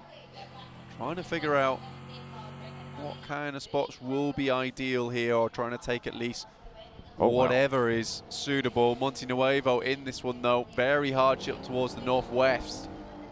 4 AM really put out by this one. As our DRS down towards that south side. Influence came in, got a long way to go. Can't even see them on the screen for you guys, but they're all the way over towards Puerto Paraíso at the moment. Inco, again, shifted to 5th gear. We'll get a move on up towards Monte Nuevo's side. 4 AM equally. Just trying to get down off that mountain as fast as possible and back on the road. You can see them zipping, flying over the top of these ridges.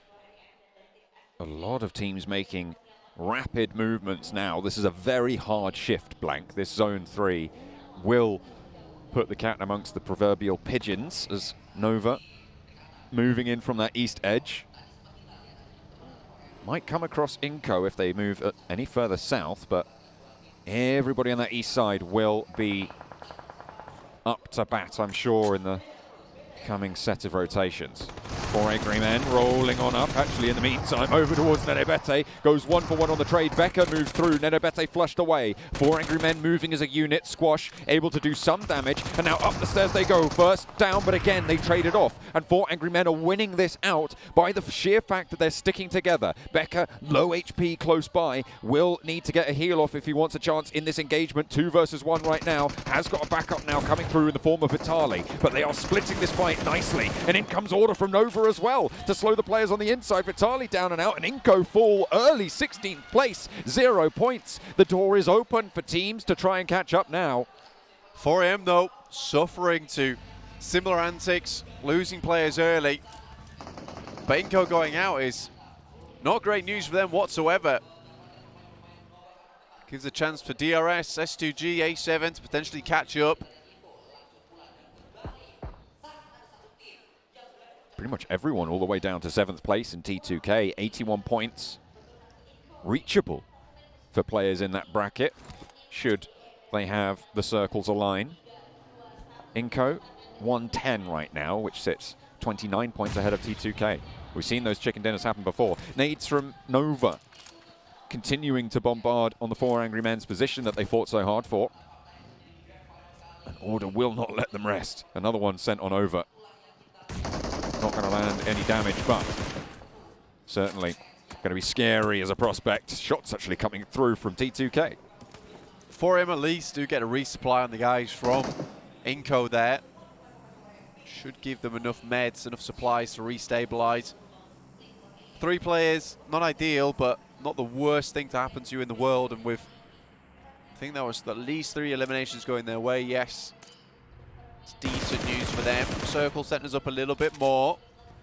Vest2G dead set in the middle. Might be looking for another big game. Obviously, they dominated on our earlier Miramar of the day. Looking to make this one number 2. Buriram from the south side.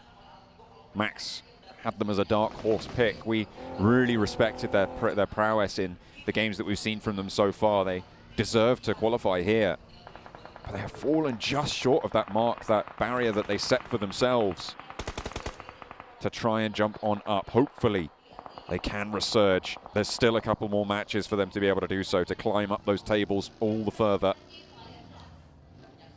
And this time they will move into the south of S2G, who are looking to close that gap themselves against Inco. I think if you look at Buriram, it really does feel like the wings were torn off and they were falling from up on high during this PMGC. Hope for something a little bit more from them. Didn't see it. And again, still don't see it at the end of the day. Kengza was so confident coming into this PMGC2. Just feel like they weren't able to really find that same type of momentum that they were showing us over in that group stage. Again, central position now though for them. First time in a long, long while that we've seen Buriram be able to pick up a position like this and work with it. Alter Ego take a knock. Hopefully they can get back towards that one, get that res. Gonna be tricky though. That is fairly out and open. A vehicle is really the only cover, the vehicle that was dropped out from. The smoke blooms under pressure from Alpha 7. Carrillo's low, so will be forced to heal off there. Can't really afford to go for this peak, but Alter Ego seemingly really want to invest the resources to get this one back. IHC don't have other ideas. They are going to control the ground around them.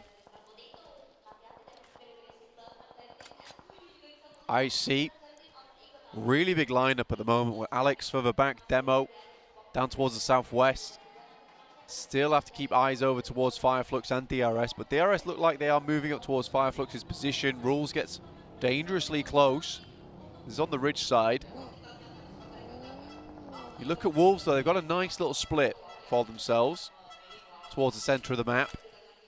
With that ditch right in the middle that Buriram currently hold, they're not going to be taking too many fights with anyone anytime soon, but it will give them a lot of time to just live towards the end of the match here. Fireflux now needing to hold off against this push, but they split up a little bit. Now facing off against 4, Killer will waste no time in opening up the bidding. Solke immediately dealt with, and look at that, Solus just sends away. Not really too much else to do in that scenario. They know that they're going to have to move further forwards north for Fireflux, so why not get ahead of it? You've already lost your teammate, and now DRS are hot on your heels. You need to make the most of every second you have. Yeah, DRS are just an encroaching team. Once you give them any kind of space available to them, like vines, they're just going to creep on forward, take them all that space towards themselves and constrict you. I think for any one team in their vicinity, just has to leave, get out of dodge. My name P, surprisingly, down towards that south side of DRS. Not regroup with the rest of his team for Buriram.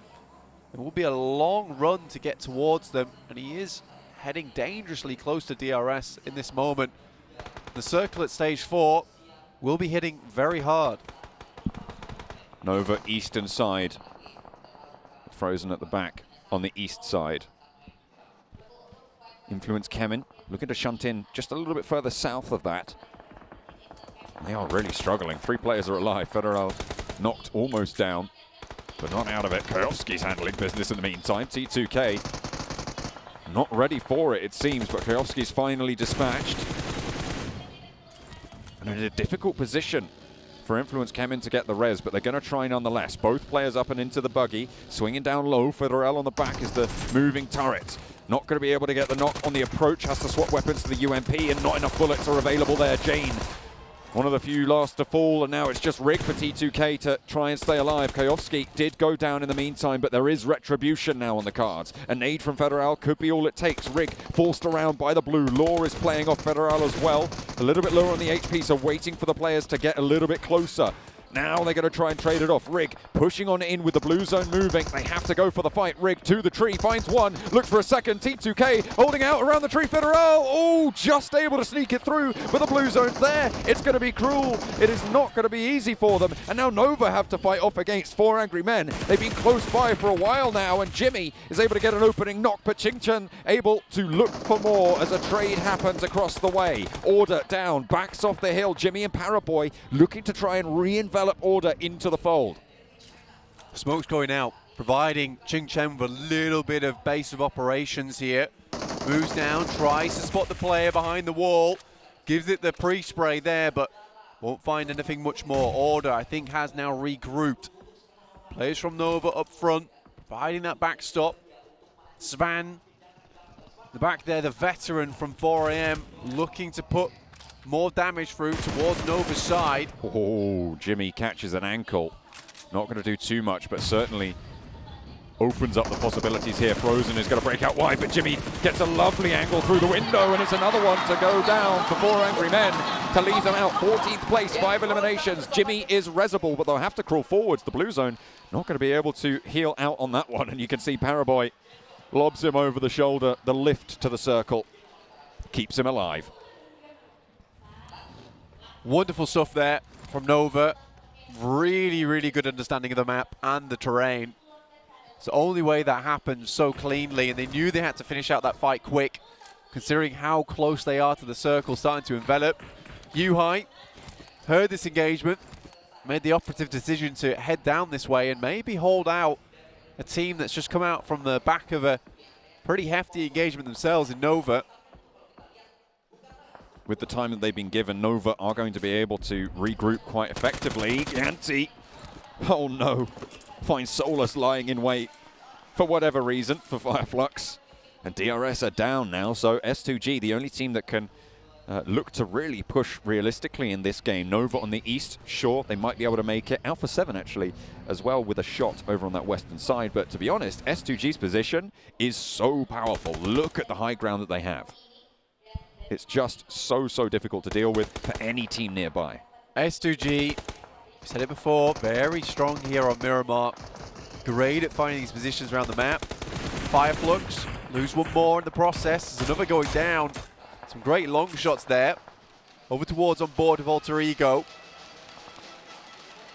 Alter Ego will have to push a little bit closer to the next zone as well. Fireflux fall on the south side. Alpha 7 to the north of Alter Ego. And where do Alter Ego go now? Because S2G are going to spot everything they do as soon as they want to move. Alpha 7 there to catch them if they move north. IHC crunching them in on that south side. It is brutal for them on the southwest. Nova squeak in on the northeast side in the meantime. Good stuff from them.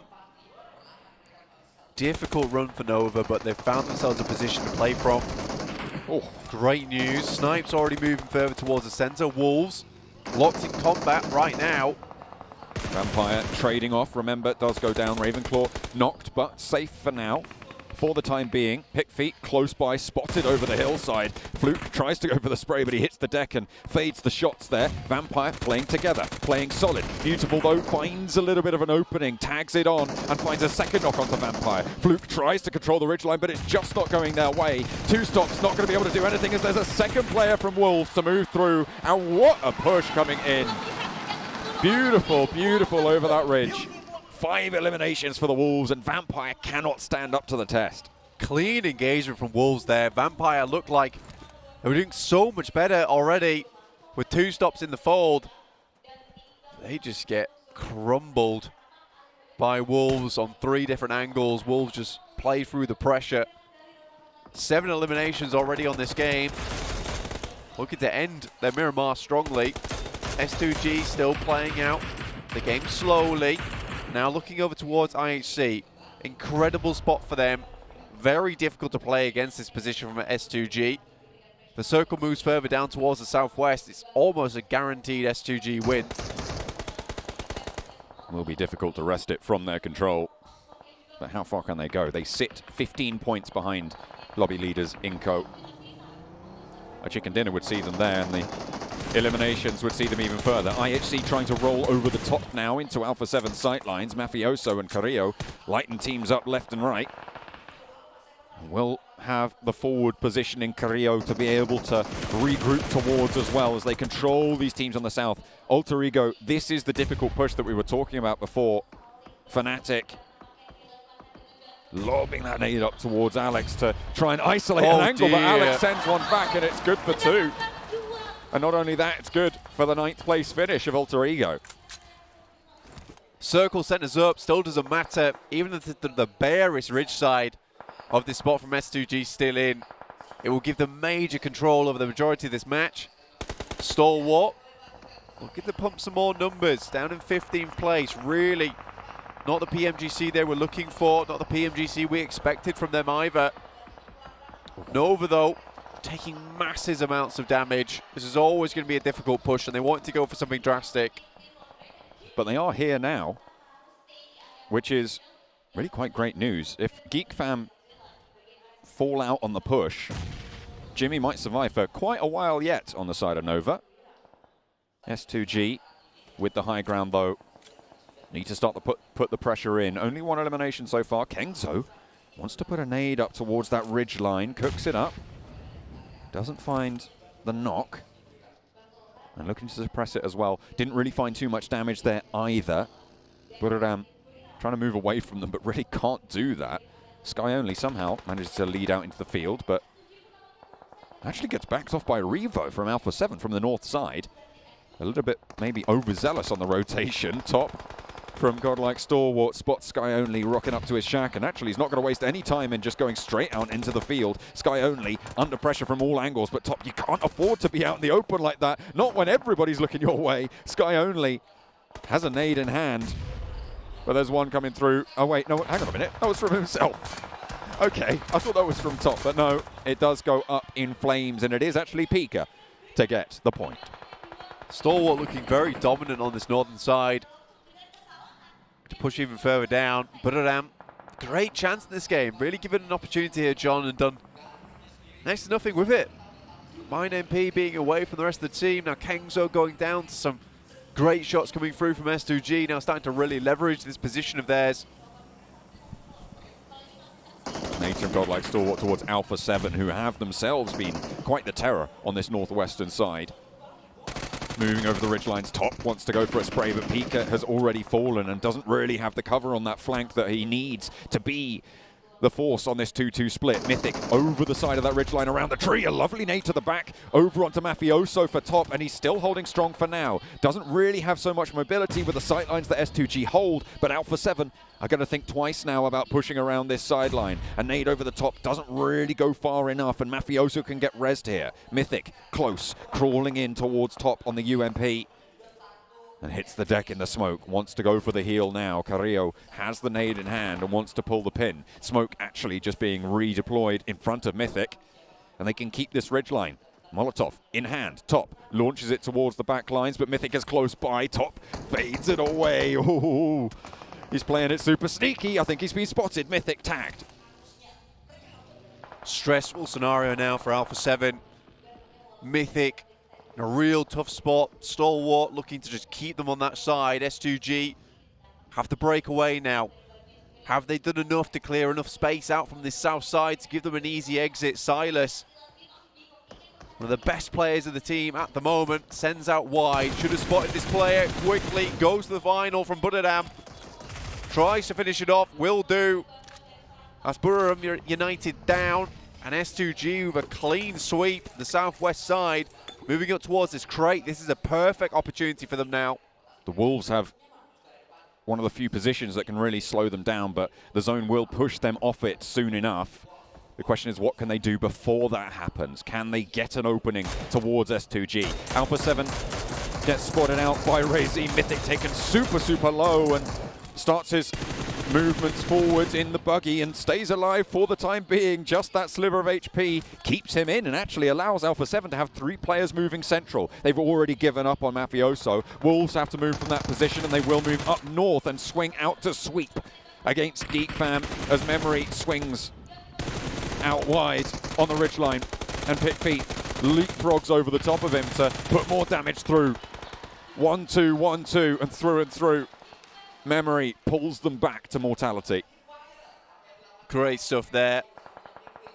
The memento is all GeekFam were at the end of the day.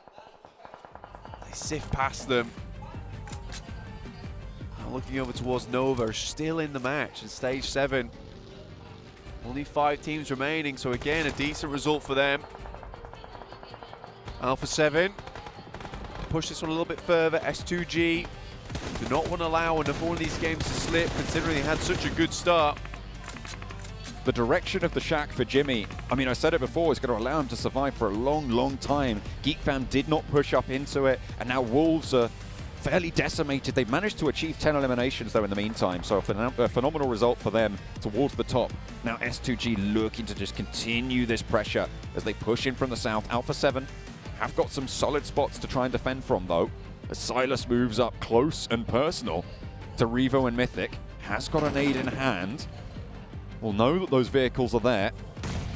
Should be able to place it nicely. Mythic will receive the brunt of the damage, but can start to heal that up very, very quickly. The rest of S2G will have sightlines, and they'll know that there's a player by this rock now. Bandages only, and only the one for Mythic. Those stims not going to last too long, and he's no helmet either. Yo! Throwing those bandages over from Revo, actually going for a second deployment as well. Such a crucial position, and Carrillo steps up for Alpha 7 to move Silas back. Slow S2G, but they've already taken down one player from Wolves, only Pick Feet remaining. Looked like a good grenade over towards Alpha 7, but a bit too short here from Stalwart. S2G taking a lot of casualties at the moment, a lot of damage going their way. Still have a really strong spot on the top of the high ground. And I think maybe Silas' position was a bit overzealous there. Gets forward, and maybe he's able to be that player that is the cobra in the grass. But Hamzy G's gonna go for it. And this is a mistake. This is the biggest mistake we've seen all day. Gets cut down in the process. Alpha 7 though, 3 eliminations this late in the game. It wouldn't be a big chicken dinner, but it would be a great way to give them confidence to come back in and keep this momentum going. S2G likely now down to 2 players on this south side. No team at full force. Pick Feet playing in the shack. I think he might just be able to stay in this next circle. Will do so. Has to hop out the window if he doesn't want to take blue. Oh no, wait, he's already on the outside. I thought he was on the inside, but no. We'll be able to move forwards on foot. Godlike Stalwart, 3 players on the northern edge.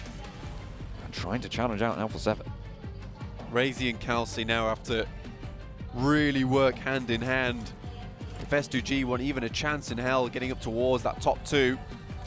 Stalwart tossing the smokes out, creating the train. Good shots from Alpha 7 though, and Stalwart's picked to pieces. Mythic pulling them apart there on the push. Top already down, action low. Scry. The only one really healthy at this stage for Godlike Stalwart. Ooh, action so close to going down there. Managed to get the first aid off just in time before it tickles too much. Mythic close. Loves crawling around in these smokes. Nades over the back and a Molotov to slow down that ridgeline. Will pop the nade further back and Revo suppressed. Carrillo up the top, going to be pivotal in this engagement. Mythic needs to land a shot as well. It's traded 1-for-1. Scry with the blue zone coming through. Goes for the flush instead, and now Carrillo can look to stand up. Spots Scry and takes down Godlike Stalwart. But that is an excellent go time for S2G themselves. Klausy and Razy, the last 2 players. Find Revo at the back, and S2G looking to step up tall. Carrillo over the ridgeline. And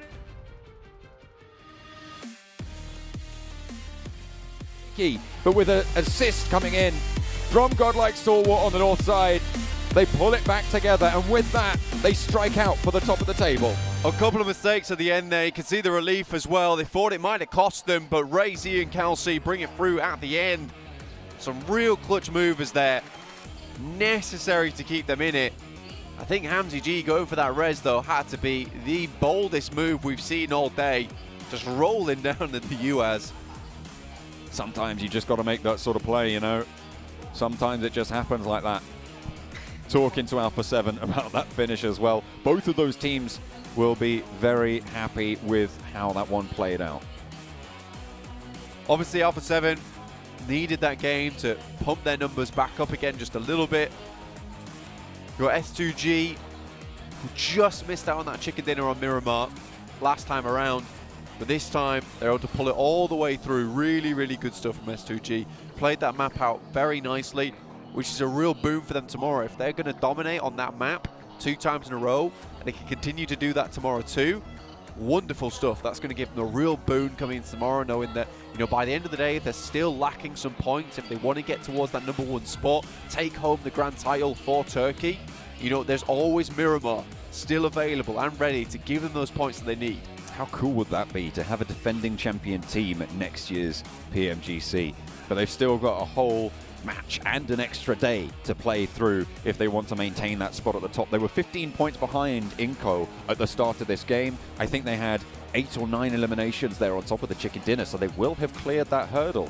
it is now definitely within their wheelhouse to keep this one turning. Absolutely. S2G has looked like a good powerhouse during this tournament so far. These past 2 days, it's been nice to see. You know, they've been consistent. They have that firepower behind them. You love to see it. It's the kind of thing that is going to keep this team running into tomorrow. And I don't think they're going to run out of gas tomorrow either. No, seemingly they've been winding up and they have been ramping up over the course of the matches that we've seen from them, and it's a brilliant way to be able to operate in this tournament. However, it is, I would say, always easier to have a goal than it is to maintain a lead. So in that respect, maybe they could falter, and maybe that could give Inco the boost, the push that they need. Yeah, being ahead is sometimes like a double-edged sword, right? It feels good because you have that buffer between you and some of the other teams, but you don't necessarily have that pressure on you, which is going to push you forward to really hit those big numbers towards the end of the day. I think that maybe S2G would love to be in second place, because it seems like on the chase they are somewhere else, man. They're like a dog with a car racing down the road, and they're looking for that registration plate, or in this case, the PMGC trophy. It's quite the thing to be looking for. Don't know why it's on the back of a car, but it's got to be somewhere, doesn't it? It's got to be somewhere. You've got to put it somewhere. At the moment, I think that's where it is. Or it was on the stage yesterday. It's not there anymore. There is a car round Jakarta. It was just there. Someone moved it. Yeah, they moved it for that martial arts display earlier. True, which was very cool. Yeah. If you missed it, check it out. Definitely. Here we are. Yeah, absolutely. Yeah, anyway. It's late. Okay. Yes, it is. But yeah, that was a really, really great performance. I would say from Alpha 7 as well, right? Because we talked about S2G. Alpha 7 controlled so much ground there. It was unfortunate that the third party came in from Godlike Stalwart when it did. Yeah. But this is a team that, remember, we were saying had slipped. I think that the game could have been so much easier for S2G if they hadn't sent Silas out that far. I think with the high ground that they held, that game was practically impossible to lose with the 4-man on the top side. Silas is kind of playing it just a little bit too cheeky, in my opinion, taking up that position. It gives you an opportunity to get more of those elimination points. If that's what they're going for, they wanted to pump up as many points as possible. So going into tomorrow, they had a really good points lead. Obviously, we still have one match remaining over on Erangel, but fair play if that's the case. Again, though, you losing that opportunity at the chicken dinner off the back of that, and even Hamzy G going for the US play, really boggled my mind. I was very happy that they still got the chicken dinner in the end, because everything up until that point, I was like, this is good, this is good, this is good. What are you doing? What are you doing? This is good, this is good, this is good. That's kind of like the thought process. It was really from 100 to 0 back up to 100 again, all down to Razy and Calci, essentially. Yeah, I mean, they did manage to capitalize, but I think I would say that with Alpha 7's performance there as well, I would say they are back in this very much so. They did have a lot to play with at the end of the first day. Towards the end of the second day, they have now managed to regain some of that momentum. Hopefully they can push through for this final match and put themselves back in that top bracket and in contention for the title. Absolutely. I think that would be a fantastic thing to see at the end of the day. I think there are some other teams down below as well that I'd like to start seeing perform even better. T2K, for instance, we were talking about them saying that look, it's a team that, you know, really has kind of slipped underneath the radar, but they keep putting up some decent points. It's not like they're out of the picture yet. GeekFam also, another team that does have these moments of greatness, but it is just them going out a little bit too early. I think that does kind of come off the back of what the team is and how they play, which is hyper-aggressive. They're all over the place. They're a very quick team. They're just darting around a lot of times. Doesn't necessarily bring you the greatest of success just because they don't feel very tactical. They just feel like it's quite whimsical, but with just a lot of skill behind them, which is fair enough. I do like watching them. But I think some more of that thought process needs to come into play for GeekFam right now. I think in general this lobby has been such high-class performance in terms of decision-making. All different kinds of manners as well, which is really, really nice to see. We've got like the teams that just quick on their feet. We've got the teams that have some great game sense. We've got teams that are just hyper-tactical. I mean, I'm looking at DRS, for instance. It is phenomenal to watch, phenomenal to see here at the PMGC. Absolutely. They have been such a treat to watch all of these engagements coming through and to watch this lobby develop. I think the one thing I would like to see is, even if they can't make it through off the bottom of the tables too hard, is Vampire do well in a game, because we know that they have it in them. That's the frustrating thing, right? And I feel like it's so close. It's been there nearly a couple of times, but it wasn't to be. This time around, it was S2G with their bid for the top of the tables.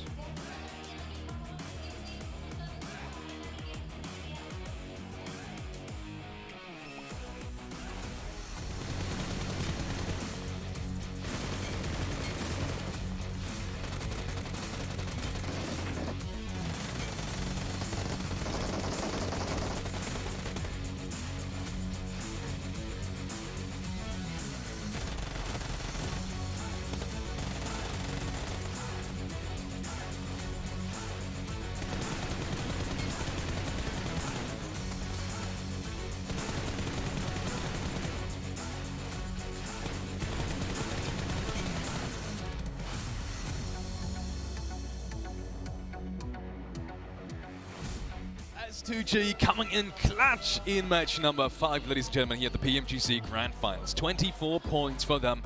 They are back on the leaderboard. And just like S2G, in terms of being back, Alpha 7. Yep. Number 2. 77. And with 7 77. eliminations too. 19 points Whoa. total. I mean, this is what I was hoping to see out of them earlier, but I'm glad that they're finally deciding to pick it up right now before the day ends. You'll have to see it. I found it really funny during that game. You really just have that pinpoint moment where Alpha 7 are just trying to play edge the entire game. They're like, it's really rough, the terrain's not really to our advantage, and at some point you're just like, screw this. Yep. We're just going to send it in the circle. If it works, it works. If it doesn't matter. And in that sense, you know what? Hey, a second place for a game like that, I'll say that is a big win for Alpha 7. We did have a few questions. Do they still have it? That's a good point. They definitely still have it, and I mean, this might be the bounce back, and this might be the stretch that they can put themselves forward, moving into tomorrow as well. By the way, Wolf Esports got like stalwart for them to be up there too. Teams that definitely need the points if they even want to get to reach top 5 tomorrow. That's what you love to see. And now we have S2G Esports moving to first place, 119 points. Finally getting that elusive chicken dinner, as earlier they weren't able to do it, but they were able to put up a lot of eliminations. Crazy performance coming in from S2G. And you were just talking about A7, right? Staying back a little bit more, being patient, not overcommitting especially. I really love that play, and you already touched it as well. Maybe that is their point of, breaking point in terms of coming back now. But maybe coming back to another team that we saw in the top 4 here in terms of points. That was Nova. 10 points out of that really bad position. That's exactly what they need, right? Yeah, exactly. I mean, the really tough part of that game for them was crossing that road. Once again, they have those splits, right? The splits is what they just do really well. They could cross that road super easily. The moment they make that cross happen, they pick up a few eliminations here and there. That's why I have the impression we saw a lot more of them today compared to yesterday, is even their bad games, they get a few points here and there. No, and it still keeps them in that race for that top position, which is what you want to see for them to keep on pulling off until tomorrow, because that keeps them in that potential race. Yeah, and since we're talking about Nova, you know what? I kind of want to stay within the Chinese region, and I want to talk about Wolves a little bit more, because we were seeing how they were playing. We were seeing the splits too. I know you didn't like their splits either, and I felt like they didn't have to lose a player. They ended up losing a player against Vampire Esports, and it just wasn't necessary. They decided to stay away from each other for far too long. And here we go with the overall ranking. 119 points for S2G Esports, now in first place. Inco Gaming with 110 points, and that is what I was saying. With Alpha 7, it's good that they decided to bounce back right now, because they put themselves within third place. Yeah, a lot of teams going to be joining the 100-point club right now, as S2G, Inco Gaming, Alpha 7, and also the team of DRS Gaming. But yeah, got to be careful. Some teams can still catch up to that one. I said it multiple times during the broadcast, 7. It is so close between so many teams here that we still have no clue who is going to be coming out. You don't have a very clear favorite. Every team can still make it up there. But T2K, no, I would still like to see this team remain on the top page, but they've been slipping because some teams on the bottom page have slowly been eking their way forward in the rankings. Yeah, with T2K, I mean, they were able to pop off a little bit yesterday towards the end, right? Sandash, yeah, too. Yeah. But I just don't.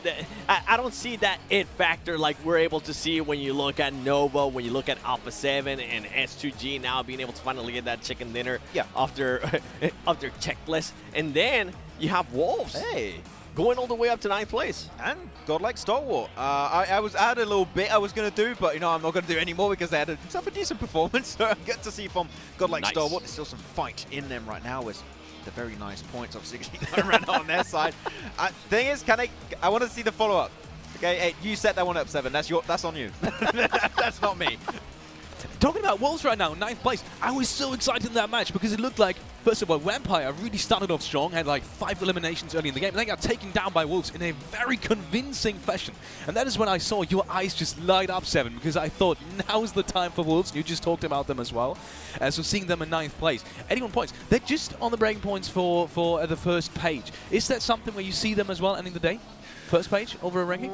I think that if they tighten up their splits a little bit, yes. Because we were very critical about that one. Like the split, I understand it.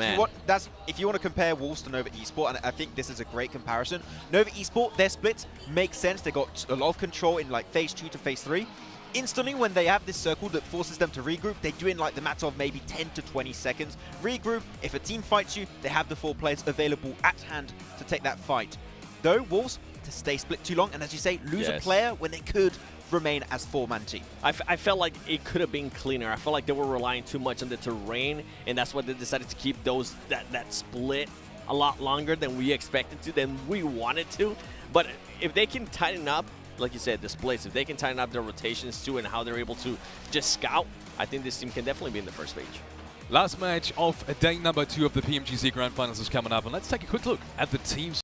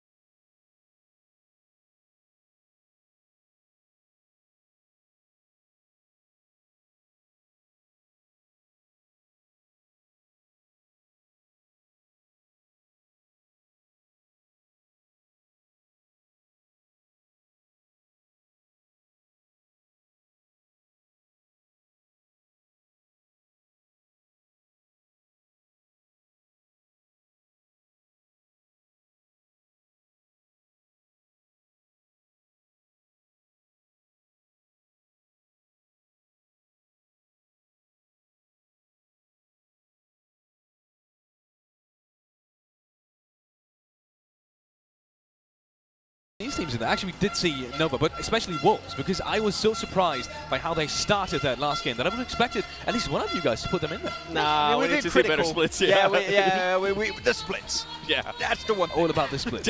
Change it up, and then we'll start putting your teams to like the splits make sense. That's the issue. The splits, like when we look at them on the phase 2, phase 3, it's like okay, that's good. Just speed up the regrouping process. Yeah, that's the one small, because it's a small thing, but it's a pretty important thing on to do splits correctly. If you take fights and you just split away, you're not going to win it. You're taking a 1v4. You said it perfect, too. Just look at how Nova does those splits, and then just pretty much mimic that. Nova, your splits. No, actually, that didn't work as I wanted. Whether the splits will be working or not, we will find out in game number 6, which should be the last game of the PMGC Grand Finals. Day number 2. And who better to do with than John Allen and Black? Take it away. Thank you very much. We're going to get into Erangel now for, as he said, the last game of day number 2 here, with a new top dog on the top as well. S2G wrested control from Inco with that last game.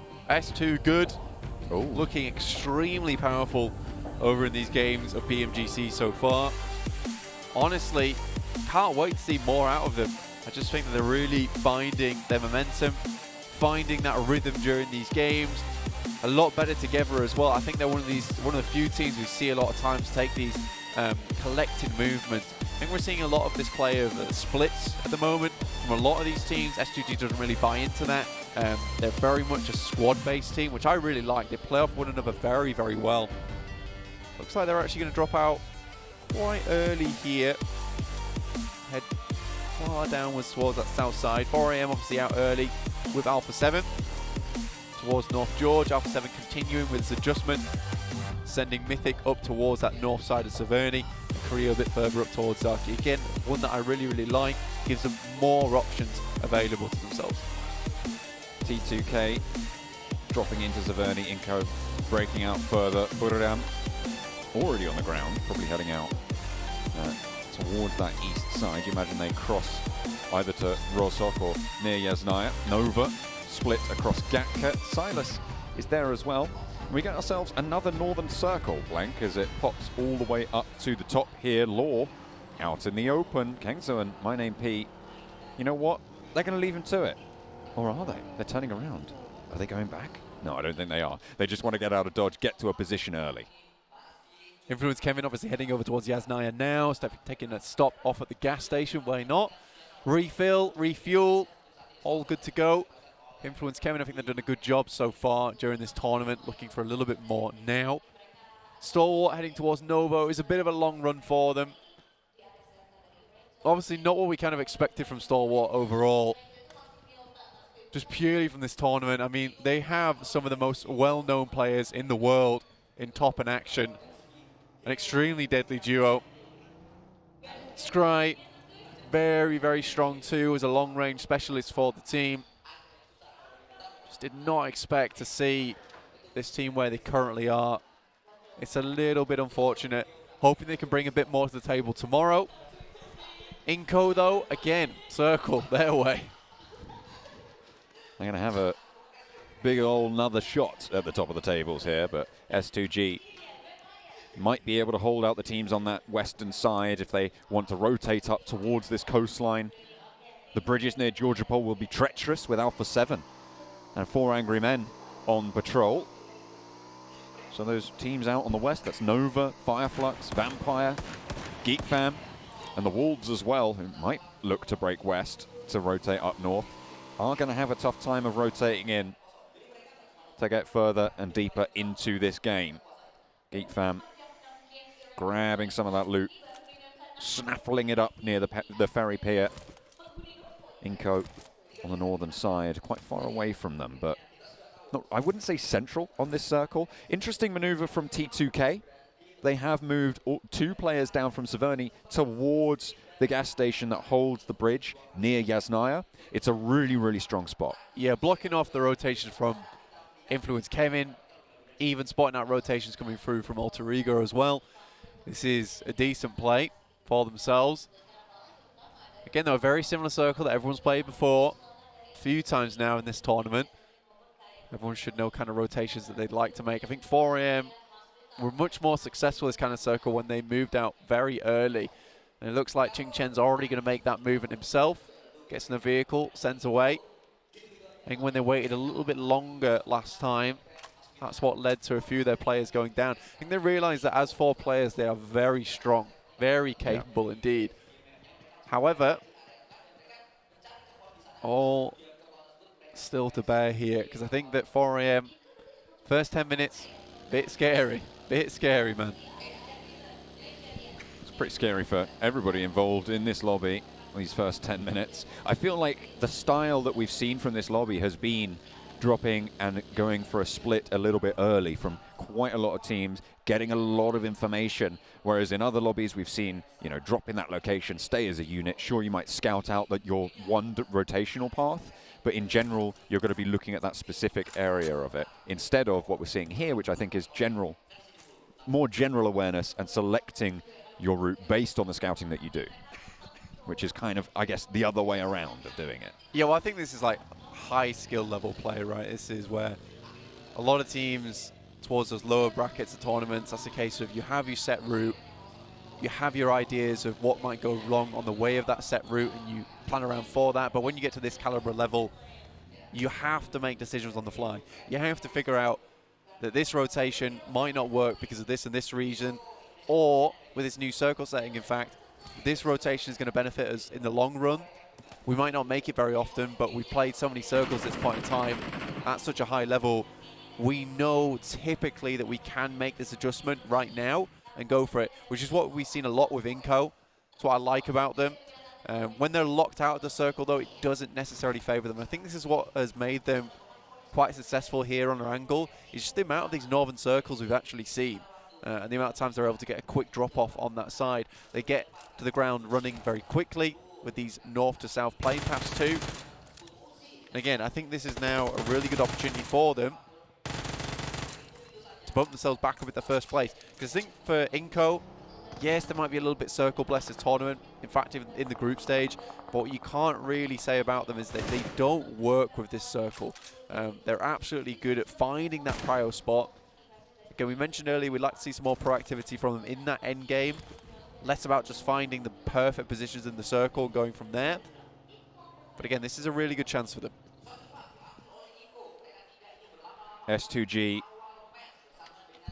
moving to the north side of the river fairly early on, so they will have that foothold nicely secured. Nova moving up from their Gatka split, looking to try and cross that river out to the west. Nobody in Cube or holding firmly right now. IHC have their outpost north of the river, but they are not entrenched just yet, and Nova should find a fairly easy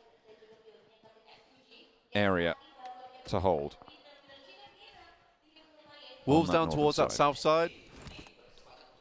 DRS going to be down towards Milta. Budaram on that eastern edge as well.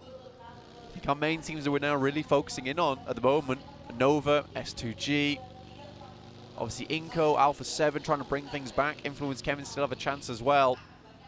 But these are our top teams. DRS 2 sneaking their way back in towards that top side of the lobby. And I mean sneaking. I think they're a very stealthy team and they're good at that type of gameplay. It's what I like to see from DRS. Seen them do it a few times before and it works out very well. They're one of the few teams that has been successful with an edge play style. A lot of other teams have tried it and it has not worked out for them. I think you need to be a special type of team to make this one work in this lobby. 4 angry men. They backed Inco off location. And now they can start to exert control on the southeast side of Severny, close to T2K, who will be their southern neighbours. Nova, high ground to the southeast side of shooting range, as they'll be able to claim possession of a valuable asset in the location that they've been able to achieve there. Alter Ego a little bit further down the hill, and they are very, very central. Next circle, and this, Blank, is a very, very important shift. It goes northwest. It encompasses shooting range in a central location and slap bang on top of Nova's central, strong, high ground area. Inco on the eastern side of things, moving very, very fast through the south of Severny. 4 angry men are a little bit ahead of them on the curve, and Alpha 7 are sweeping in on the northern side. IHC pushing up that western edge and looking to move up and into territory that they can find. Inco, though, drawn a little bit short controlling this compound. This is the compound they tried to push into earlier, but 4 angry men denied them access. They will now be able to hold on into it. They're on the northeast side and maybe a little bit further out than they might usually like, but they will be fine for now. They will be able to take control of it. Bit of a difficult shift for a lot of these teams, heading up towards shooting range.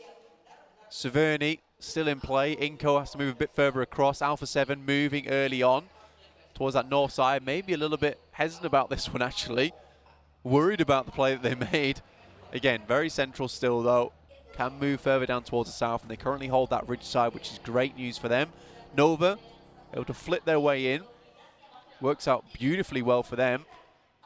4AM over towards the northern side. And Nova has caused a lot of problems for 4AM over the past couple of games. S2G currently got their 2-2. Rozok, as well as 2 players up towards Severny side. Perhaps S2G looking for maybe some players passing through, figuring out these rotations, but I do think that S2G needs some support, some players to come to their aid. Now it's just 2 players versus the guys from Geek Fam. U-High up towards the stairs now for Geek Fam, as Micah able to roll in for the backup with snipes as well. Damn Rude on the off angle, playing in the second building. Kelsey and Ray-Z, work cut out for them. This is what it takes to be at the top of the tables here at the PMGC, though, and Kelsey isn't going to let them go down without a fight. Kelsey finds one with a drop shot, and he swings for a second. It's huge, but Ray-Z now left high and dry on the inside as S2G are split. The rest of the players from the team will have to come in a little bit faster if they want to try and save this one. The reses need to come through for Geek Fam if they don't want to go down here to Ray-Z as he drops for a second time around. A nade in through the door, and it's brutal. 3 players now sprawled at the feet of S2G, and there's the backup that they were looking for. This is a #1 team from Turkey. They are fighting for the top spot, and they are giving it one hell of a go. Micah last to stand and will fall down. S2G with 3, still in the thick of it. What a crazy play coming there through from S2G with 2 players holding down the fort with only 1 casualty as well. Such a surprising turn of results there. This is why S2G is currently on top. T2K on that top side looking to convert some more points. Another northern shift on the circle. Inco happy with this one, as are Wolves. Influence came in also in a good position. Alpha 7 here as well. A lot of the usual names, the usual suspects. DRS, 2 of them dispatched. Buradam blast them away. 4 Angry Men now in the thick of it against the Wolves, who have had a bit of a resurgence today themselves. Strong performances, high elimination games that we've seen from this squad. 4 AM want to try and channel that power. Memory on the ridgeline, taking the vehicle out himself. Doesn't want to go up in flames with it. Remember, going to be knocked and flushed for the Wolves. 4 Angry Men retain control now in the hillsides to the southeast of shooting range. They'll stay up in the shack. The player did hit the deck, but quickly res back up again. Fireflux moving through on this edge side again. DRS did suffer. Look for a cheeky way in. Doesn't always work out. That stealth can be broken, it seems, by none other than Buradam. Fireflux, on the other hand, with a battering ram approach, sends directly into the circle, loses one on the approach. That's to IHC. And they'll just send further in. Happy to play the rest of this game out with just 3 players. The last game of the day. Fireflux tumbling down the hillside, and Soulless right into the crosshairs are beautiful. 2 players left from the Wolves, but they will not go down just yet. Unfortunately, though, T2K have an answer. They've played from Severny before, and they've got punished for leaving it early. This time around, the position that they've managed to take, very nice for them. T2K with a lot of power here in this circle. They don't have any eliminations just yet, but I'm sure they're just around the corner if they play their cards right. Nade from Lutz finds beautiful, and it's traded off. Alpha 7, though, hang on a minute. They've moved in from the northwest. Sticking to the guns in shooting range. And that's what we like to see. T2K trying to take this a little bit further now. One player went down, quickly res back. Fireflux taking some serious casualties at the moment. It's an awkward position to play. This is always an awkward position to play. This is very much last resort. You send in, it's more than likely you're going to go down. I think most of the times I see this circle and I see teams playing in that position, it's always teams like Alpha 7 that T2K continue to put the pressure in. As soon as you have another team in that area as well, like Wolves and Fireflux currently are, it's basically game over because neither you can leave. And to win out on this position currently the Fireflux is playing, you need the ability to play space. And with Wolves being on that side, there just isn't any. Well, you say Wolves, it really is fairly diminished in power there for them. Memory and Beautiful, the 2 operatives for the squad. Playing as a duo, though. Still plenty of opportunity. What have you seen, Blank? I've seen Inco. Next circle, dead center. Oh. That's very Inco-like. Funny that. Yeah. I mean, I did say at the beginning of the game, you get given the circles. You did. You've got to run with them. So if Inco can translate here, that's all that matters. IHC find a player from Vampire. I said I wanted to see something from them. It's not going to be this game, Blank. We'll have to wait until tomorrow, see if they can readjust. They have got the night to do so tomorrow morning as well here in Jakarta. Hopefully they get up on the right side of the bed because they are going to need one hell of a performance if they want a chance for the top. I don't think it's possible at this stage for them. 45 points in 2 days. Yeah. They would need to have such a turnaround, the likes of which I don't think we've ever seen. I mean, at this point in time, I don't think they know which side is the wrong side of the bed. They've made a lot of adjustments. Nothing seems to be working. They've just got to swing the legs out, pray for the best. Alter Ego down towards that southwest side. Nova very close to them. Nova getting taken out 4v4 versus Alter Ego earlier in this tournament. And again, Alter Ego with their chicken dinner earlier on today. Good to see them in 14th place. Still good to see them get some points on the board, though. Top does get knocked, but Pika runs him down. Fireflux out of it. 13th place to finish their day. Potential to go even lower if Alter Ego and Buradam have a game. Alter Ego actually with a challenge from Nova for their position towards the south, both of whom are going to have to move further in and near to 4 Angry Men. I don't think Nova really want to go for this engagement fully, but they might not have a choice in this scenario. Alpha 7 on the northwestern side being harried and hampered by Demo from IHC. 3 players active for the roster, but only one of them really is the player they're going to be worried about. Can't really go for this res for Revo as Alex moves up to the wall as well. Mafioso already down, and Revo, yeah, he's backed off that res. Drops a smoke. And Revo playing 1 versus 3 as a backstop against IHC. Has got backup with sightlines from the other players of Alpha 7, but not really too much to do there. Revo launching these nades. He needs a good knock. That's brilliantly through, but not gonna find the knock just yet onto Alex. Managed to get that heal off, and hang on a minute, we tune back on over with Alter Ego as they're taking the fight against Nova. They managed to find 2 knocks. Frozen and Paraboy, though, standing strong. 1 and 2 for Paraboy. This is Nova, but he gets shut down. Potato, the last player standing in a 1 versus 1. It's going to be Frozen to take the challenge. The shots are coming through from across the way, and it's a third party as well. Alter Ego, 4 alive, need to get the reses to stay in, but Nova fall to their blade. Another time, another result, Alter Ego, the kryptonite for Nova. You wonder if they can even get these reses off with the circle pushing them in, but once again, it's Nova taking a tumble to the masked men of Alter Ego. Alpha 7 similarly also taking heavy casualties. Cannot catch a break today, John. Alter Ego just trying to move forwards. You can't really do too much on the reses here, so solo play. Wolves careening down the hill. They were a duo for a while, but Memory now left alone. Svan will not let them get this res, you can be sure of that. IHC eliminated in the meantime. Alpha 7 falling. Leaves the number of teams that can hit that top spot to end the day very, very small, with Inco already down 3 players. They're very central, so should be able to get these reses if they play their cards right. S2G want to hold off against that. They are playing on the eastern side. Buradam, their main problem right now. 4 players alive for Buradam. 1 of them all the way up northern side. Influence Kemen also playing from Severny. Will have to push down south. Some serious hesitancy here from any team that was going to try and move on to Inco. Worried that there's a separate team over in those houses to the west of them. 4 AM, currently having a cracker game so far. 3 eliminations, but great spot in the circle. Controlling a lot of teams.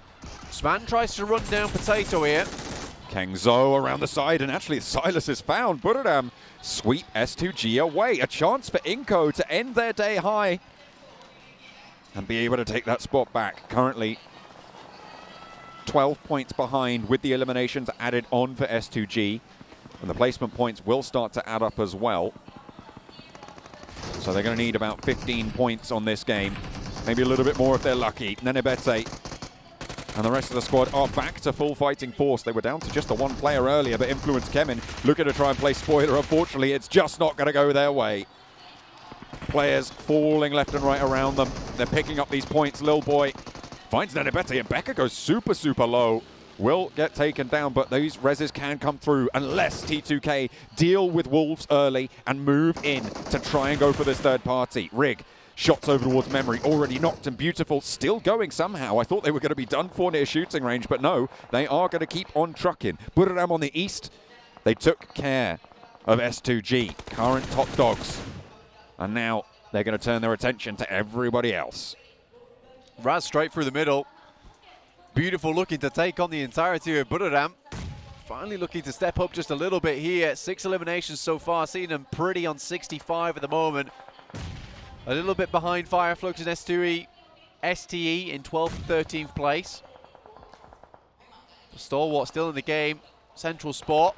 T2K though, rocking up on Inco as 4. And they're split at the moment. This could be great for them. They've already managed to get 1 flush. Vitali, you do not get this one back. Just squash now remaining as Becca fell earlier. Nenebete, Rezable. T2K not wanting to cross the road just yet. Don't want to reinvest. Instead, they're going to establish themselves. Godlike Stalwart further south of them. There's a lot of 4-player teams that they need to worry about. Let's see. Still taking shots up towards that northern side. I think a lot of teams aren't really putting a lot of precedent on those compounds anymore. The amount of central shifts we do see towards this end game, towards the late game in stage 6, stage 7, stage 8, it's likely at some point it will head back down over towards Stalwart, barring some crazy shift, but that's it. Down towards 4 AM, Buradam and Stalwart. Inco will have to leave, so will T2K. Still a decent result for Inco. Towards that top 5 once again. Godlike Stalwart really with a chance to get themselves in the game Inco still a little bit lacking to take that top spot back from S2G to end their day. But either way, they will be right in that conversation for tomorrow, Blank. It's going to be real tight at the top.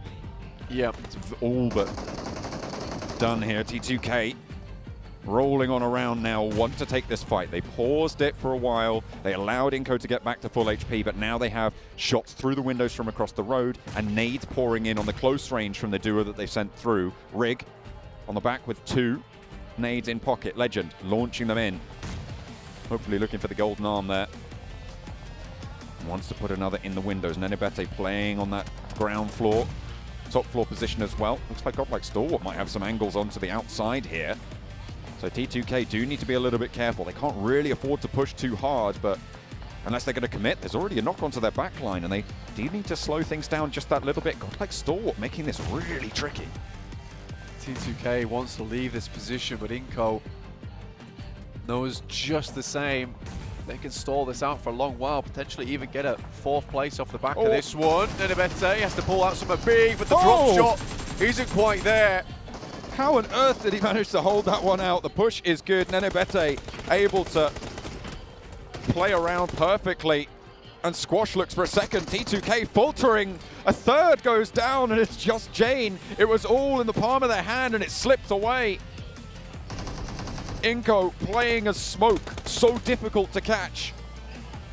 You just can't contain it. They rack up points. They move further in and deeper towards the top. They will try and fling themselves up to try and overtake S2G, but Squash going down leaves just Nenebete, a powerful player, sure. But what can he do from here? With nades pouring over the top, you've got to imagine this is going to be close to it for him. Jane looking for that revenge. That last bit of redemption he can give for the rest of his team. Already picked up Squash, so should have sightlines down towards Nenebete. That's Legend going down to the play zone, and Jane will have to move out from that outpost soon. Nenebete drops a lot of smoke, so we'll keep him in cover for a while, but Jane's got nothing left. It's not spraying the right direction, and somehow, some way, Inco gives them the Uno reverso. 4 teams alive, rather, 13 players. And Inco have picked up a whole bunch of points for their position. Nenebete, a star from the Brazilian region, giving them such a platform to play from. But now has it all to do against 3 full squads. Needs to play them off against each other masterfully. It's the only way this happens. The circle does go a little bit his way, but Buranam are rolling straight on in and out into the open field. They might just get cut down here, and with any luck, Nenebete will be able to pick up 1 or 2 of them as well. Nenebete, he turns it on, and Tiger falls as well. He's going to get shot out by the rest of Buranam, but he has cover from the range, and there's no way that they can push him with Godlike Stalwart right above him. Only 1 first aid kit, but Nenebete's held his own, and 7 eliminations. Inco going much further. This is an incredible turnout for Nenebete. Once again, this is what he was always known for. These endgame pushes as a solo player. Like you said, have to play each team off one another. Pretend he's not there. Act like the mosquito in the mist. Made long from 4 Angry Men, but Sky Only is not playing on the rock, nor the burnt out buggy. Nenebete will have to move from his stronghold that he's managed to establish so far. Doesn't have too much time to play with. Action, shots over towards Svan. Tags 1 and a lot of damage found. Unfortunately, he's not going to get the knock for them, but will pause on everything else. Nenebete now having to move. There is no other option. 4 teams remain. Maybe a miracle can happen, but you've got to imagine it's just not really very likely, even for a player like Nenebete. Managed to get a bit of a resupply going. Dropping it through. Smokes are there. Has got first aids back on board with the resupply. Does not have much to operate with. 2 smokes do bloom, and he moves on up the roadside a little bit closer to Godlike Stalwart. And nades as well, he keeps on throwing them. You can say anything about Nenebete, but say that he's determined. This is very good stuff. The fact that he carries on going, takes a bit more damage. Well, first aid kit that one up, I think that's the last one left for him. No, he's got 2 more behind actually there. He managed to get that resupply. He might just be able to get in the circle here, you know, John. The player that rocked up does need to shimmy a little bit further. You can see he's being ticked pretty heavily. There is a vehicle there that he can use as cover. Godlike Stalwart will have to be careful. 4 Angry Men have shots out that way, and finally Kengzo puts a stop to Nenebete's run. With 3 teams remaining now, we are into double-digit placement points. Godlike Stalwart, 4 Angry Men, and Buradam, who needed a strong performance. You said you wanted it. Max said he wanted it. This is a team that has shown up before. With 2 players, can they do it again? Kengzo was just so good, but Stalwart rocking up on top of 4AM, who have an absolute stalwart hold over on this side. 1 casualty down, and it looks like Buradam's going to go for the third party, the massive third party, the Molotov. Everybody's burning. There's so many nades. Now just Good Xiao left remaining. 1 from Stalwart, 1 from 4AM, and Buradam's looking to close this out. They might be able to just move through with a duo. Top launches another nade, wants to pinch away the points if he can. Chingchen going low on the bleed out. Good Xiao so low to it, but Skyoli is close. Wants to put the Molotovs in, but I think that might have dropped short. Down go 4 Angry Men, and now 2 versus 1. Godlike Stalwart picked up a load of those points, but 10 eliminations for Buradam. A chicken dinner at this juncture could put them back in the running. If they can keep it together, 1 player now left. Top looking for the res onto action. In comes the roll down for Kengzo. Crashes into the vehicle, launches a teammate high, and Kengzo's good for 1. Top now, 1 versus 2 into the upside down vehicle. He's in They it. spray around it. Kengzo, does he spot it? He does! And it is Buradam to light it up for the last game of day 2. Top trying to pull out the cheekiest move we've seen all tournament as he's upside down like a bat in there, but Buradam did not bat an eye themselves to just take him down instantaneously. What a third party coming through from them. Excellently played. They bided their time so well during that game and struck at the opportune moment. 4AM, they were really living on the wire for such a long time there. Again though, a strange storyline comes out from this. Buradam's super happy with this. Inco, I really think they could have took that chicken dinner. Again, that proactivity, it was there, but in the weirdest of fashions, John. If you look towards that end game, they were all 4 in one side of the building. And then, in the weirdest turns of events, they go 2-2 in the late game. This is the complete opposite of how they should have played this out. They should have been 2-2 towards those first 15 minutes and then recoalesce towards the end. The fact that they did that allowed T2K to come in, take down 2 of their players, and from there it was really awkward. And with the way that they dealt with a lot of T2K, you feel like if they were in a 4-man roster all in one building, they would have easily punched back against T2K and maybe even got themselves a chicken dinner, which would have sent themselves very, very comfortably into tomorrow. They could have had a chance, maybe, but it was not to be this time around. Instead, Buradam take it home. We're going to head back to the analyst desk. Seen Buradam actually taking home a win in what almost seemed like a lost game in the midst of it. They lost 2 players on a very interesting rotate against Nenebete, and then they somehow bring it back with that incredible push from Kangzhou. Any words, Max? I was this close, Alex, this close to giving up, but this is finally the games that I wanted. They had such a good breach towards the mid-game too onto the eastern side. I forgot on which team that actually ended up being, but that was a position that just gave them so much comfort, so much just extra protection over on the eastern edge. And then that third party, Kengzo, full send, he's like, this is our one opportunity because otherwise it's a 2v4, V4, they're not going to win it. That third party was key for them to steal away that chicken dinner. And I'm glad that they didn't second guess themselves. I'm glad that they didn't think about it for too long. They just kind of went for it. And this is what we've been expecting out of this team. I mean, I feel like we expected this team to be in the first stage yesterday. And it was a big shock for us to be able to see them before this match in 15th place. Hopefully this is going to be the turning point for them. Remember, if for some reason you didn't get a chance to watch the group stages, they did come out first out of their group. And for their performance that we've been seeing so far, it just wasn't it. In their group full of veterans when it comes to PMGC 2, like this been there year after year after year. I was a little bit surprised, but you know what? They got themselves the chicken dinner. It's going to help them climb up in the rankings and put them potentially even in the race if they keep it up.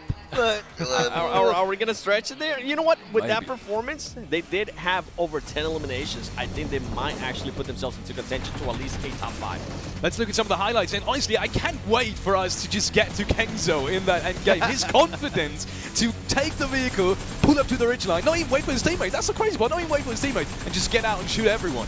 absolutely absurd. That's the breach that I was originally talking about. That is where I thought it was going to fall apart. And that 4 AM with a similar situation, just different team, also having lots of trouble.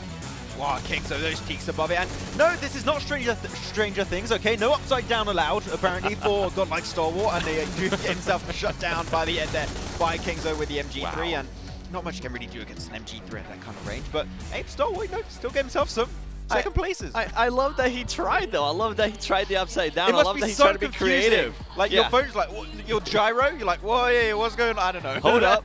Wait a minute. Something ain't right. Yeah. That's the second time we do that. Oh, man. Coming back to a team that both of you actually, you were talking about maybe performing a little bit better today. You just got like Stalwart. Finally, they did have not only a good circle, but also they made a lot out of it. Just in that very late game scenario, it didn't quite work out. Either way, they still stay in the race as well. Yeah, I think that with these two last performances, they put himself in a decent position to end his second day of play. The thing is, we need to see. I know I'm saying this quite a bit for quite a few teams, like for Buridam, and it's the case also for God like Stalwart. Okay, we need to see more tomorrow. We cannot see this be their one flash in the pan for these grand finals, unfortunately.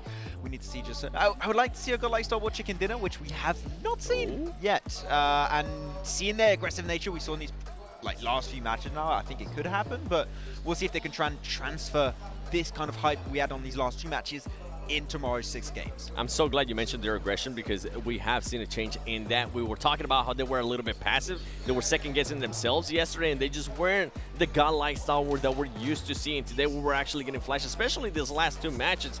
And like you guys were saying, they finally stepped it up, and they stepped it up at the right time. And with those 2 back-to-back good performances, I think it's going to leave a lot to be desired to see what they're going to be doing tomorrow in the first game. Talking about what they're going to do tomorrow, one team I really want to highlight that completely shine throughout this day once again is 4 AM. Sure, they didn't have that massive game that maybe some of us were hoping for, but they are so consistent time and time again. Just like last game. Again, you see them always in the midst of it and always racking up points. I mean, the last game, right, we had so many teams that were trying to fight for that high ground position on the West. You had yourself your Nova that ended up going down to Alter Ego. Then there's so much space that was created. They're like, we want to take that position, clear all the teams over to the West, and if you do so, gather information, and in a position where you have not a lot of good hiding spots, you know exactly where almost every single opposing team are going to be standing at that point, and that's what enabled them to get a good rotation until Stalwart just got really aggressive, as we said, apparently, to then just full sent it, and it worked out, and the third party just made it a little bit weird to deal with. Yeah, and for me, I'm actually going to kind of stay away from 4 Angry Men, all right, just for a second, because I want to talk about Inco Gaming. I want to talk about what Blank was saying, and I felt like it was just spot on, and something that you were talking about as well, that split at the end of the game. It made absolutely no sense, and I think it kind of goes back a little bit to what we were saying earlier, too, of were they just getting blessed with circles and just taking full advantage whenever they were blessed with circles? Yeah. Actually, that's interesting, because we were talking about them, what can they do if the circle's not coming their way? Here, the circle was kind of going away from them, and it's not the best execution on that side, because they had, as you said, 4 players on that side. They did do split. After, I gotta say, for respect to Squash and Inhibite, they completely outdone my expectations, almost kind of, because my expectations were they're just going to lose all their players, while teams like T2K are going to be breaching on their location. I think also, there's another team that came on their location eventually, but they held strong as a duo, which is very impressive. But you got to do the duos, those splits at the right time, and in that case, that was not the right time. Especially not at that late of the game. 20 minutes? Yeah. Yeah, and I do love when Nenebete showcase. And I mean, he showcased that today was his day, right? Yesterday, we didn't really get a chance to even talk about them. We're just talking mostly about Vitaly. Today, we actually get a chance to talk about it. And by the way, the molly that he threw into the smoke and then went up the stairs and set up the other player perfectly to just run into it, and then it made it an easy elimination for them. Those are the little things that showcase that this team can possibly end up winning the Grand Finals of PMGC, but I'm just not sold on them, and I'm not just sold on it because of little mistakes like they just showcased in the last match.